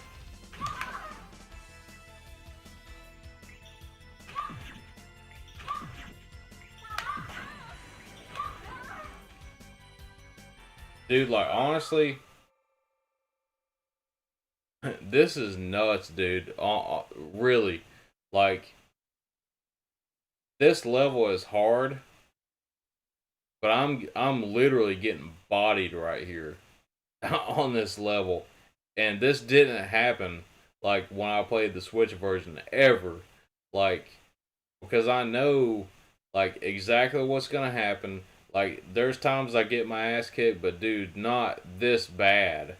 Like, I guess I was wrong. There must be some lag on the Switch version, because there must be a significant amount of lag, like people say there is, because I got used to playing this game that way. And like I said, I spent months playing this game on the Switch. And now, if I'm doing this bad, like, and I'm talking about your timing being off by like milliseconds, like, because dude, it's programmed into my brain right now, like how everything was on the Switch version, and now I'm not doing worth a damn. So, I guess I'm gonna have to practice this version now and actually get good at the original, you know, instead of playing the Switch version, because, you know, this is like the real port of the game right here. So I can't believe I'm doing so bad at this right now. I really can't believe it. I honestly can't believe this right now.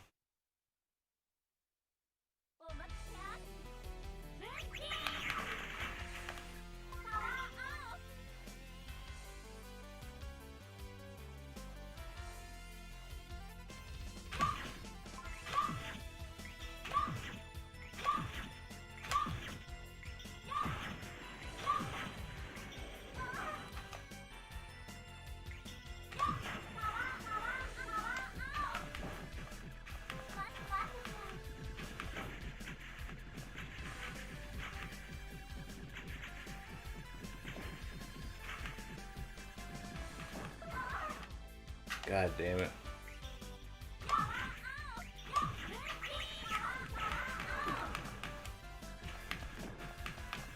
Yeah, like my whole strategy for this whole level has been like completely screwed up. Even right there, dude. I feel like the ship speed is slower or something.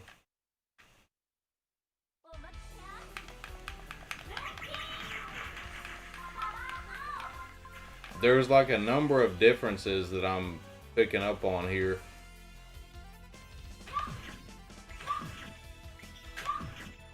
And it's like very minuscule, like timing type of things. It's not like huge dramatic changes. It's like minuscule timing things.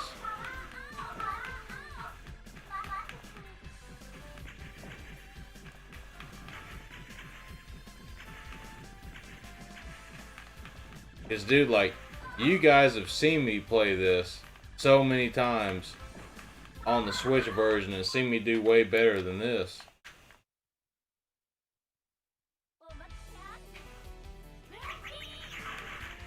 The reason I'm using a bomb at the beginning of this stage is because if you don't have any power-ups, there's no way to get past that without using a bomb.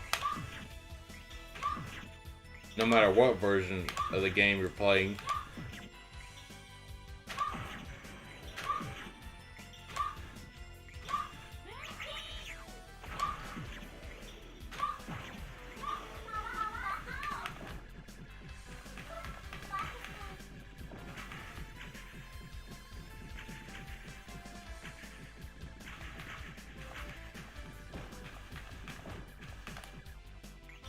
And you have to get up here and hit this coffin quick before that ghost comes out.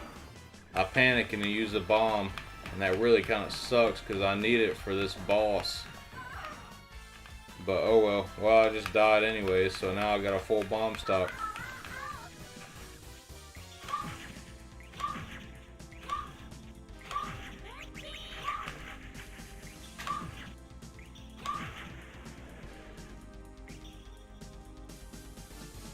And I know I've said this a million times, but the bosses, like, on this level can be different every time you play it.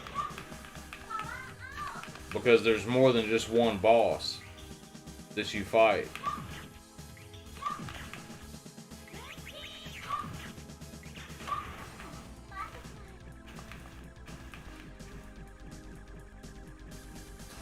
Fuck, and this is the dragon now, and I don't have any bombs. I'm gonna have to try to defeat this bastard exactly without getting hit. You really need a bomb to use on this guy.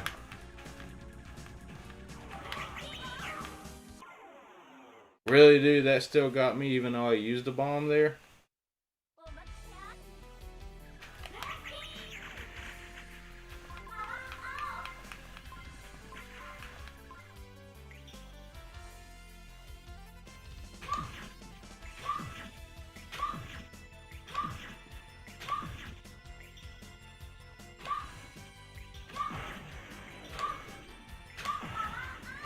Alright, I got him without dying that time.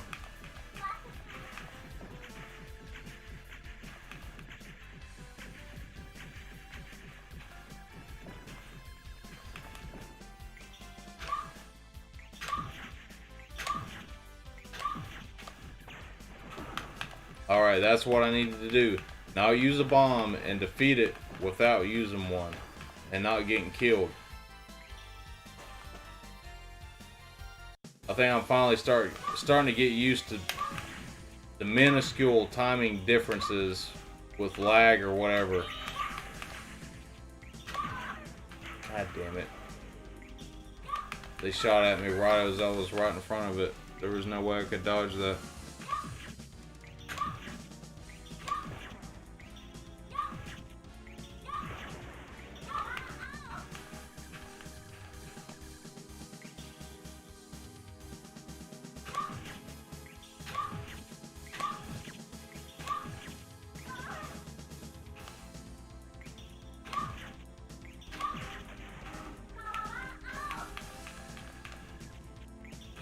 What the fuck? Dude, I have never seen that. Those balls that were coming down like that. I have never, ever seen that before. And you guys probably don't even realize how much I've played this game. Especially on the Switch. Like, when I'll give you an example. So, you know how Nintendo like tracks how many hours you played your games and shit?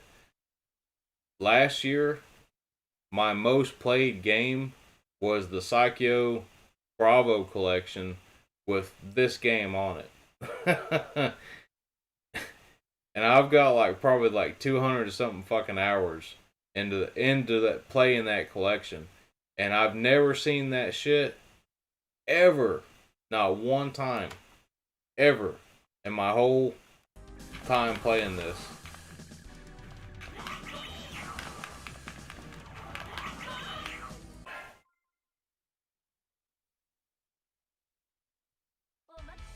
It could be an arranged version.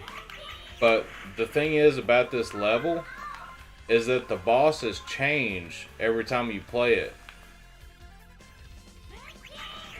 So that's one thing about it too, is that you don't know what boss you're gonna get because you're fighting like, what is it, 3 or 4 bosses during this one battle, and they can change at any time. Like, it's not always the same one.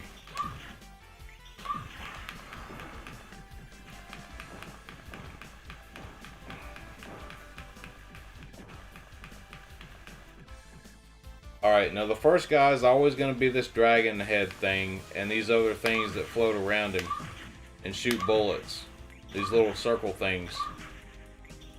But after this, the boss can change. And the last one is always the same too. It's always the dragon. See, now we got the fish thing, or the sardine, or whatever I call it, the sardine. And I think it depends on your timing and how fast you defeat the boss before it. And now we got the lucky cat again, and I normally don't see this one that often. The lucky cat boss thing or whatever. But anyways, I'm just getting my ass kicked now. So I think what I'll do is I'm going to take a break for a second, kind of clear my head, and I really want to try to at least beat the first loop of this tonight. So I'm going to take a break for a second, and I'll be right back, guys. I'll see you in a minute.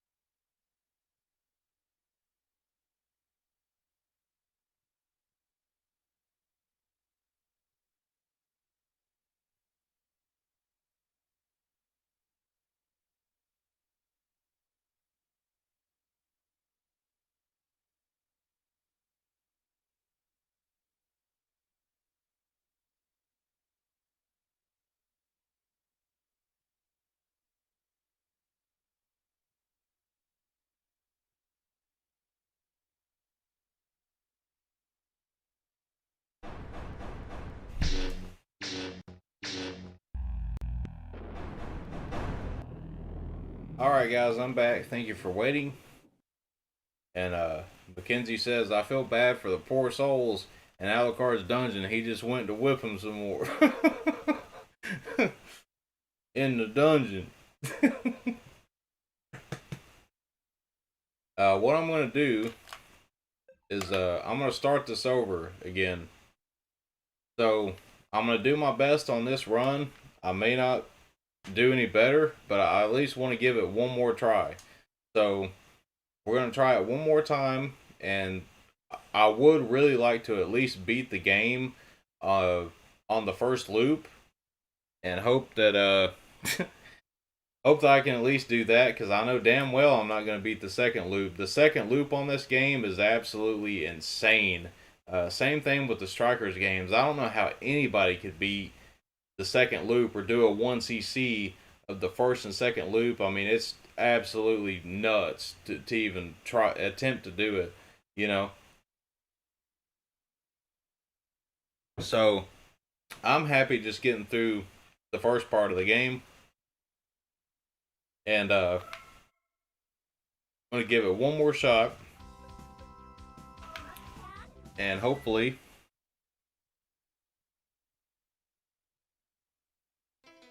do better this time. I think I might need to turn the game music up on this one a little bit. Yeah, that's better.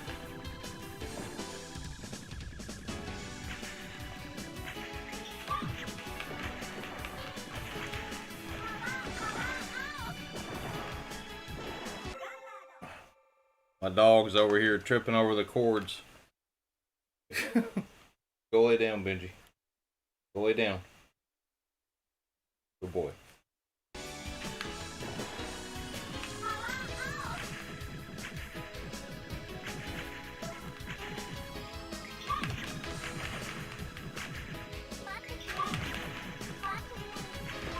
But that's how you do it.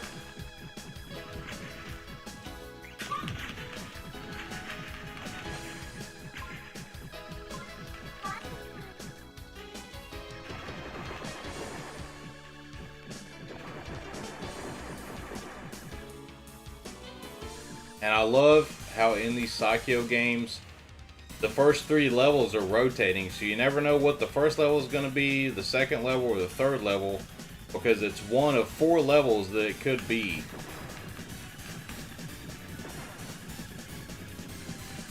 And that's one thing I love about these games, because it changes up the formula.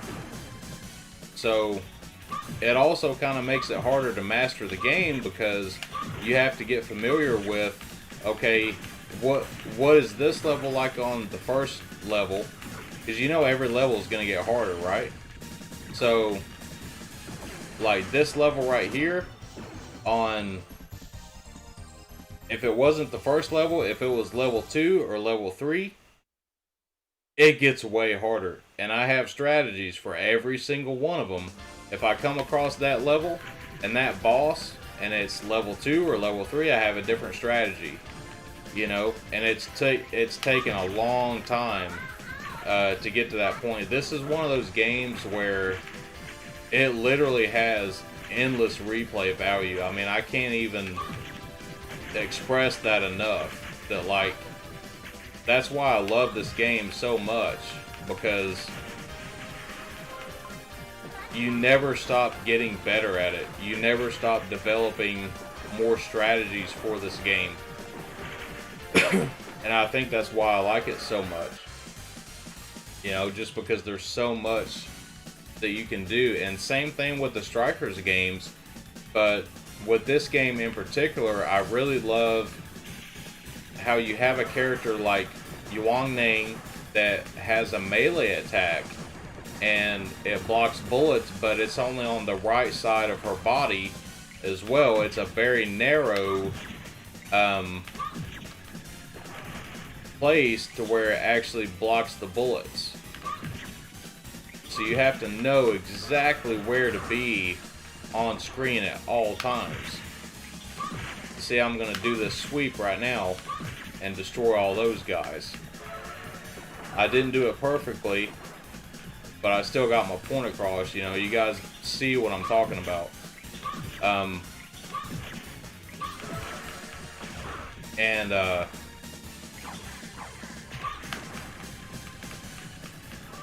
this game's just so fun to keep going back and playing, man. Like, I really can't stress that enough. There's just so much to love about this game, and I don't know of any other shooter that's like it. I mean, I've played them, you know, and I've never found anything else that's quite like Gunbird 1. You know, it's so awesome.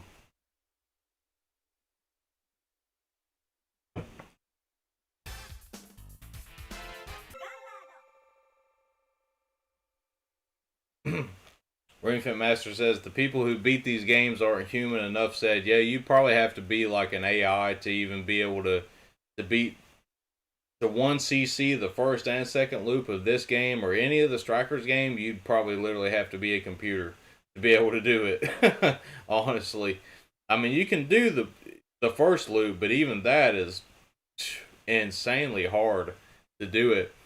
Mark Smith says, I remember you mentioning that before. I wasn't aware of that until you mentioned it. Yeah, about like the rotating levels. Yeah. And it's not just in this one, it's in Gunbird 2, it's in Strikers 1945 1 and 2. I'm trying to think. I don't think it's in Strikers 1999.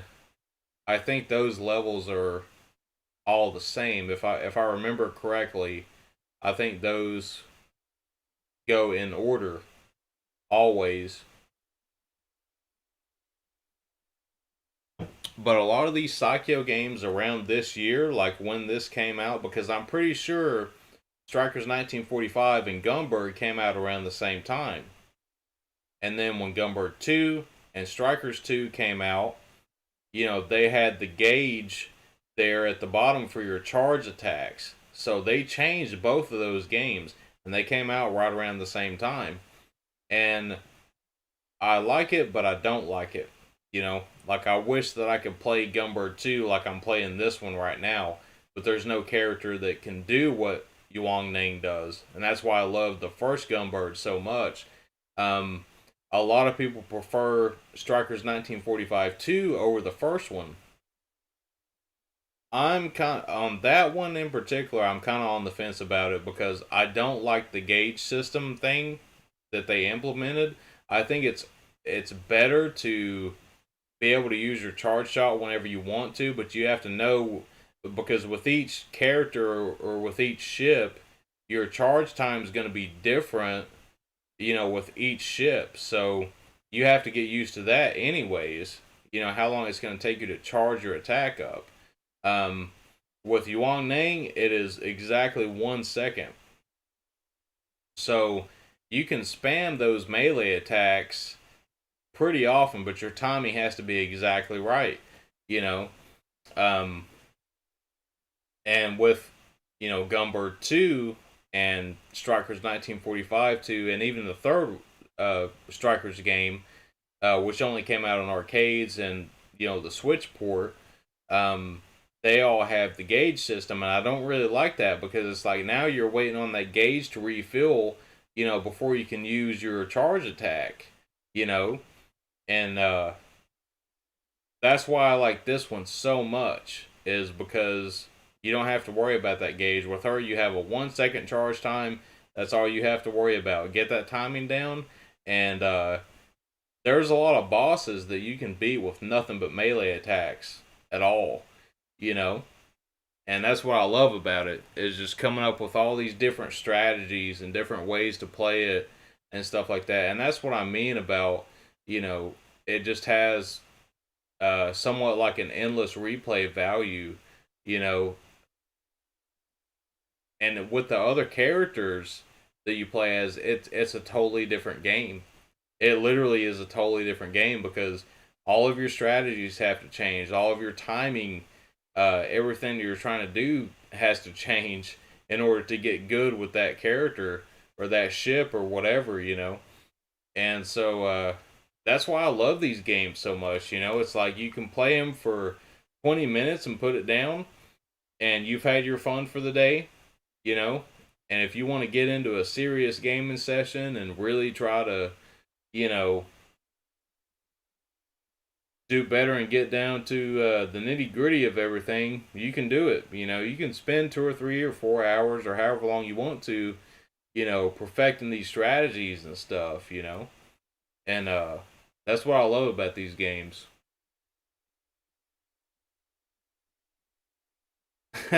Ring Fit Master says, "Is Strikers a baseball game?" Just teasing. Yeah, I think there was Mario Strikers. Mark Smith says, "I don't understand why they changed the game so much. Have you ever seen the Gunbird 2 review by Studio Mud Prince? They said the same thing you're saying. I love Studio Mud Prince. I've been watching them forever. I don't think I've seen the one about Gunbird 2. I want to watch that now, Mark, now that you say that, because um, I'm interested to hear what he said about that, about that part of the game being changed, with the gauge system and all that stuff. I'll have to go back and watch that. I might watch it tonight if I have time. Um, Ring Fit Master says, "I saw a copy of Gunbird 2 for the Dreamcast once. It hurt my wallet." Well, did you buy it or did you just look at it? That's kind of my question. Did you actually buy the game? Mark Smith says Mario Strikers was a soccer game. Yeah. Mackenzie's a big Dreamcast guy or a big GameCube guy, so he'll make jokes about stuff like that every now and then. One recorder says it takes me like 47 hours to get good. Mark says they have an overall fair assessment of Gunbird 2. I'll have to check it out, man. I really love their channel. I love Studio Mud Prince. I've been watching them forever. And they've got some awesome stuff. I can't believe that I think they just now hit like 10,000 subscribers, on their channel. And they've got some amazing content, And it's hard to believe that they have just hit 10,000 subscribers. I think they've been on YouTube for like 10 years, man. That's a long time to get 10,000 subs, But it's an awesome channel. It really is. I love it. Greenfant Master says, "No, I did not. I didn't have $220. God. Yeah, I wouldn't pay $220 at all for that game. Uh, I'm trying to think. Like probably 70 or 80 is probably the most I'd be willing to pay for that game." Mark says, "I only recently discovered Studio Mud Prince. I didn't find them until probably about a year ago. But they've been around forever, Really good channel."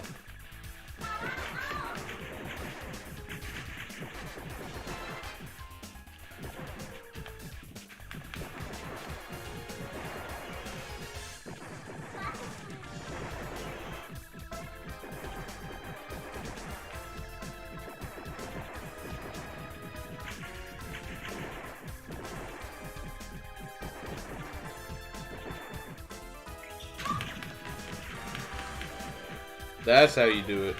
You get rid of that motherfucker quick by knowing when he's gonna pop up into the foreground and having your charge attack charged and ready to go for when he does come into the foreground. And you take him out just like that. Now what I like to do with this guy is do one single melee attack. And I didn't hit the bomb fast enough, but you're going to hit your bomb because a lot of those bullets are hard to dodge. And you can get him with another melee attack right here. Goddamn, I went over too far. And you're basically just going to keep on shooting him until he's dead. Most of the time I can beat this guy before those little drone enemies even come up. Like, I can beat him on the first phase of it. But I had a couple of cheap deaths where I wasn't really paying attention and kind of talking and explaining it to you guys. But You guys can go back and look through my playthroughs though of Gunbird. Like, there's a bunch of them on the channel where I did a lot better than this time, you know. But like I said though, I want to practice this version a little bit more because I think maybe there is a latency issue with the Switch version, because this one does feel different. But oddly enough, sometimes the ship speed for her feels slower, which is very strange to me.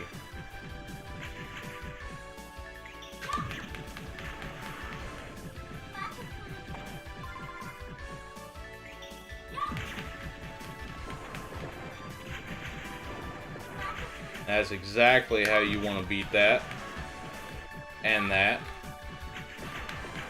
So that was perfect how I did that. Exactly the way I normally would.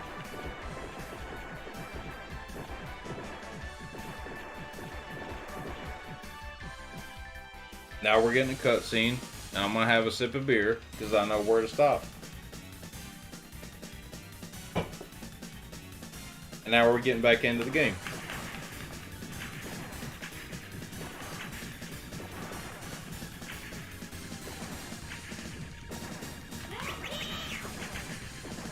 Using a bomb before it gets too hectic, getting this power up. One thing you may not know about this game, so you can power up your shit like 5 times, okay? So your level 5 power up only sticks with you for, I haven't timed it myself, but it's probably like 30 seconds at the most that your level 5 power up stays with you. So with that being said, you're going to go back down to a level 4 power up. And you have to really account for all these little nuances with the battle system. Dude, like that bomb didn't even protect me right there.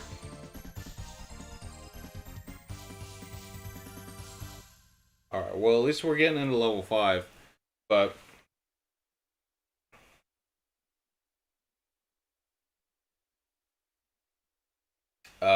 one more quarter says, Studio Mud Prince, they do good work.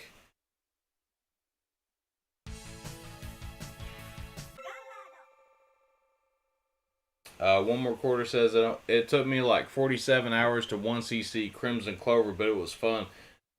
Dude, I love Crimson Clover, man. I gotta get the Switch version pretty soon too, and play like all the extra content and stuff that's on the Switch version, because I've been playing the Steam version for quite a while now, and it's an excellent game.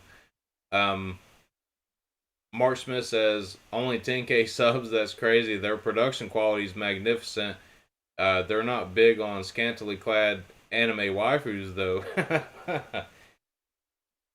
Ringfit Master says, yeah, there's the problem. They need more waifus. And it'll take me a lifetime to get good. Yeah, and that's the thing, man. That's the thing about YouTube. It honestly don't matter like what your quality of videos is. It's about your audience. It's about the people that care about, you know, the stuff that you're putting out. It doesn't have to be the best, you know. And that's one thing that I've realized too, even though I haven't been doing YouTube that long. I've only been doing it now for probably 7 months or something like that. But I came to that realization a long time ago that, you know, it's not about the quality, because there's one YouTuber in particular that I can think of, and I've mentioned him before on my channel. You guys have probably already watched his videos. I wouldn't have found out about this guy if it wasn't for Kitschor. He actually did a shout out for this channel, and that's the only reason that I ever found out about this guy. But he's called Retro Remy, Remy, and Retro Remy has an awesome channel. He's only got like a couple of videos, but dude, the production quality on his videos is like through the roof, man. It's literally like a fucking movie. I mean, it's fucking mind blowing. I can't even say enough about this guy's videos that he's been doing. I mean, it's just absolutely mind blowing. The first one he did was talking about Sokyu Gorentai on the Sega Saturn, which you guys have seen me stream that probably 3 or 4 times in my whole YouTube career because I absolutely love that game. And the gameplay part of the video, like this was a long video too. It's like more than 30 minutes long, you know?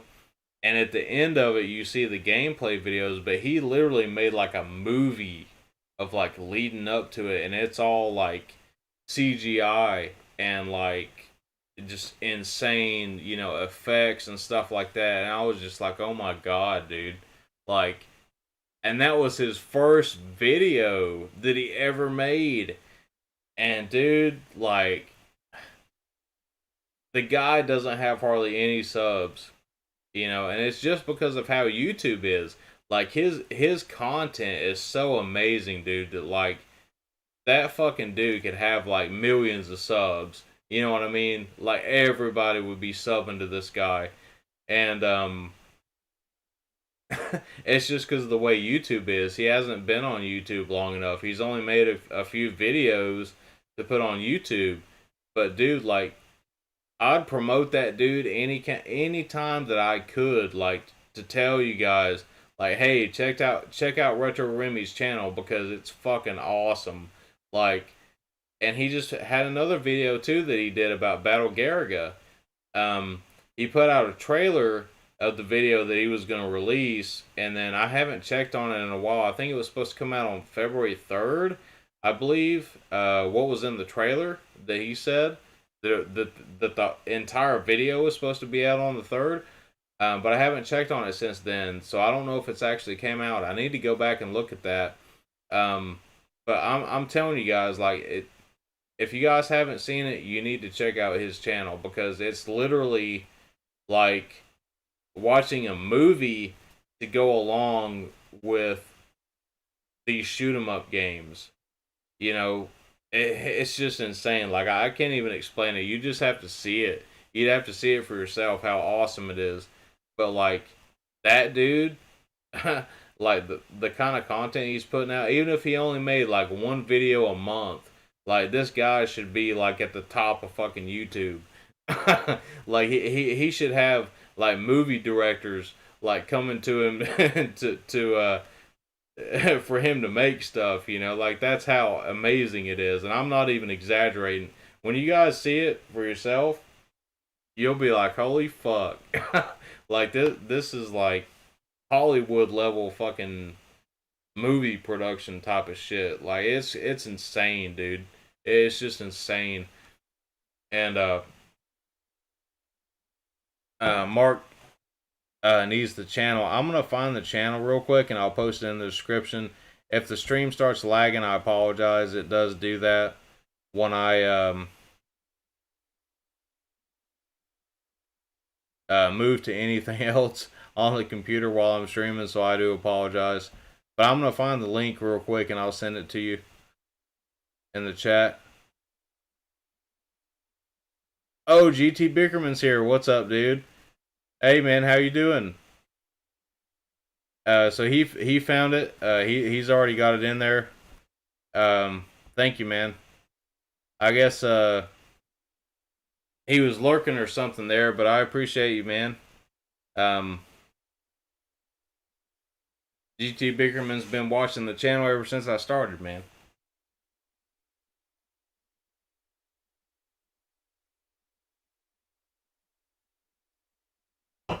All right. Let's see if I can have a decent run here. I'm going to try my best. Okay, I'm not fully powered up, so adjust my strategy a little bit. And I feel like this part right here goes a little bit faster than what it should compared to what I've played on the Switch, I managed to get through that part almost exactly the way I wanted to, but not as fast as I typically would. Usually I have all that shit demolished, like before you even know it's there. You know, I just got another extra life. So you do get an extra life, or an extend, as a lot of people in shoot 'em ups call it, at 400,000 points. So I just got an extra life.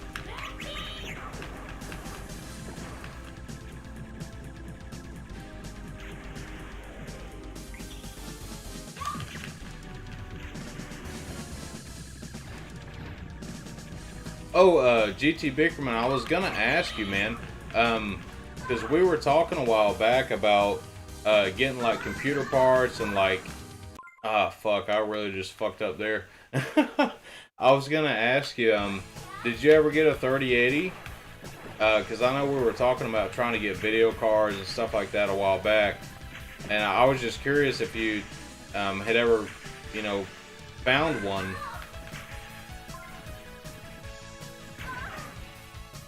Oh man, see, I'm doing terrible here now.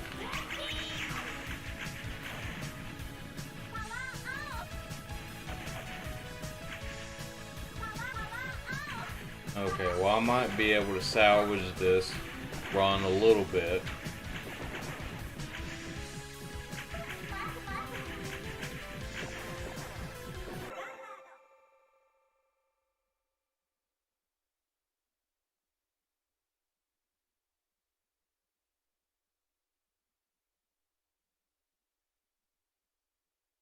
Okay, GTB runs. He says I got a 3090. Damn. I didn't even know there was a 3090. I thought it was just a 3080. Well, that's cool, dude. The reason I asked was because right now I'm finally getting the money to either build a computer of my choice or you know, buy a pre-built PC. And I've noticed that the video cards and stuff like that are still getting like really hard to come across. This part in particular of the game is different. Like, I've died on this almost consistently ever since I started playing it, and it's not this hard in the Switch version.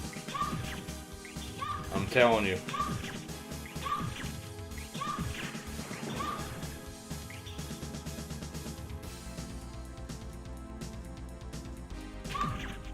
But with all the difficulties that I've seen of trying to get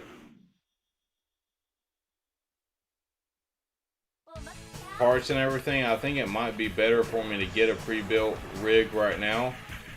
And I'm still looking at the same one that we were talking about too, the NZXT streaming computer, which has a Ryzen 5 5600X and a 3070. Yeah, dude, this is not like, I'm telling you, man, like this game does not feel the same as the Switch version, and that's the one that I spent months playing. I've got a feeling like if I switch over to the Switch version right now, I'd probably be doing better, honestly. So I really do think that there must be like a latency thing or some different changes or something like that, because I swear I don't remember this part being this hard. And usually when I use a bomb right here, I don't have to worry about any of those bullets even coming my way, because like I've planned this stuff out over like months and months and months of playthroughs with the same character too, and I don't have this much trouble on this level anymore at all until like right now. I'm almost tempted to stream the Switch version, because this one is giving me such a hard time right now, because like that never happens to me. You can watch any of my replays, I promise you. You can watch any of my replays of playing Gunbird on the Switch, and you'll never see that right there happen. I promise you. It don't happen. So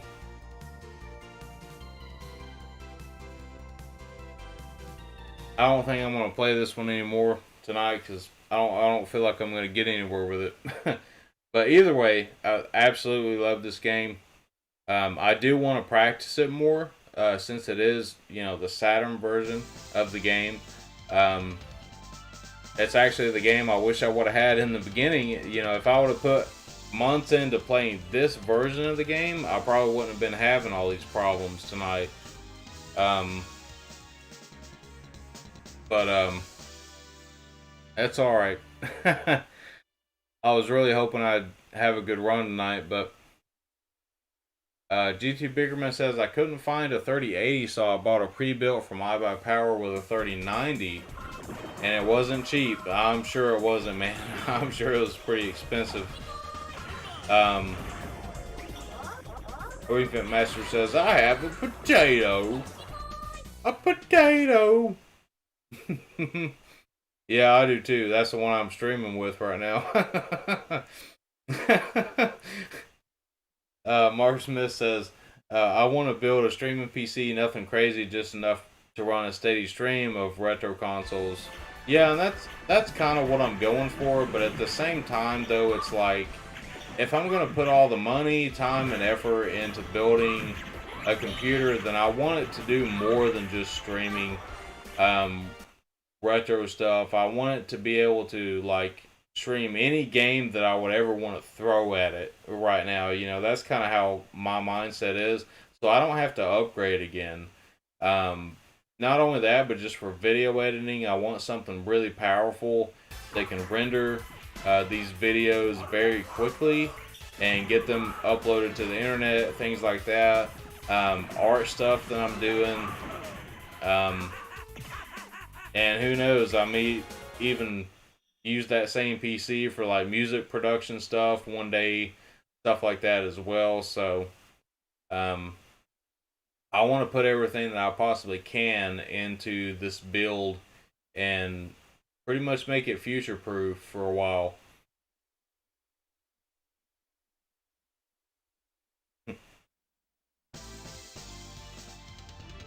GT Pickerman says, supply for video cards is terrible. Even pre-built vendors are having shortages, mostly due to Chinese New Year, COVID, and issues with materials for TSMC. Yeah, I definitely agree, because even the same build that I've been looking at on NZXT, the streaming computer that they have, the other day it went completely out of stock. And I looked at it today and it was in stock again. But if you notice, there's a disclaimer at the like underneath everything, and it says basically, if we don't have a certain part in stock, that they'll put one that's equivalent or better in the build. But I'm like, I don't really trust that, like, especially if it's a video card. Like, if you're telling me that you're going to put a 3070 in there, I want the 3070 in there. I don't want, a 2060. I don't want, all this other shit, because, the 3070s, like, that series of cards has the newer architecture, especially for, like, ray tracing and stuff like that in these newer games. And it's like, you're kind of screwing me over if you don't put that card in there.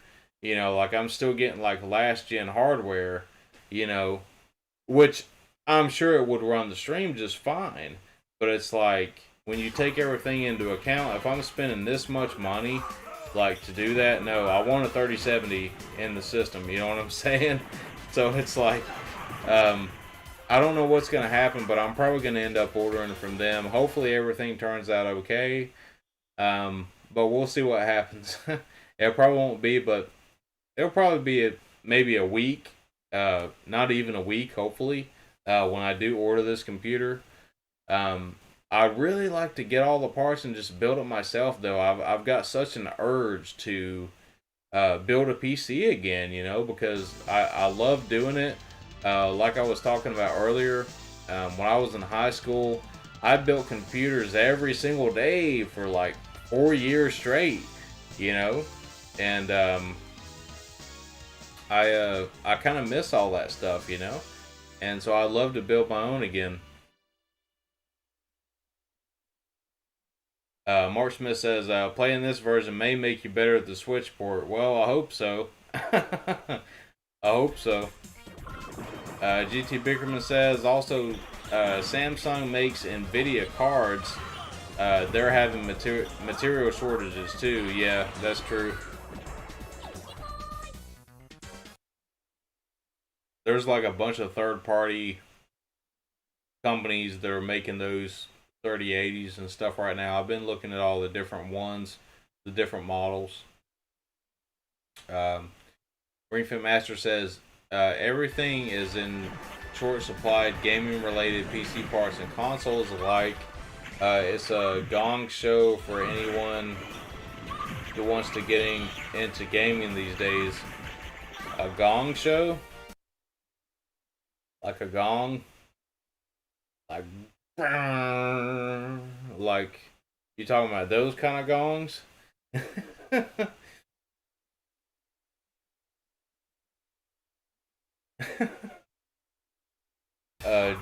GT Biggerman says I wanted a NVIDIA RTX 3080 and a AMD Ryzen 5900X, but I had to settle for an RTX 3090 and an AMD Ryzen 5600X.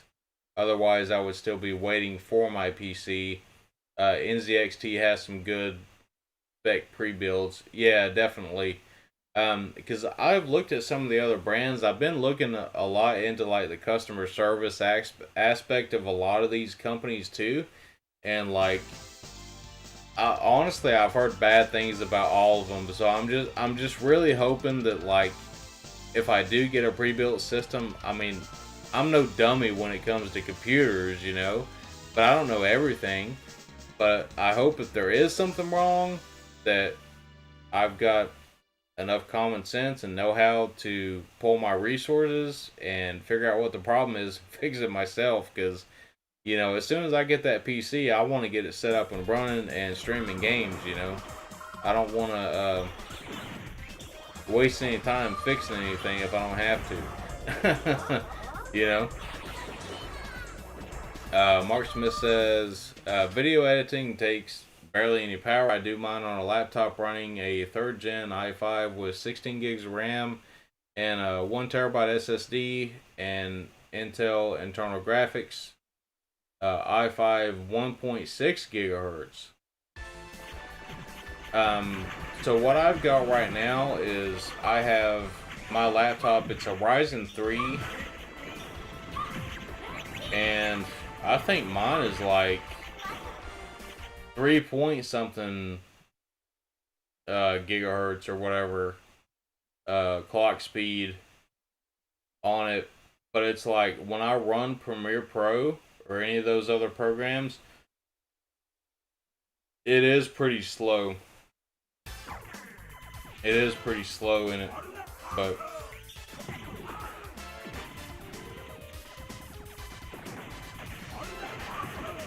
GT Biggerman says, I ordered my pre-built right before the tariff increases. You know, I didn't even know about the tariff increase thing until today, actually. I was watching a video about this, exactly what we're talking about now. You know, like building computers in 2021 and the part shortages and all that stuff. I don't remember what channel it was, but I've been watching a lot of stuff like that lately. And they were talking about that, about the tariff increases, and I had no idea about it until today. So, yeah, I guess you're basically paying more right now because, you know, here's the thing too. Not long ago, the same NZXT build that I was looking at was $1,500, and now it's $1,700 for the same build, same everything. It's $200 more now, and that's probably why. Is because they had to raise it, you know, for that tariff or whatever.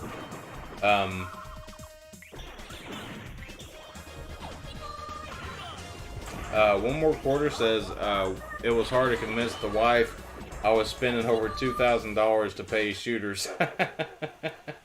Yeah, I mean, I can see where that would happen. Luckily, I'm single and I don't have to answer to anyone but myself, and I make a lot of mistakes too. So I just have to correct them and realize them, in real time and correct everything. um, but Mark Smith says I use Mojave Video Suite. I've heard of that before. I haven't used it, but I've heard of it. He says the shortage of new has driven up the prices of used computers and parts. Yeah, that would make sense. Actually, I haven't really thought about that until now, but yeah, I'd say you're onto something there, Mark. Um,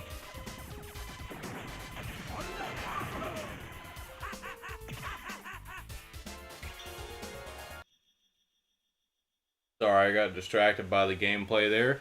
I was looking at Volnus, him right there. He's the Russian ship in the game. He's the only other person that has a melee attack in the game, which is the rocket punch. Or rocket punch is what he says, in a Japanese accent. And it's really powerful, but it takes like fucking 5 seconds to charge it up.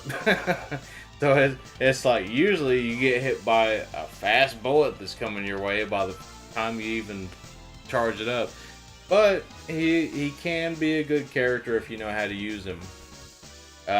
One thing that's funny about these games is, even with Gunbird 1 and 2, Marion is the main character in the game, and she's like my least favorite character in the whole entire series, and she's the main character.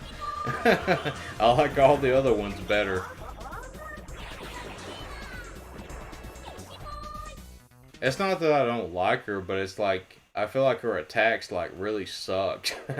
Like she's hard to beat that game with, Even though she's the main character, you'd think she'd be like the most powerful one or something like that, but she's not. Not by a long shot.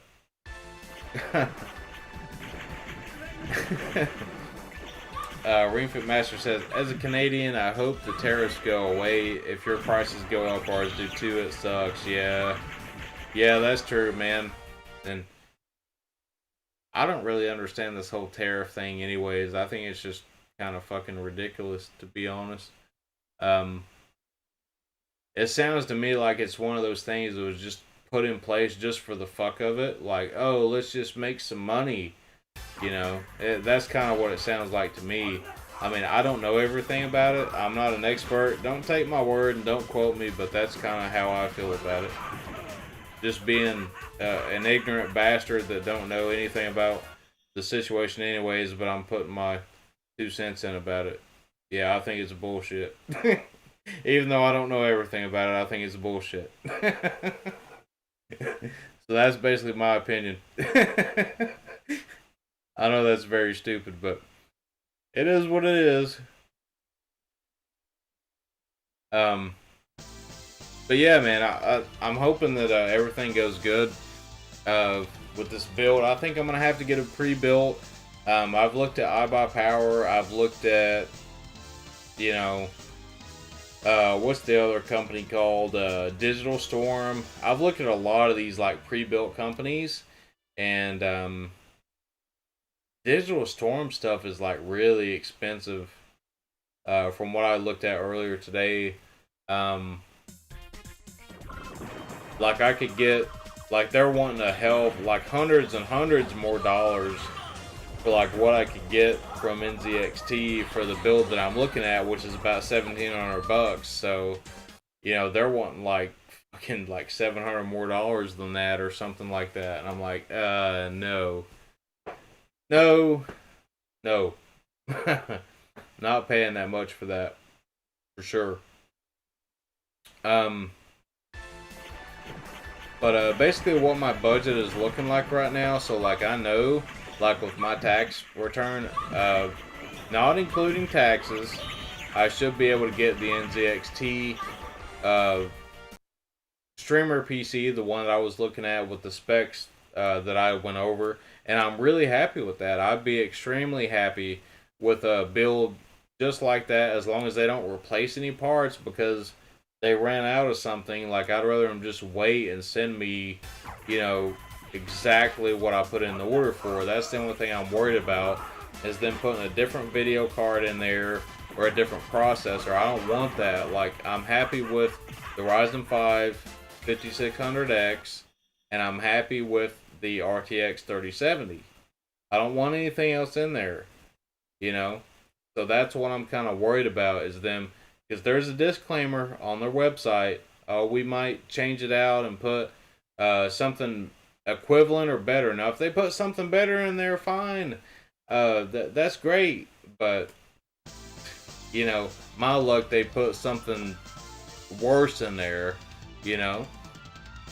And this is like the only gaming computer I've ever planned on buying or building in my entire life, you know? Because I've never had the money to do it before until now, you know, and I really need it now, you know, to stream and stuff like that and to do other stuff on. So, you know, I don't want it to be a big disaster, you know. But anyways, though, I mean, I'm just waiting on that to come in. I'm gonna order it and hope for the best. I know it will probably take like 2 or 3 weeks for it to get here, most likely, because of like shipping delays and stuff with COVID and everything. So, you know, I'm just kind of anticipating that it's going to take 2 or 3 weeks or something to get here, which I'm fine with. But either way, I'm planning on, you know, getting that. I do want to get an internal capture card. I want to try something different than what I've been using with this AverMedia card, because I know I've said it a million times, but I don't know what the issue is. I don't know if it's OBS. I don't know if it's my capture card. I don't know what the fuck it is, but it did happen one time during this stream. I was going to say, well, it didn't happen this stream, but yes, it did too, where the screen went black, and luckily I didn't have to restart, you know, close out of OBS and then open it back up and restart the whole stream again, because the capture card was showing up black screen and not anything else, you know. And I have this problem all the time, and I don't know what it is. But when I get a new PC, I can't wait to test this capture card out again on that and see if it does the same thing. And I'm going to get an internal capture card too, just for a backup and just to compare the two. I'm thinking about getting the 4K Elgato internal capture card as well. And so that's probably going to cost me another $200. Like I said before, I'm probably going to need another monitor. So this TV in front of me, I'm probably going to have to mount it on the wall right here, and then put a monitor like right here to my left and another one to my right. Have 2 monitors on this little entertainment center thing that I've got, and like a keyboard and mouse. You know, it's going to be kind of like a makeshift type of setup, but that's really the only way I can even imagine how I would do it with this kind of space that I have.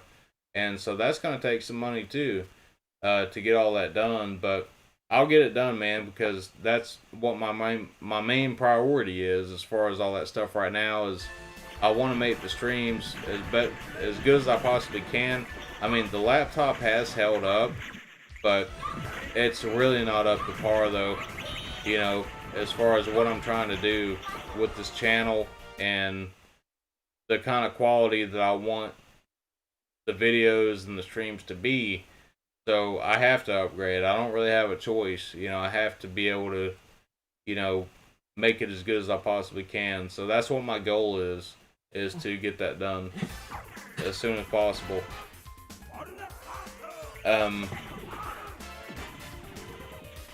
Rinfit Master says Alucard's budget is $1 million. Man, I wish I had $1 million. I sure as hell wouldn't be working my job right now. I'd quit my job in a heartbeat if I had $1 million. And it's not because I don't want to work, it's because I hate my job. And I want to be doing stuff like this all day, every day, you know, and doing artwork and trying to actually uh, work on stuff that I've been wanting to do for years, you know. GT Biggerman says, if you buy from iBuyPower, be prepared to wait a month or two. Yeah. Ring Fit Master says, hey guys, do you think we can just buy Google Stadia technology? I will phone them for a business meeting. They'd probably take it too, because it looks like they're going downhill pretty fast.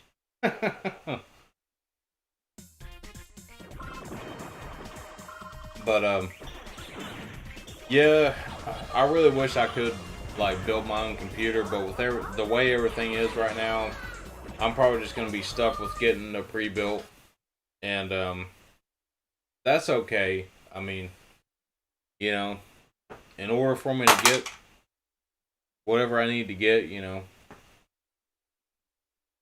I'm okay with buying a pre-built. I just wish I could build one myself, because, you know, I did it for years and I kind of miss doing it, you know.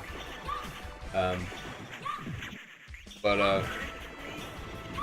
I would just be happy to get something, to get a new computer.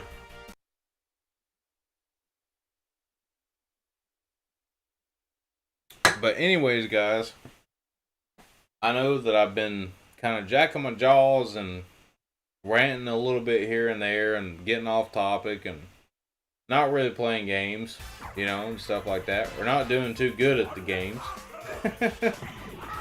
So, I think I will go ahead and end it here. But like I said, man, I hope y'all started y'all's Friday night off the right way, and I hope y'all have an awesome weekend. I'll be back tomorrow with something else. I know me and Cassius were trying to get together for another stream tomorrow. I don't know for sure if that's going to happen. I haven't talked to him about it today. I've been pretty busy like all day ever since I got up, so I haven't even really had time to check Discord or anything today, honestly.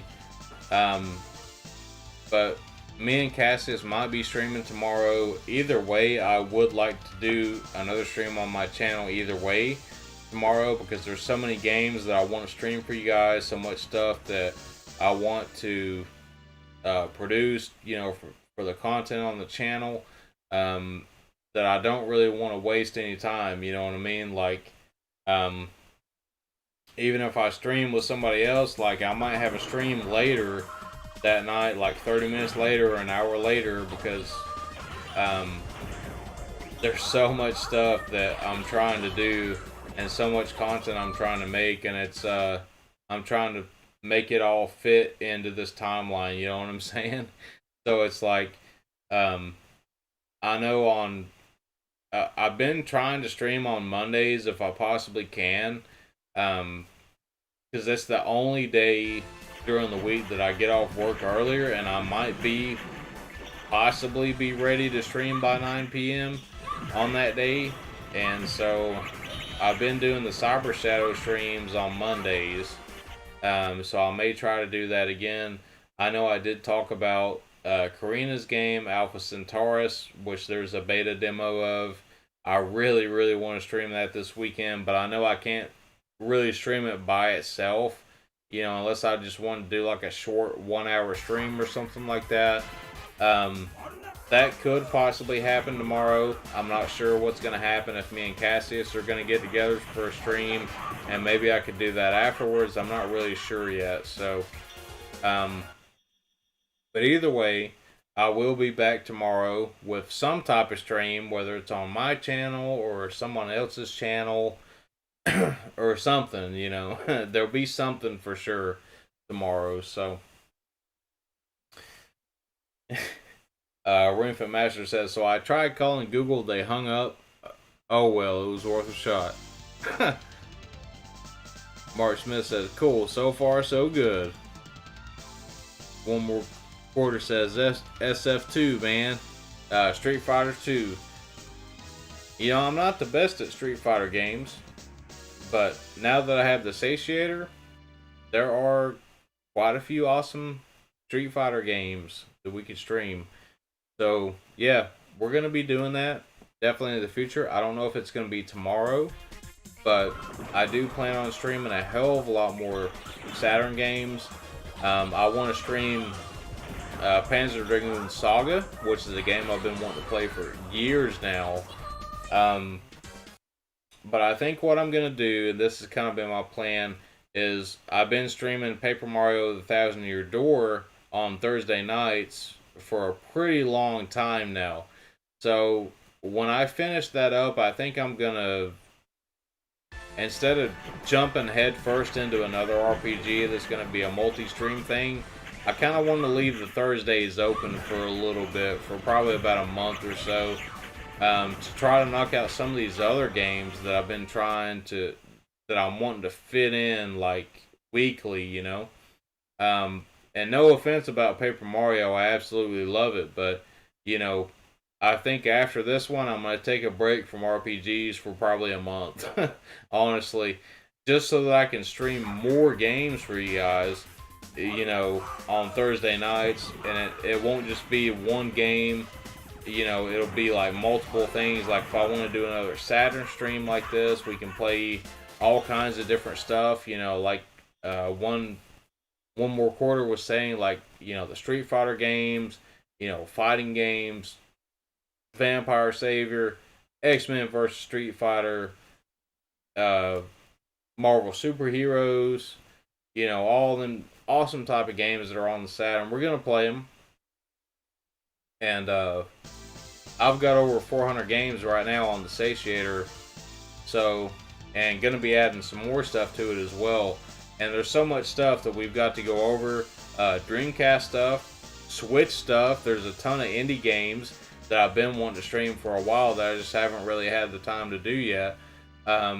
Stuff that I want to show you guys, and I want more people to kind of know about some of these games, because they're not really that popular, but they're really, really good. So I've got so much stuff planned for the future, guys. I mean, I know I said this earlier, but you know, I'm here for the long haul, man. You know, I'm gonna be, you know, streaming and stuff like this all the time for as long as I possibly can. You know, I love doing it, and I appreciate everybody that comes out and supports the channel and watches what I'm doing. And I know you guys are into the same stuff that I'm into, you know, for the most part. So I think that, you know, a lot of these games that I'm interested in streaming is going to be stuff that you guys would like too. So, you know, it's going to be a lot of fun, man. And thank you all for sticking around. And like I've said, you know, with the new computer I'm getting and everything, I'm getting, you know, new gear. The streams are going to get a hell of a lot better and a hell of a lot more quality. You know, I've got a lot of stuff in the works that I haven't told you guys about yet. And it's going to be a lot of fun, man. So we're about to experience the evolution of the channel very soon. And it's going to take a transformation that even I really would have never expected 6 months ago or 7 months ago when I started this channel, honestly. So just keep an eye out, man. Just keep an eye out for it. And thank you all for sticking around and supporting the channel. And it's going to get a lot better, I promise you that. Anyways, I've been kind of ranting on long enough. It's going on 3 a.m. now, so I guess I better go ahead and end the stream. I've been just kind of sitting here talking to you guys for a while. But anyways, like I said earlier, hope you all have an awesome weekend. Hope you all started your weekend off right. And I will see y'all tomorrow with some kind of stream. Whether it's me by myself or me with somebody else or whatever. So I'll be back with something, guys. But anyways, I hope y'all have an awesome night. And I'll see y'all next time. Bye.